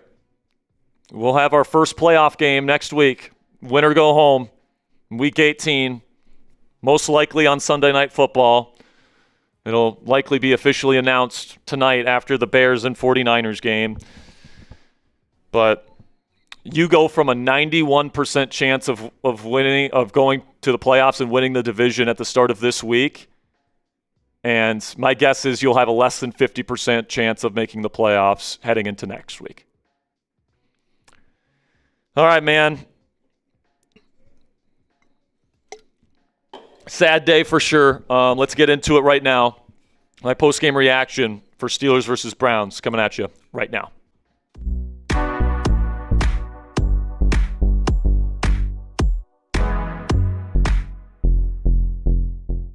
Depending on which projections you looked at the beginning of this week, the Pittsburgh Steelers had a 91 to 93% chance of making the postseason and winning the AFC North here in 2025 and getting a home playoff game. And now after the Ravens beat the Green Bay Packers, putting up 41 points against Green Bay's defense on Saturday night, and the Pittsburgh Steelers losing in embarrassing fashion in Cleveland by a final score of 13-6 here in Week 17. Right now, the feeling in Pittsburgh is that the season is over. Welcome into Steelers Talk. I'm your host, Jack Sperry. Make sure you guys click that subscribe button if you haven't already to see all of our post-game reactions this year. Of course, we'll have a post-game reaction for at least one more game next week when we play the dreaded Ratbirds for the division at Acrisure Stadium, probably on Sunday Night Football next week. But make sure you guys click that subscribe button if you haven't already, because we're going to be here for the rest of this season no matter how long it takes. And how much longer we have. So let's take a look at this one, man. And plain and simply, it just comes down to a couple plays, obviously, like most games do. Really, the two plays that really define it for me, or at least the couple that come to mind. Kyle Duggar gives up a touchdown to Harold Fannin on the second drive of the game. Could have been intercepted. Shadur Sanders throws up a floater. Could have easily been intercepted by Kyle Duggar, who ended up getting an interception later in the game, by the way. But that touchdown ends up being the difference in this ball game, and the Steelers dropped a pick six in this game. They had the ball in Cleveland territory a number of times and missed a field goal and failed to convert on a 4th and 1. And they just had a ton of opportunities. This defense held firm for the entire game after giving up 2 early scoring drives, and the offense just couldn't get it going, man. You didn't have DK Metcalf because of a suspension. MVS and Rodgers, the guys that were supposed to have chemistry together, were not on the same page all game long. Pat Freiermuth was really your only effective receiving weapon today with 63 yards. Jaylen Warren did pretty good on the ground, but they didn't run it nearly enough. And the end result is 6 points from the Pittsburgh Steelers offense that was on a roll heading into this week's game. And then the other thing, other than losing DK Metcalf, who, by the way, will not be available for next week's game against Baltimore, Darnell Washington also left this game early on with a forearm injury And the fact that he had to leave and was declared out as fast as he was tells me that he's probably not going to play next week either. And if this is the way that the Steelers offense looked without DK Metcalf and Darnell Washington, I know the Cleveland's defense is good, and you're on the road in a kind of an AFC North kind of ball game, but I can't say I have a high level of confidence in this group that they're going to be able to light up the scoreboard with those two guys out of the lineup. We'll get to our takeaways here, starting with all the missed opportunities. We just broke down some of those missed opportunities, right? You could have had an interception. Instead, it turned around for a touchdown to Harold Fannin early in the game, touchdown Cleveland. All right, that ends up being the difference in the game. Missed a field goal. Chris Boswell again. That was huge. 4th and 1. We're throwing a goal ball to Scotty Miller on a 4th and 1. What is that about? All right, you have an opportunity there, 1st down and goal inside the 10 at the end of the game. Can't get into the end zone. A lot of missed opportunities in this game, man. You were in Cleveland territory consistently, couldn't finish the drive one time with a touchdown. If the Steelers score one touchdown in this game, they probably win the game. Unfortunately, they couldn't execute on any of their opportunities, and that's why they lost. Also, I have to give kudos to the defense. This is another week where the defense looked good. Outside of the first 2 drives, they forced 2 turnovers. They gave a number of short fields to the Steelers offense, and unfortunately this offense just couldn't capitalize on any of those opportunities. I mean, the Browns had less than 300 yards of total offense today, and they shut down Shadur Sanders after those first 2 drives. So give credit to the defense. They weren't the ones to blame for this game. They gave them every opportunity to tie or win this football game. Unfortunately, the offense had its worst game of the season at the worst possible time. Speaking of that, the offense completely crapped the bed. We've been saying all year, what do we say before the trade deadline? We got to get somebody, because what happens if DK Metcalf goes down? Well, guess what? DK Metcalf goes down in the final 2-game stretch where we're supposed to make a play for the division, and nobody was getting open all day. And MVS was not on the same page with Rodgers. You didn't get the ball to Pat Freiermuth until the 2-minute drills at the end of each half, and he ends up getting almost 40 more yards than any other Steelers receiver. This pass game, plain and simply, guys, it relies very, very heavily on DK Metcalf and Darnell Washington to open things up for others, and with those guys out, it's just not the same. You're only 3 for 15 on 3rd downs today, and I get it, man. Cleveland has a good defense, a top 5 defense, all that stuff, but it had to be better than this with the way the defense was giving you opportunities, and unfortunately, it just wasn't. Now, let me know down there in the comments section. Grade today's performance from the Steelers. Give me an A, B, C, D, or F. Give it a D. The only reason why it's not an F is because the defense held up, but unfortunately, the offense couldn't give you anything today. Which is why I'm giving them a D for this embarrassing loss in Week 17 and a wasted opportunity. Now, before we get into the rest of today's show, let's have a word from our sponsor today at Prize Picks, and it is the holiday season, guys, and in my opinion, this is the best time of the year for watching sports, bowl games, basketball matchups, playoff pushes. It's all happening all at once. And while all that action is going on, there's one place where it feels so good to be right, which is Prize Picks. Prize Picks is super simple to play. Just pick more than or less than on at least 2 player stat projections, and if you get your picks right, you could cash in. My favorite feature about Prize Picks is that how you play is up to you. If you want a little bit more flexibility, you can choose the flex play where you can get paid even if one of your picks misses. And if you're feeling really strong about a particular lineup and want a bigger payout, you can go for the power play. No matter how you play, though, Prize Picks is a great way to put your takes to the test and make some money. That is, if you know ball. Today, on our Prize Picks lineup today, we did the flex play, so we were still able to make some money because even though Kenneth Gainwell did not get more than 28.5 receiving yards, Jalen Warren did get more rushing yards than 53.5, and then Shadur Sanders did get more passing yards than 180.5. So we were actually able to walk away with some money with our friends at Prize Picks because we did the flex play today. You guys can do the same right now when you download the Prize Picks app today and use code CLNS to get $50 in lineups after you play your first $5 lineup. That's code CLNS to get $50 in lineups after you play your first $5 lineup. Prize Picks, it's good to be right.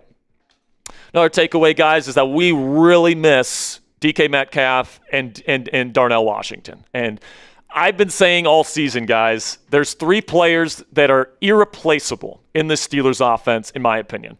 Aaron Rodgers, DK Metcalf, and Darnell Washington. All right, there's nobody else on the Steelers roster that can do what those 3 players do. And if you take any one of those guys out, this completely changes the Steelers' offense. When you have all three, you can have some success. DK obviously draws a lot of attention from opposing secondaries. It opens up opportunities for other players, all that different stuff. All right, but when DK's not out there, they can just man coverage everybody across the board. Nobody's going to get open enough, and then they can play aggressively downhill to take away the yak options. And then Darnell is not only a phenomenal blocker, but he's a fantastic yak threat. You take him out of the offense, completely changes the way that this offense plays football. All right, and according to Ari Merov here, we just got some bad news. Darnell Washington broke his arm today. So he's going to be out for probably the season. And that feels like something that the Steelers are probably not going to be able to come back from, unfortunately. Darnell's such a big piece of this offense, not only in the run game, being the incredible blocker he is, but as a yak threat and as a receiving option, like he's irreplaceable in the Steelers offense. So maybe this gives some more opportunities for Pat Freiermuth. It definitely will, actually, because he's been actually pretty awesome this year. Maybe him getting more snaps will unlock a little something in this offense. I'm just trying to be positive here, but losing Darnell Washington likely for the season is not a good sign for the Pittsburgh Steelers on offense. Then, the Steelers offense put themselves in the position to have the refs play a factor at the end of this game, but 4th and goal, you throw up that fade route up to MVS, who for some reason Rodgers threw it to, I think 3 different times in the goal-to-go situation at the end of the game, and that's the only time they're on the same page. But then Denzel Ward clearly contacts MVS before the ball gets there, not making a play on the football, not looking back to the ball, just putting his body through a receiver, no call. That just needs to be called. Now, I understand that the NFL, they're a business, and, the ratings are going to be through the roof next week for Steelers versus Ravens. But, we got to get the call right, man. And, the Steelers are to blame for the loss. They put themselves in the position for that one call to decide the ball game, essentially. But the reality is that call did end up deciding the ball game. And if you get that call, you likely go to overtime. And who knows, you might even win this game and lock up the division. But that didn't happen, and that sucks.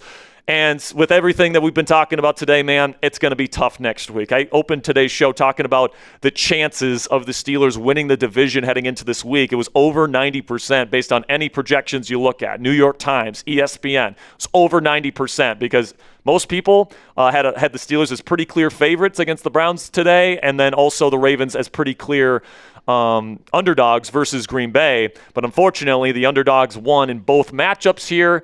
But heading into next week, man, you bet your bottom dollar, man. The Ravens are going to be favored in that football game. No DK Metcalf, no Darnell Washington. The way that the Steelers look today, they just lost to a 3-win football team with one of the worst offenses in the National Football League. All right, next week you're going up against Derrick Henry and that Ravens run game that just ran for over 300 yards against a playoff team in the Green Bay Packers.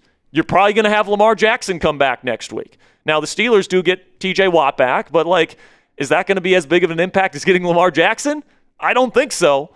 So, even though the Steelers are home, and they've got that, and it's going to be on Sunday Night Football, you just went from having an over 90% chance of winning the division to a less than 50% chance. And it just sucks because you had the opportunity right in front of you to take this thing and to get that home playoff game and essentially get a bye week for your older players, Cam Hayward, Aaron Rodgers, TJ Watt, to give those guys another week of rest to get them ready for a potential playoff push. Instead, you get an extra playoff game, and instead of a week off and 4 games needed to win a Super Bowl, you have to win 5 straight games now to hoist a 7th Lombardi trophy, which just took the Steelers' chances from winning a Super Bowl from probably slim to maybe down to pretty much nothing. So I hate to be so negative, guys, but point the finger for me down there in the comments section. Who's the most to blame for the loss today? I think it's a lot of different things.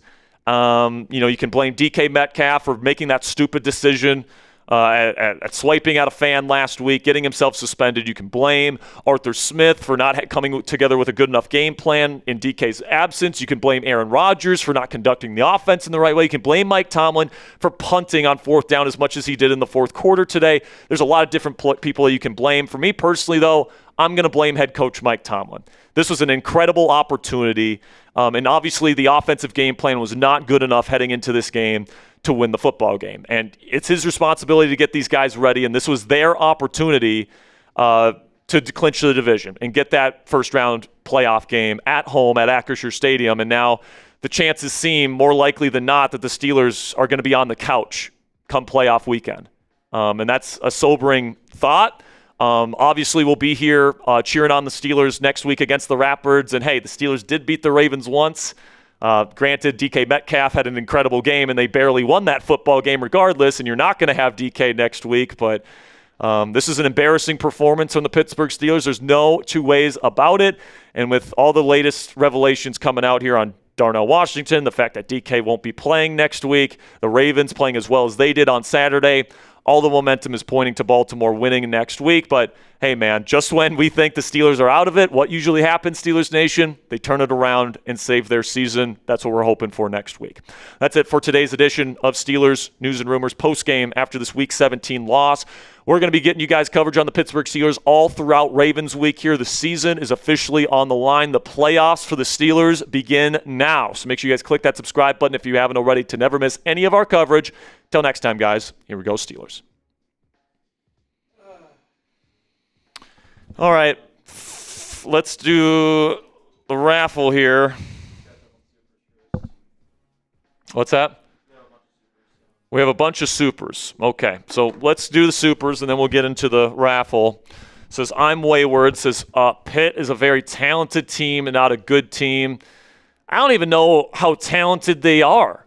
Like, this offense went from playing lights out, like literally lights out, last 3 weeks with DK Metcalf and Darnell Washington. You take away just those two elements, and they're the worst offense in the league. I don't get it, man. How talented really are you if that's the case? I agree that there's talent on this team. I think it's the most talented Steelers roster probably since 2017. But, yeah, man, $2 from Ruthless is no DK, CA3, or Mount Washington, and still a chance. Yeah, listen, man, the silver lining here is that there is still that chance, that opportunity next week to get the season sweep over Baltimore. And, hey, if you win, double-digit win season for the third straight year in a row, playoff berth, division championship for the first time in 5 years. Like, the stakes in next week's game against Baltimore are so astronomically high. So high. Because if you lose, then it's a 2-game collapse to finish your season. Aaron Rodgers might consider retirement at that point, so you'd be looking for a new starting quarterback next year. There's going to be calls for Tomlin's head once again if they don't make the playoffs this year. So, like, I cannot express how big the stakes are for the Steelers next week. And the fact that you're not going to have your number one receiver, you're not going to have your number one tight end, you're not going to have one of your starting receivers in Calvin Austin. And then Darnell Washington's probably out for the entire playoff run. Yeah, and even if you make the playoffs, Washington's probably out for the season. Yeah, I mean, it's a broken arm, forearm. Those things are fickle. It's not looking good for him. It just feels out to Darnell, by the way. It just, I mean, after these last 3 wins, man, I mean, this week was as happy as I've been as a Steelers fan in a long time. And it just all comes crashing down at the worst possible time, just like it did last year, right? Last year, 5-game losing streak to finish the season. You know, you're sitting at 10-3. Everyone's talking about the Steelers as Super Bowl, contenders with Russell Wilson at quarterback. Then season over, 5 straight losses. Yeah. And now we're 1 loss away from the season being over. Next time the Steelers lose a football game, the season will be over. $2 from Justin Gordon says, chant fire Omar, no wide receiver 2, and trades GP, GM malpractice. I think GP had to go. Yeah, I think it got to the point with GP. I think the biggest mistake with GP was you didn't use him correctly when you had him. And you got him disgruntled. I think it got to the point where George and the Steelers both wanted a fresh start. And, I mean, look at him. He's like, what, top 3 in receiving yards in the season? Yeah, man. I mean, if there was some way somehow to keep him happy here in Pittsburgh, that would have been awesome, but it kind of seems like that wasn't the case. So that's coaching malpractice too, Justin. That's not just GM malpractice. I mean, it is, but it's also coaching malpractice. You couldn't get the most out of George Pickens, like a top 5 receiver talent in the entire world. Couldn't give him a quarterback. Couldn't get him a quarterback. Couldn't get him a decent offensive coordinator. It's a damn shame, man. It's a damn shame. And you know what's funny? I think even if the Steelers lose next week, everybody on this coaching staff will be back. Yeah. I think Terrell Austin and this defense has been playing well down the stretch. It would not shock me if they bring him back next year. And which I wouldn't do. I would bring in a new defensive coordinator just to be 100% clear on that. But the defense has been playing well down the stretch. Honestly, they weren't the problem today. And they weren't the problem today. $2 from Smootest Buddhist is Baltimore. Here's your division back. Yeah, I guess we're just keeping it warm for them. What a joke. I have nothing to say to that, man. That's just so disappointed. $2 from Miami says Steelers are collapsing in real time. Once again, right? If you lose next week, it is the second straight year where you collapse at the end of the season with Mike Tomlin at head coach. Second straight year. Yep. And he's probably going to be back. Most likely, unless the Steelers are like willing to like listen to trade offers for like first round picks. I mean, it kind of seems like, but like it seems like, it seems like that they are going to bring him back for another season. I saw a Ravens fan. He was saying loser next week gets rid of their coach. I don't think that's the case with Pittsburgh, man. Maybe Baltimore gets rid of John Harbaugh if they lose, but I think Mike Tomlin is staying put for another season at least. I think he'll get at least one more year, but he'll be on the hot seat next year because, like, legitimately on the hot seat because it's Cam Hayward's final year in Pittsburgh. And if he can't get Cam Hayward a ring and it's like another very disappointing season next year, then yeah, like that might be the time to finally move on from Mike Tomlin. But if you guys are at home hoping for a Mike Tomlin firing, it's not going to happen. The only way that he leaves is if he decides to leave or the Steelers decide to trade him. And even then, he has to agree to be traded. He has a no-trade clause. So Mike Tomlin is going to be back next year if he wants to be back. I mean, although I will say, at least this is like the way that this two last seasons have gone for the Steelers. It's very sour taste in the mouth forever. Yes. So you better win next week. That's all I got to say. You better win next week. $2 from Angie says, good game, Brown. See y'all next week. Flock up. Let's go.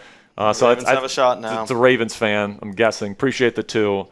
But yeah, man, heading into the week, you had a really good chance of locking up the division this week and avoid the Week 18 matchup. Unfortunately, that's not going to be happening.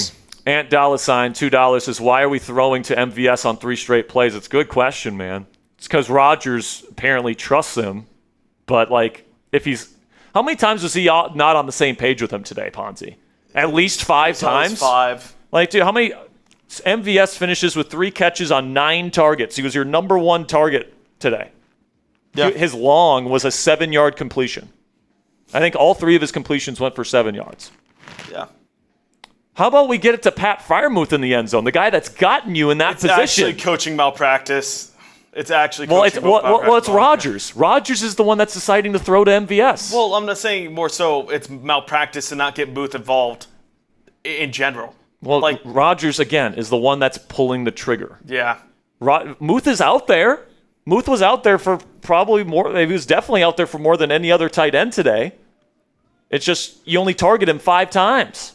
Yeah. The same amount as Jonnu Smith. You got to get him more involved earlier. And like some of the decisions from Rodgers in this game, man, it's just it was one of his worst days for sure, no question.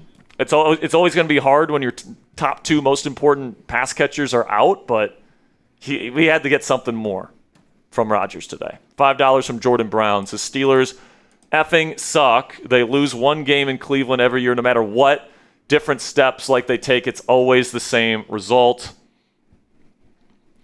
And listen, man, it's not easy to go on the road without your number 1 receiver, having your number 1 tight end get injured, and then going up against a top 5 defense. I'm not saying it's easy. All I'm asking for is 1 touchdown. That's all we were asking for. 1 touchdown, and you probably win this game. And they had chances. Time and time and time again. How many times did they have the ball where they were past their own 40? Excellent field position. At least 3. 3 or 4 times at least. And they didn't do shit with any of them other than maybe get a field goal. Yeah. It's a joke, Jordan. It's a joke. $2 from Tony Perez. The Steelers get 6 points. Tomlin must not come back. Listen, man. I am a weatherman on this channel, okay?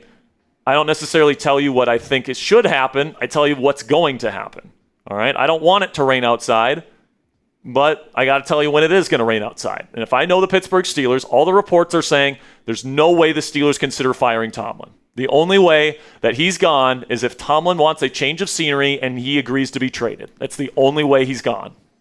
I'm just telling you guys that right now. Now, would I like to see the Steelers get an additional first-round pick? Would I love to see them get Brian Flores to be a new head coach here in Pittsburgh, get a new voice here in Pittsburgh? I would be down for that, especially if you lose next week. All right? I think Mike Tomlin is a good head coach. I do believe that. But 2 straight end-of-season collapses is unacceptable. Now, I think Tomlin gets at least one more season here in Pittsburgh, but that doesn't mean necessarily that he deserves to have another one. And if you lose next week, that is pretty damning. And it should put Tomlin on the hot seat heading into next year if he comes back. Yeah. $2 from Justin says Pittsburgh and Carolina lose, NFL ratings win. We didn't earn it. You're right, we didn't earn it. We didn't. Now, should we have gotten a call at the end of the game where it was pretty clearly DPI on Cleveland and you should have had the ball with 17 seconds left on 1st and goal at the 1? Yeah, you probably should have. But the fact that you put yourself in that situation, I'm not going to blame the refs for this game. The Steelers scored 6 fucking points before that. All right? Yeah. If you don't want the game to come down to that call, don't score 6 points. Yep. Score more than that. You had multiple opportunities to do so. So I completely agree with you, Justin. Steelers didn't earn it today. But now, the silver lining to this whole shitty situation is you have an opportunity to earn it next week. If you can get the season sweep versus the Baltimore Ravens, you get to that double-digit win mark, you make the playoffs, you win your first division championship in a half decade, a lot of this can be forgiven. But you got to win next week. Yep. Otherwise, this loss is going to define the Steelers season, period. $2 from Zay says Rodgers refused to stand in the pocket and throw. I think he was very conscious about Myles Garrett, and for good reason, frankly. And people say this like they know for sure there's open receivers down the field. No. There wasn't, or at least I'm pretty sure there wasn't. There was very little separation. There was actually many times where Rodgers stepped up in the pocket. So I think this is just a talking point people say when, frankly, the Steelers' results aren't what they want. Yeah. Rodgers has elevated the Steelers' offensive line this year. They miss Metcalf. He gets the ball out fast, all right? He's done a really good job conducting this offense. There's only so much you can do when you have the level of receiving talent the Steelers have right now, all right? I'll just say that. Now, Rodgers was not perfect today. I've been criticizing a lot of the decisions he's made with the football today, but his pocket presence, all that different stuff, that's not the issue to me today. The issue is he wasn't on the same page with MVS. There were some really head-scratching play calls from Rodgers' end today that I thought were really dumb. All right? There's just that of the list of issues that the Steelers had on offense today, Rodgers' pocket presence, in my opinion, wasn't even close to the top of the list. That's just my opinion, but I think, if anything, Rodgers has elevated the pass protection here in Pittsburgh this year. There's a reason why he has the lowest pressure rate out of any quarterback in the league. It's because he gets rid of it quickly. He maneuvers the pocket well. That wasn't the issue today. $2 from Dylan says NFL wants Week 18 so bad, blatantly rigged. Listen, man, I'm not going to go down this rabbit hole. I can see why this narrative is. And by the way, if you're somebody that's saying fire Tomlin and the NFL is rigged, if it's rigged, then it's not on Tomlin, right? That's just it's just simple logic. So it's either on Tomlin or the league's rigged. It's got to be one or the other. It can't be both. And for me, I don't want to hide behind the rigged label. The Steelers fucking suck today on offense. They have to own that. And listen, man, I get it.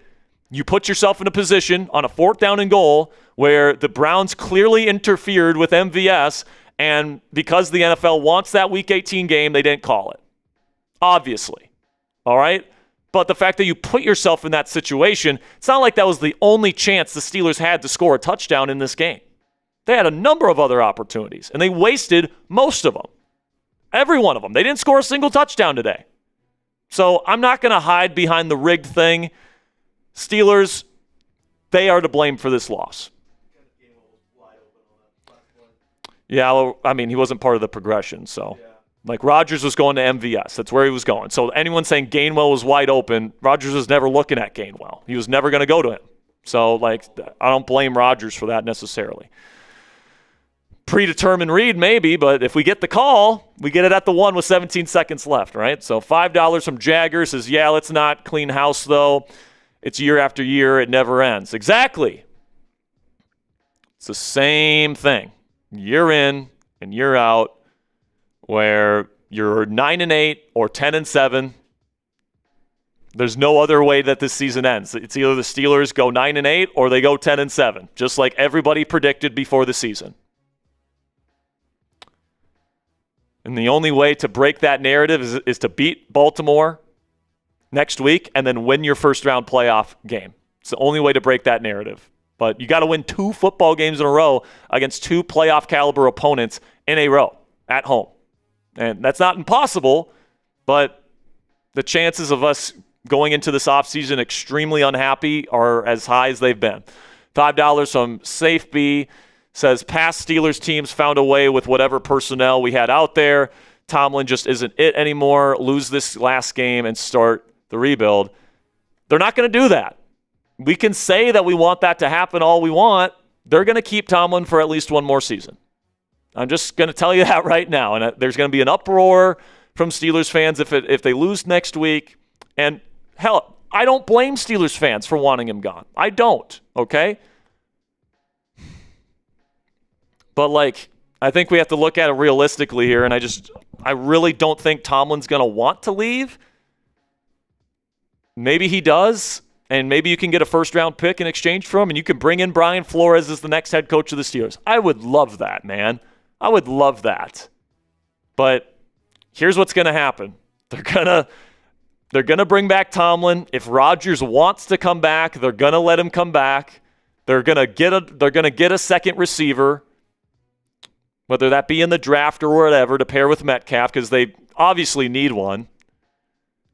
And then they'll run it back with largely the same cast of characters and run it back for another season and hope that in the second year with this regime, it's different.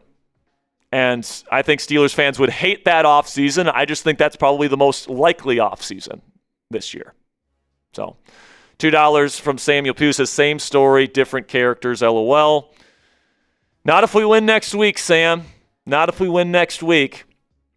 But with DK and Darnell out for that game, they got to find creative ways, man, to win next week. I think you got to use more Roman Wilson next week, Ponzi. Get MVS off the fucking field. All right? If he's not going to be doing the right things, if he's not going to block for people, if he's not going to be on the same page, I mean, he had 9 targets today.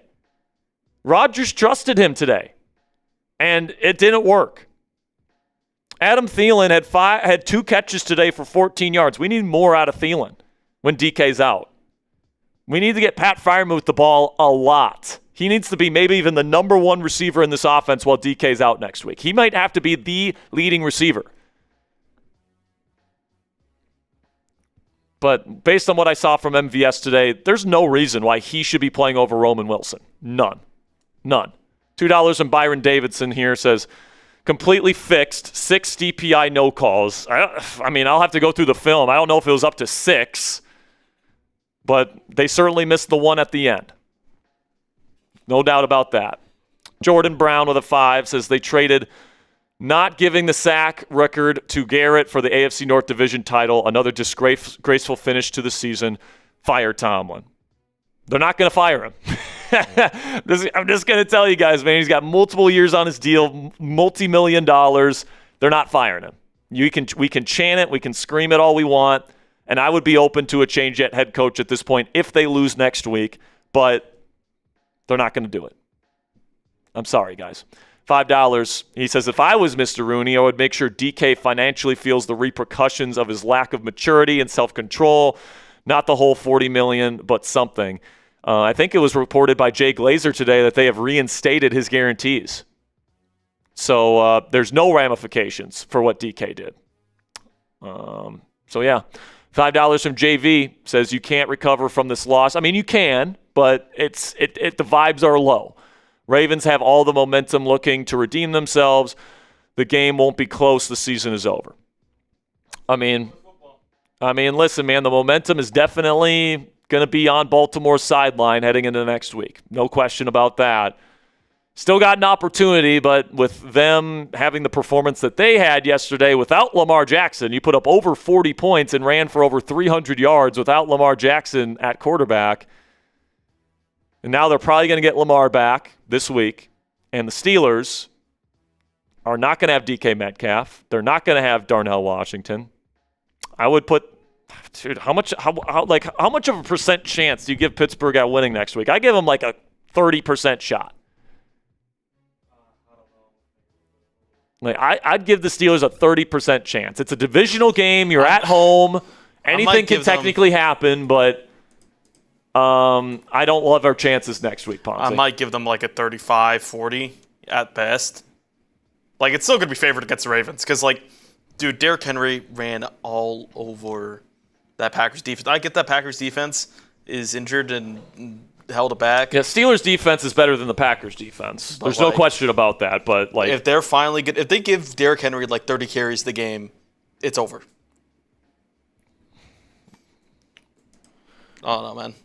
$2 from Justin again says Kenny G was wide effing open on the final play. 8 looks to MVS, shaking my hand. Yeah, 9 targets. Yeah. And I don't think there was any way of Rodgers knowing pre-snap that Kenny was going to be open, and his first read was MVS. So he had a one-on-one with his first read. He threw it up to him, and he gave him a shot. And by the way, it should have been a DPI. Yeah. So I think being Monday morning quarterbacks, we can look at the screenshot and say, oh my gosh, Kenny G was wide open.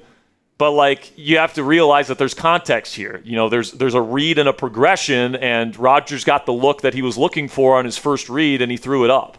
My question to that, Sperry, so I don't blame Rodgers for that personally. Is that why is pre-snap the look going to be going against their best corner with MV fucking S? Because he apparently trusts him the most. And I'm just sorry. I know Rodgers has been pretty decent as of late, but if that's your best play, your best shot, gotta have it.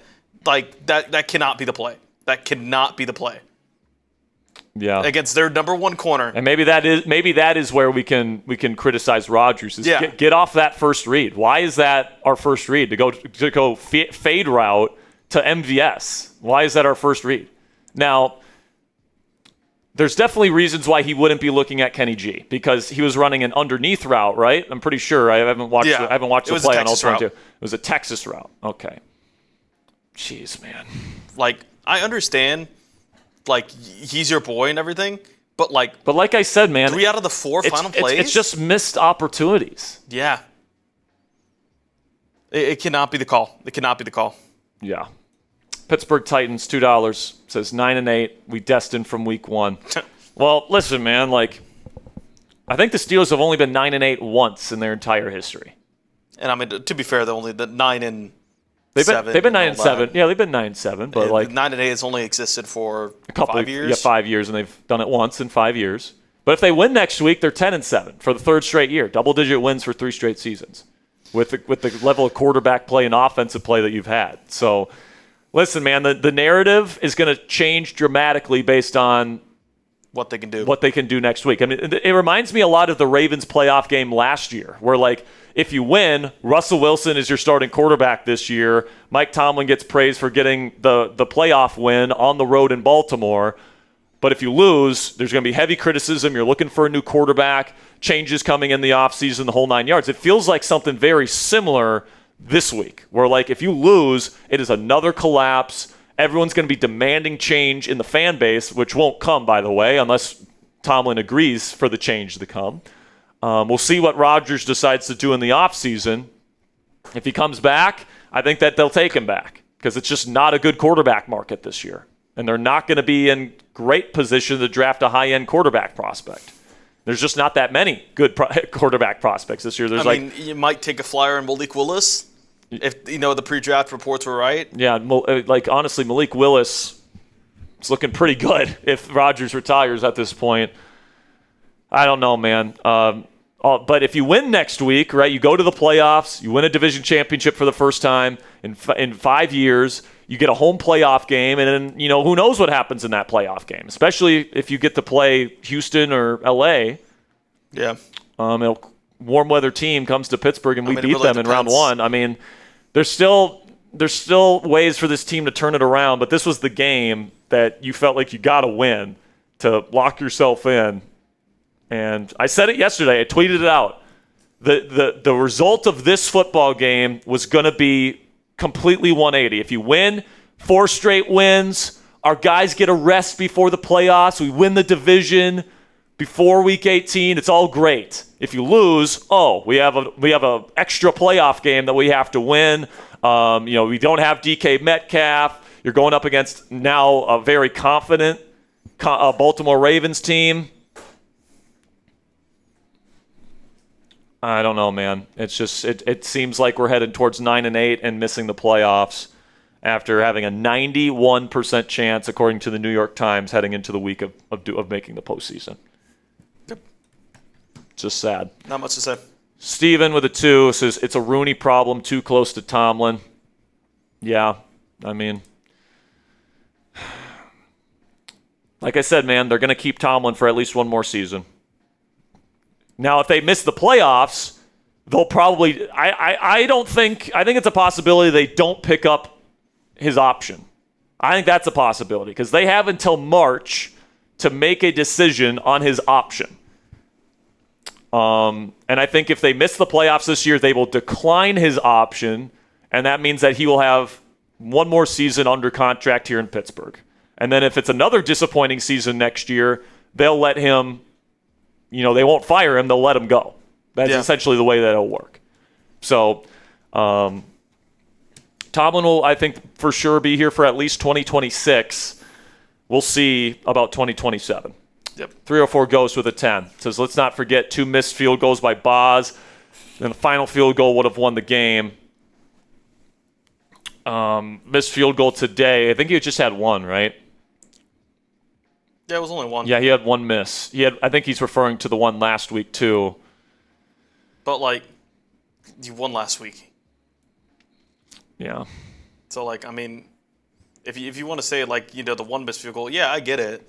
AFC North football, but, let's not put it to our kicker here. Let's score a touchdown. Yeah. I'm with you. $2 here from Jacob says, I knew DK being suspended was going to sting us bad. And listen, man, if you get the win today, and you had opportunities to get the win today, you dropped a pick fucking 6, Nick Herbig did today. The ball was literally in his hands, and he would have been able to run right into the end zone, and he dropped it. That one stings too, man, when you think back on it. But obviously, the defense wasn't to blame necessarily for this. It was they forced 2 turnovers. They only gave up really 10 points. I mean, the final field goal was given up by the offense for not going 4 and out on a big drive there on their own side of the field. So, defense wasn't to blame. It was the offense, obviously, but just so many opportunities wasted in this game. And now, because you lose this game, the 2-game suspension for DK really hurts. Really hurts because you have to work with this same group of receiving weapons next week without Darnell. I don't know, man. I think next week it's I really don't know what to say, man. I really don't. I think it's going to be tough sledding next week, to say the least. Lake Havasu with a 5 says, is it going to play like crap putting Will Howard couldn't do any worse? Yes, he could. Yes, he could. He definitely yes, could. He could. He definitely could. With this group of weapons, there are some throws from Rodgers that were really good, well-placed throws, especially late in the game to Muth. Dude, Will Howard, I'm not even sure if Will Howard would have scored a point in this game at quarterback. We just haven't seen him. We've seen Rodgers carry this offense at times, and, you need help at quarterback, guys. You just do. You need help at quarterback. And Rodgers didn't get really any today. Now, he didn't help himself out in certain instances, throwing the ball to Scotty Miller on a go ball on 4th and 1 in Cleveland's side of the field. Stupid decision. Checking to a run play on 3rd and 5. Stupid decision.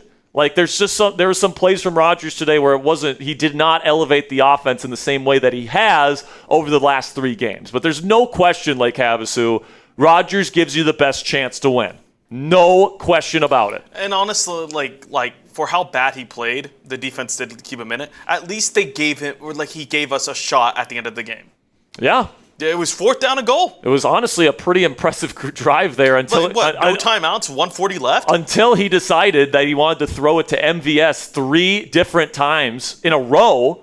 Like, I would have rather targeted Adam Thielen. I would have rather targeted, obviously, Kenny Gainwell. I would have rather targeted Pat Freiermuth, who was the reason why you were in that situation in the first place. But no, we got to throw it to the guy that you've been not on the same page for the entire game. And even then, should have got a DPI call. There's just so many things you can point to in this game that could have and should have gone differently for the Steelers. And they just didn't. And it's so infuriating. $20 from Robert Locke says, F it, we can win next week. By then, I'll be married, and it'll be my wedding gift. Hey. Well, congratulations to you guys. Use that wedding wish on the Steelers. Use that wedding wish on the Steelers because we might need it. We might need everything, man. Miracle NFL lifting suspension or something like that. Yeah, dude, it sucks. But I appreciate you, Robert Locke. Anything's possible. I would give the Steelers like a 30% chance to win next week, maybe. Just because of not having DK, not having Darnell.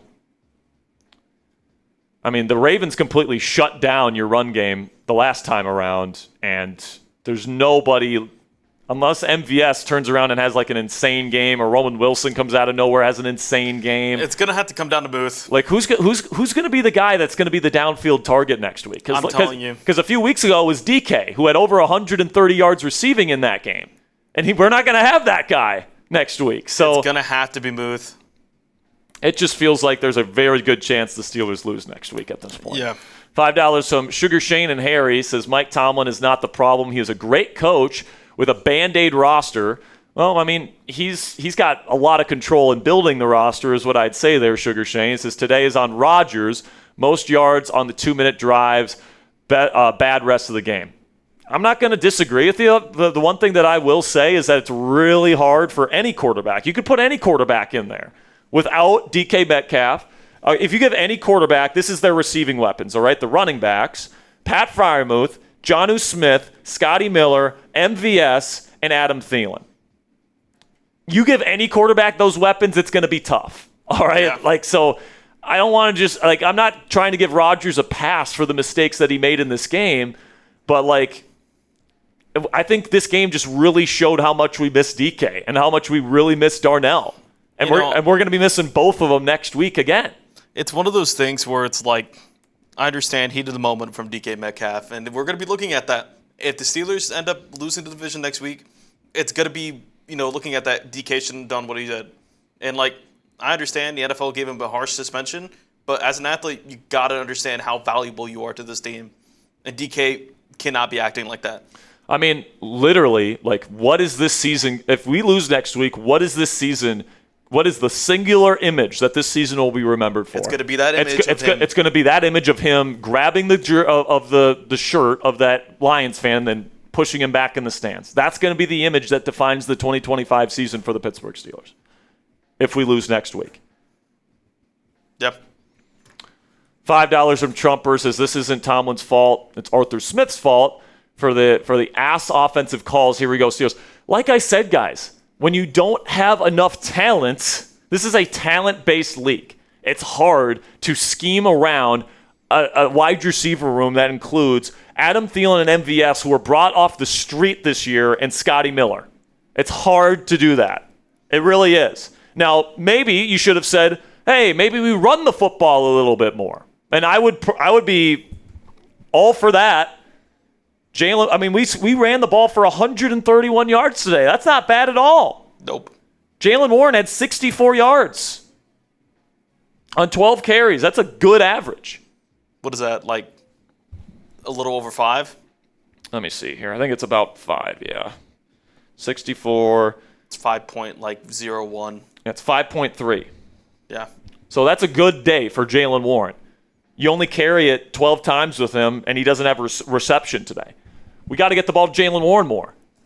Like, dude, like this team tried to run the offense that they've been running the last 3 weeks when they've been playing well, by the way. With DK Metcalf, With DK Metcalf.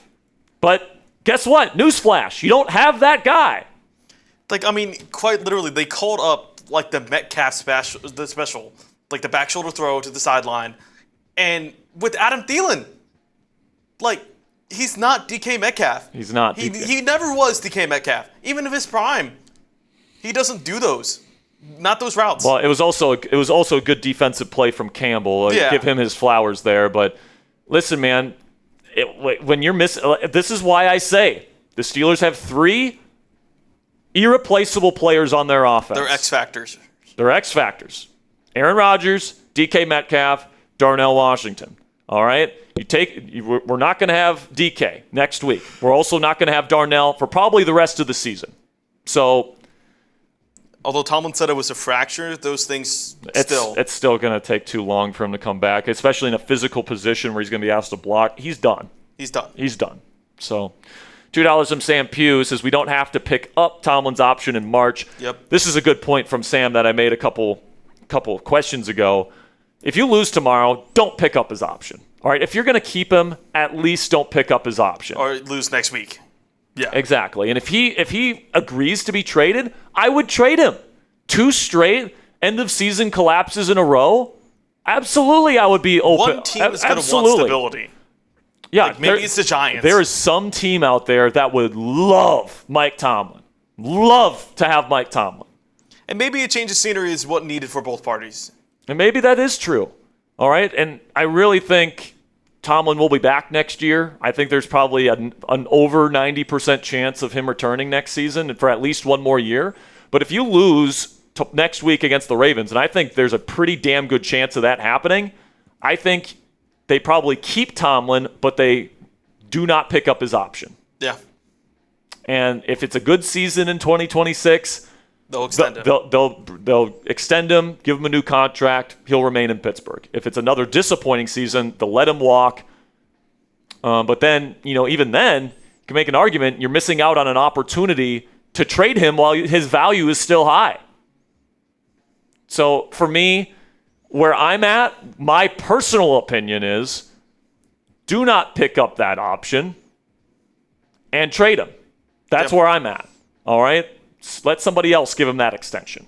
We bring in Flores. We get an additional, maybe even 2 draft picks for Mike Tomlin. Because, Mike Tomlin, 19 straight non-losing seasons? There is a team out there that is in desperate need of stability. Giants, Titans, a bunch of teams that would pay a lot to get Mike Tomlin as their head coach. All right? No, I'm not saying like the Giants would trade the first overall pick for him. But if I'm a betting man, I would say Tomlin is back next year. If Rodgers wants to come back next year, I think he's back next year. And they're going to run it back with largely the same cast of characters, only maybe they add a receiver in the draft. Mekhi Lemon, hopefully. We'll see. $2 from Vol says, I don't think we should fire Tomlin, and DW broke his arm. Yeah. Yep. Yeah, man. Obviously, a lot in terms of the sentiment surrounding Tomlin. And if we lose to Baltimore next week, the fire Tomlin chance will be back. And it's at home. Like, if we get whooped at home in the season finale to lose the division, the fire Tomlin chance will absolutely be back.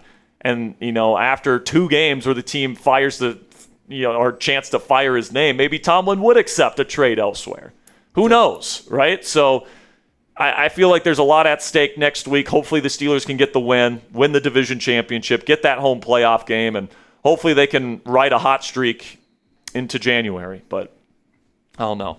$2 from Interstellar Reaper says, drug test Arthur Smith. What the F was that call on 87?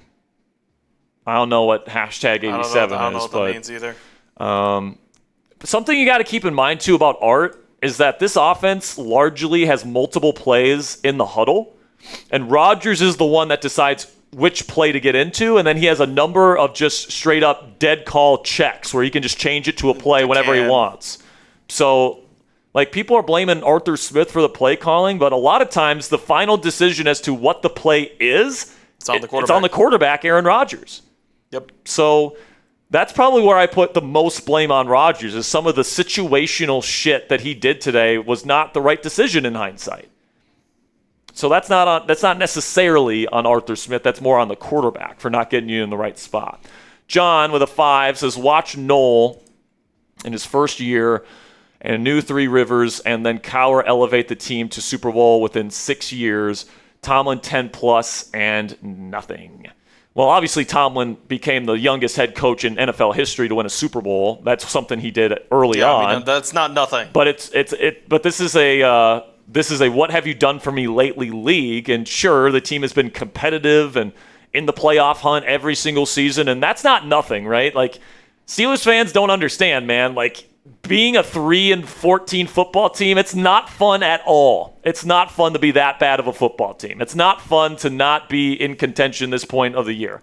I would rather take a 9-8 season and missing the playoffs at the last second than a 3-14 season any day of the week. And, fuck draft positioning, all right? Like, that's the Chiefs, after I think a 10 or 11 win season, drafted Patrick Mahomes. The Philadelphia Eagles, coming off a playoff season, drafted Jalen Hurts. Yeah, they already had a quarterback, by the way. Like, there's other ways to get a franchise quarterback than being an absolutely terrible fucking franchise. I mean, like, you even take these, like, retreads. The Seahawks got rid of Geno Smith, signed Sam Darnold, and look what they're doing right now. They're the 1 seed right now. Yep. And that's with a roster built by first-round picks at skill positions and in the interior offensive line and defensive line. Like, you can win games and still be a rebuilding team. Like, you don't need to be a losing team and, blow up your entire roster and, to go to the Super Bowl. Like, yeah, I understand the Pats kind of did that, but, like, you don't need to do that. Yeah. $2 from Pittsburgh Titans says, do we keep the con master or get a new GM? They're going to keep him. Yeah. Like, they're not, unless they get to the point where they are really down bad and they're getting like 2 and 3 win seasons and it's a complete embarrassment, they're going to keep Omar Khan. So if you're hoping for a new GM, I would not hold my breath on that. I would say getting rid of Khan is much less likely than getting rid of Tomlin, and I don't think getting rid of Tomlin is all that likely either. So Ted Brennan with a $10 Venmo says, let me see here.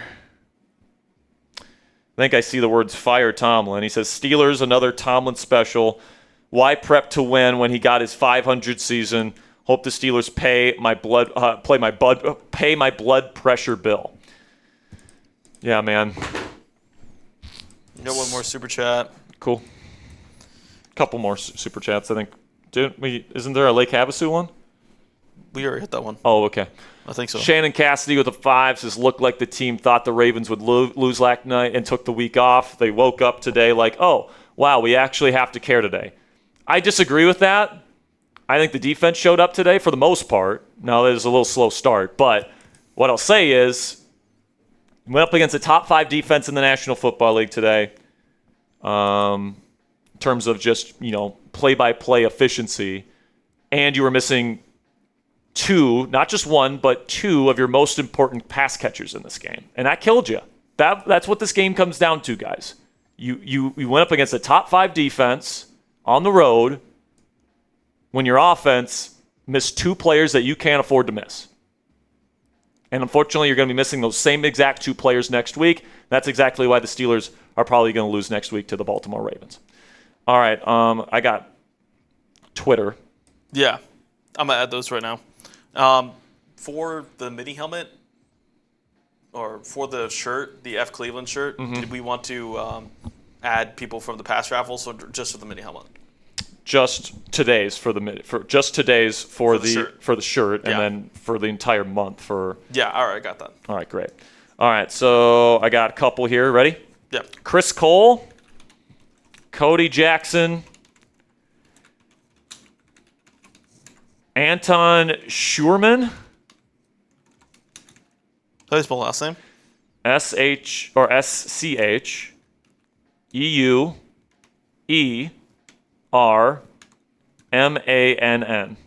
Okay. Bill McCush. M-I-K-U-S-H. McCush.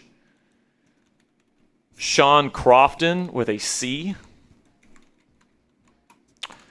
And then Frank Oblinski. And then for the shares, OG Chronics, Eugene Payne, Mike Nintendo Master, Troy Philip Abuga, Claudio Jerez, that's G-E-R-E-Z, Robert Kirkpatrick, Czar Craig, Alan Huff, Terza Bulware, Jaden Jarrell, and Kevin Reed. Give me one moment to...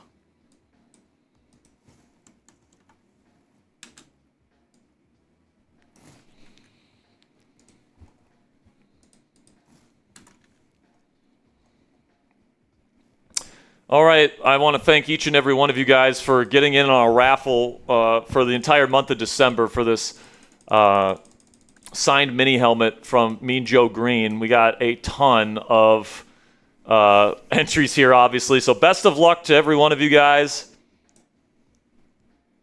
as we spin the helmet wheel. We also have another raffle after this one, by the way, so stay tuned for a T-shirt. This one's Glenn Brandt. All right. Glenn, congratulations to you, my friend. And now Ponzi set up that second wheel, and we'll raffle off an F the Browns T-shirt. There we go.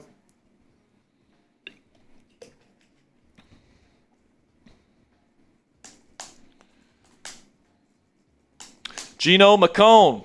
Gino, well, congratulations to you. Make sure you send me an email, guys, at sperry@chatsports.com. Gino, make sure you send me censored or uncensored.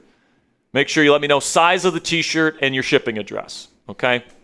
The other person that won, Glenn, just let me know your shipping address. I'll make sure to get you the mini helmet. Greatly appreciate all of your guys' support. Tough game, tough day in Steelers Nation, man. You had the opportunity to win the division. All you had to do was win a 3-12 against a 3-12 football team today, and you couldn't even muster up double-digit points. Couldn't even get a single touchdown. So that sucks. It really does. Hopefully the Steelers, it's a week-to-week league. Who knows how good this offense could look or not look next week against Baltimore.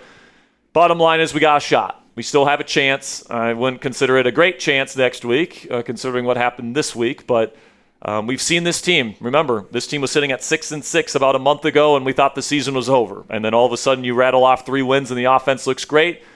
Who knows, man, what happens and what's in store for us next week. But hopefully it's some good things. Hopefully the playoffs are still in the Pittsburgh Steelers' future, but it all comes down to next week. We got a last-minute super chat here from Shannon. It says, looked like the team thought the Ravens would we already had this one. Did we? Yeah. This one's just came in, I thought. Never mind. Interstellar Reaper says, what are your thoughts on the roughing the passer penalty called on Cam Hayward's sack? If I'm remembering correctly, that drive still ended in a punt, so I don't really care about that, Interstellar. It didn't really make an impact on the game, in my opinion. But, I'm pretty sad that this was the result today, guys. Obviously, you still got an opportunity next week. Hopefully, this team is ready to go. A legacy game for Aaron Rodgers. It kind of feels to me kind of similar to what it was last year for Russell Wilson, Ponzi, where that playoff game against Baltimore, if he would have won that game and we won a playoff game with him, he probably would have been brought back this year. But because they lost, and it was 5 straight losses with him at quarterback, they moved on.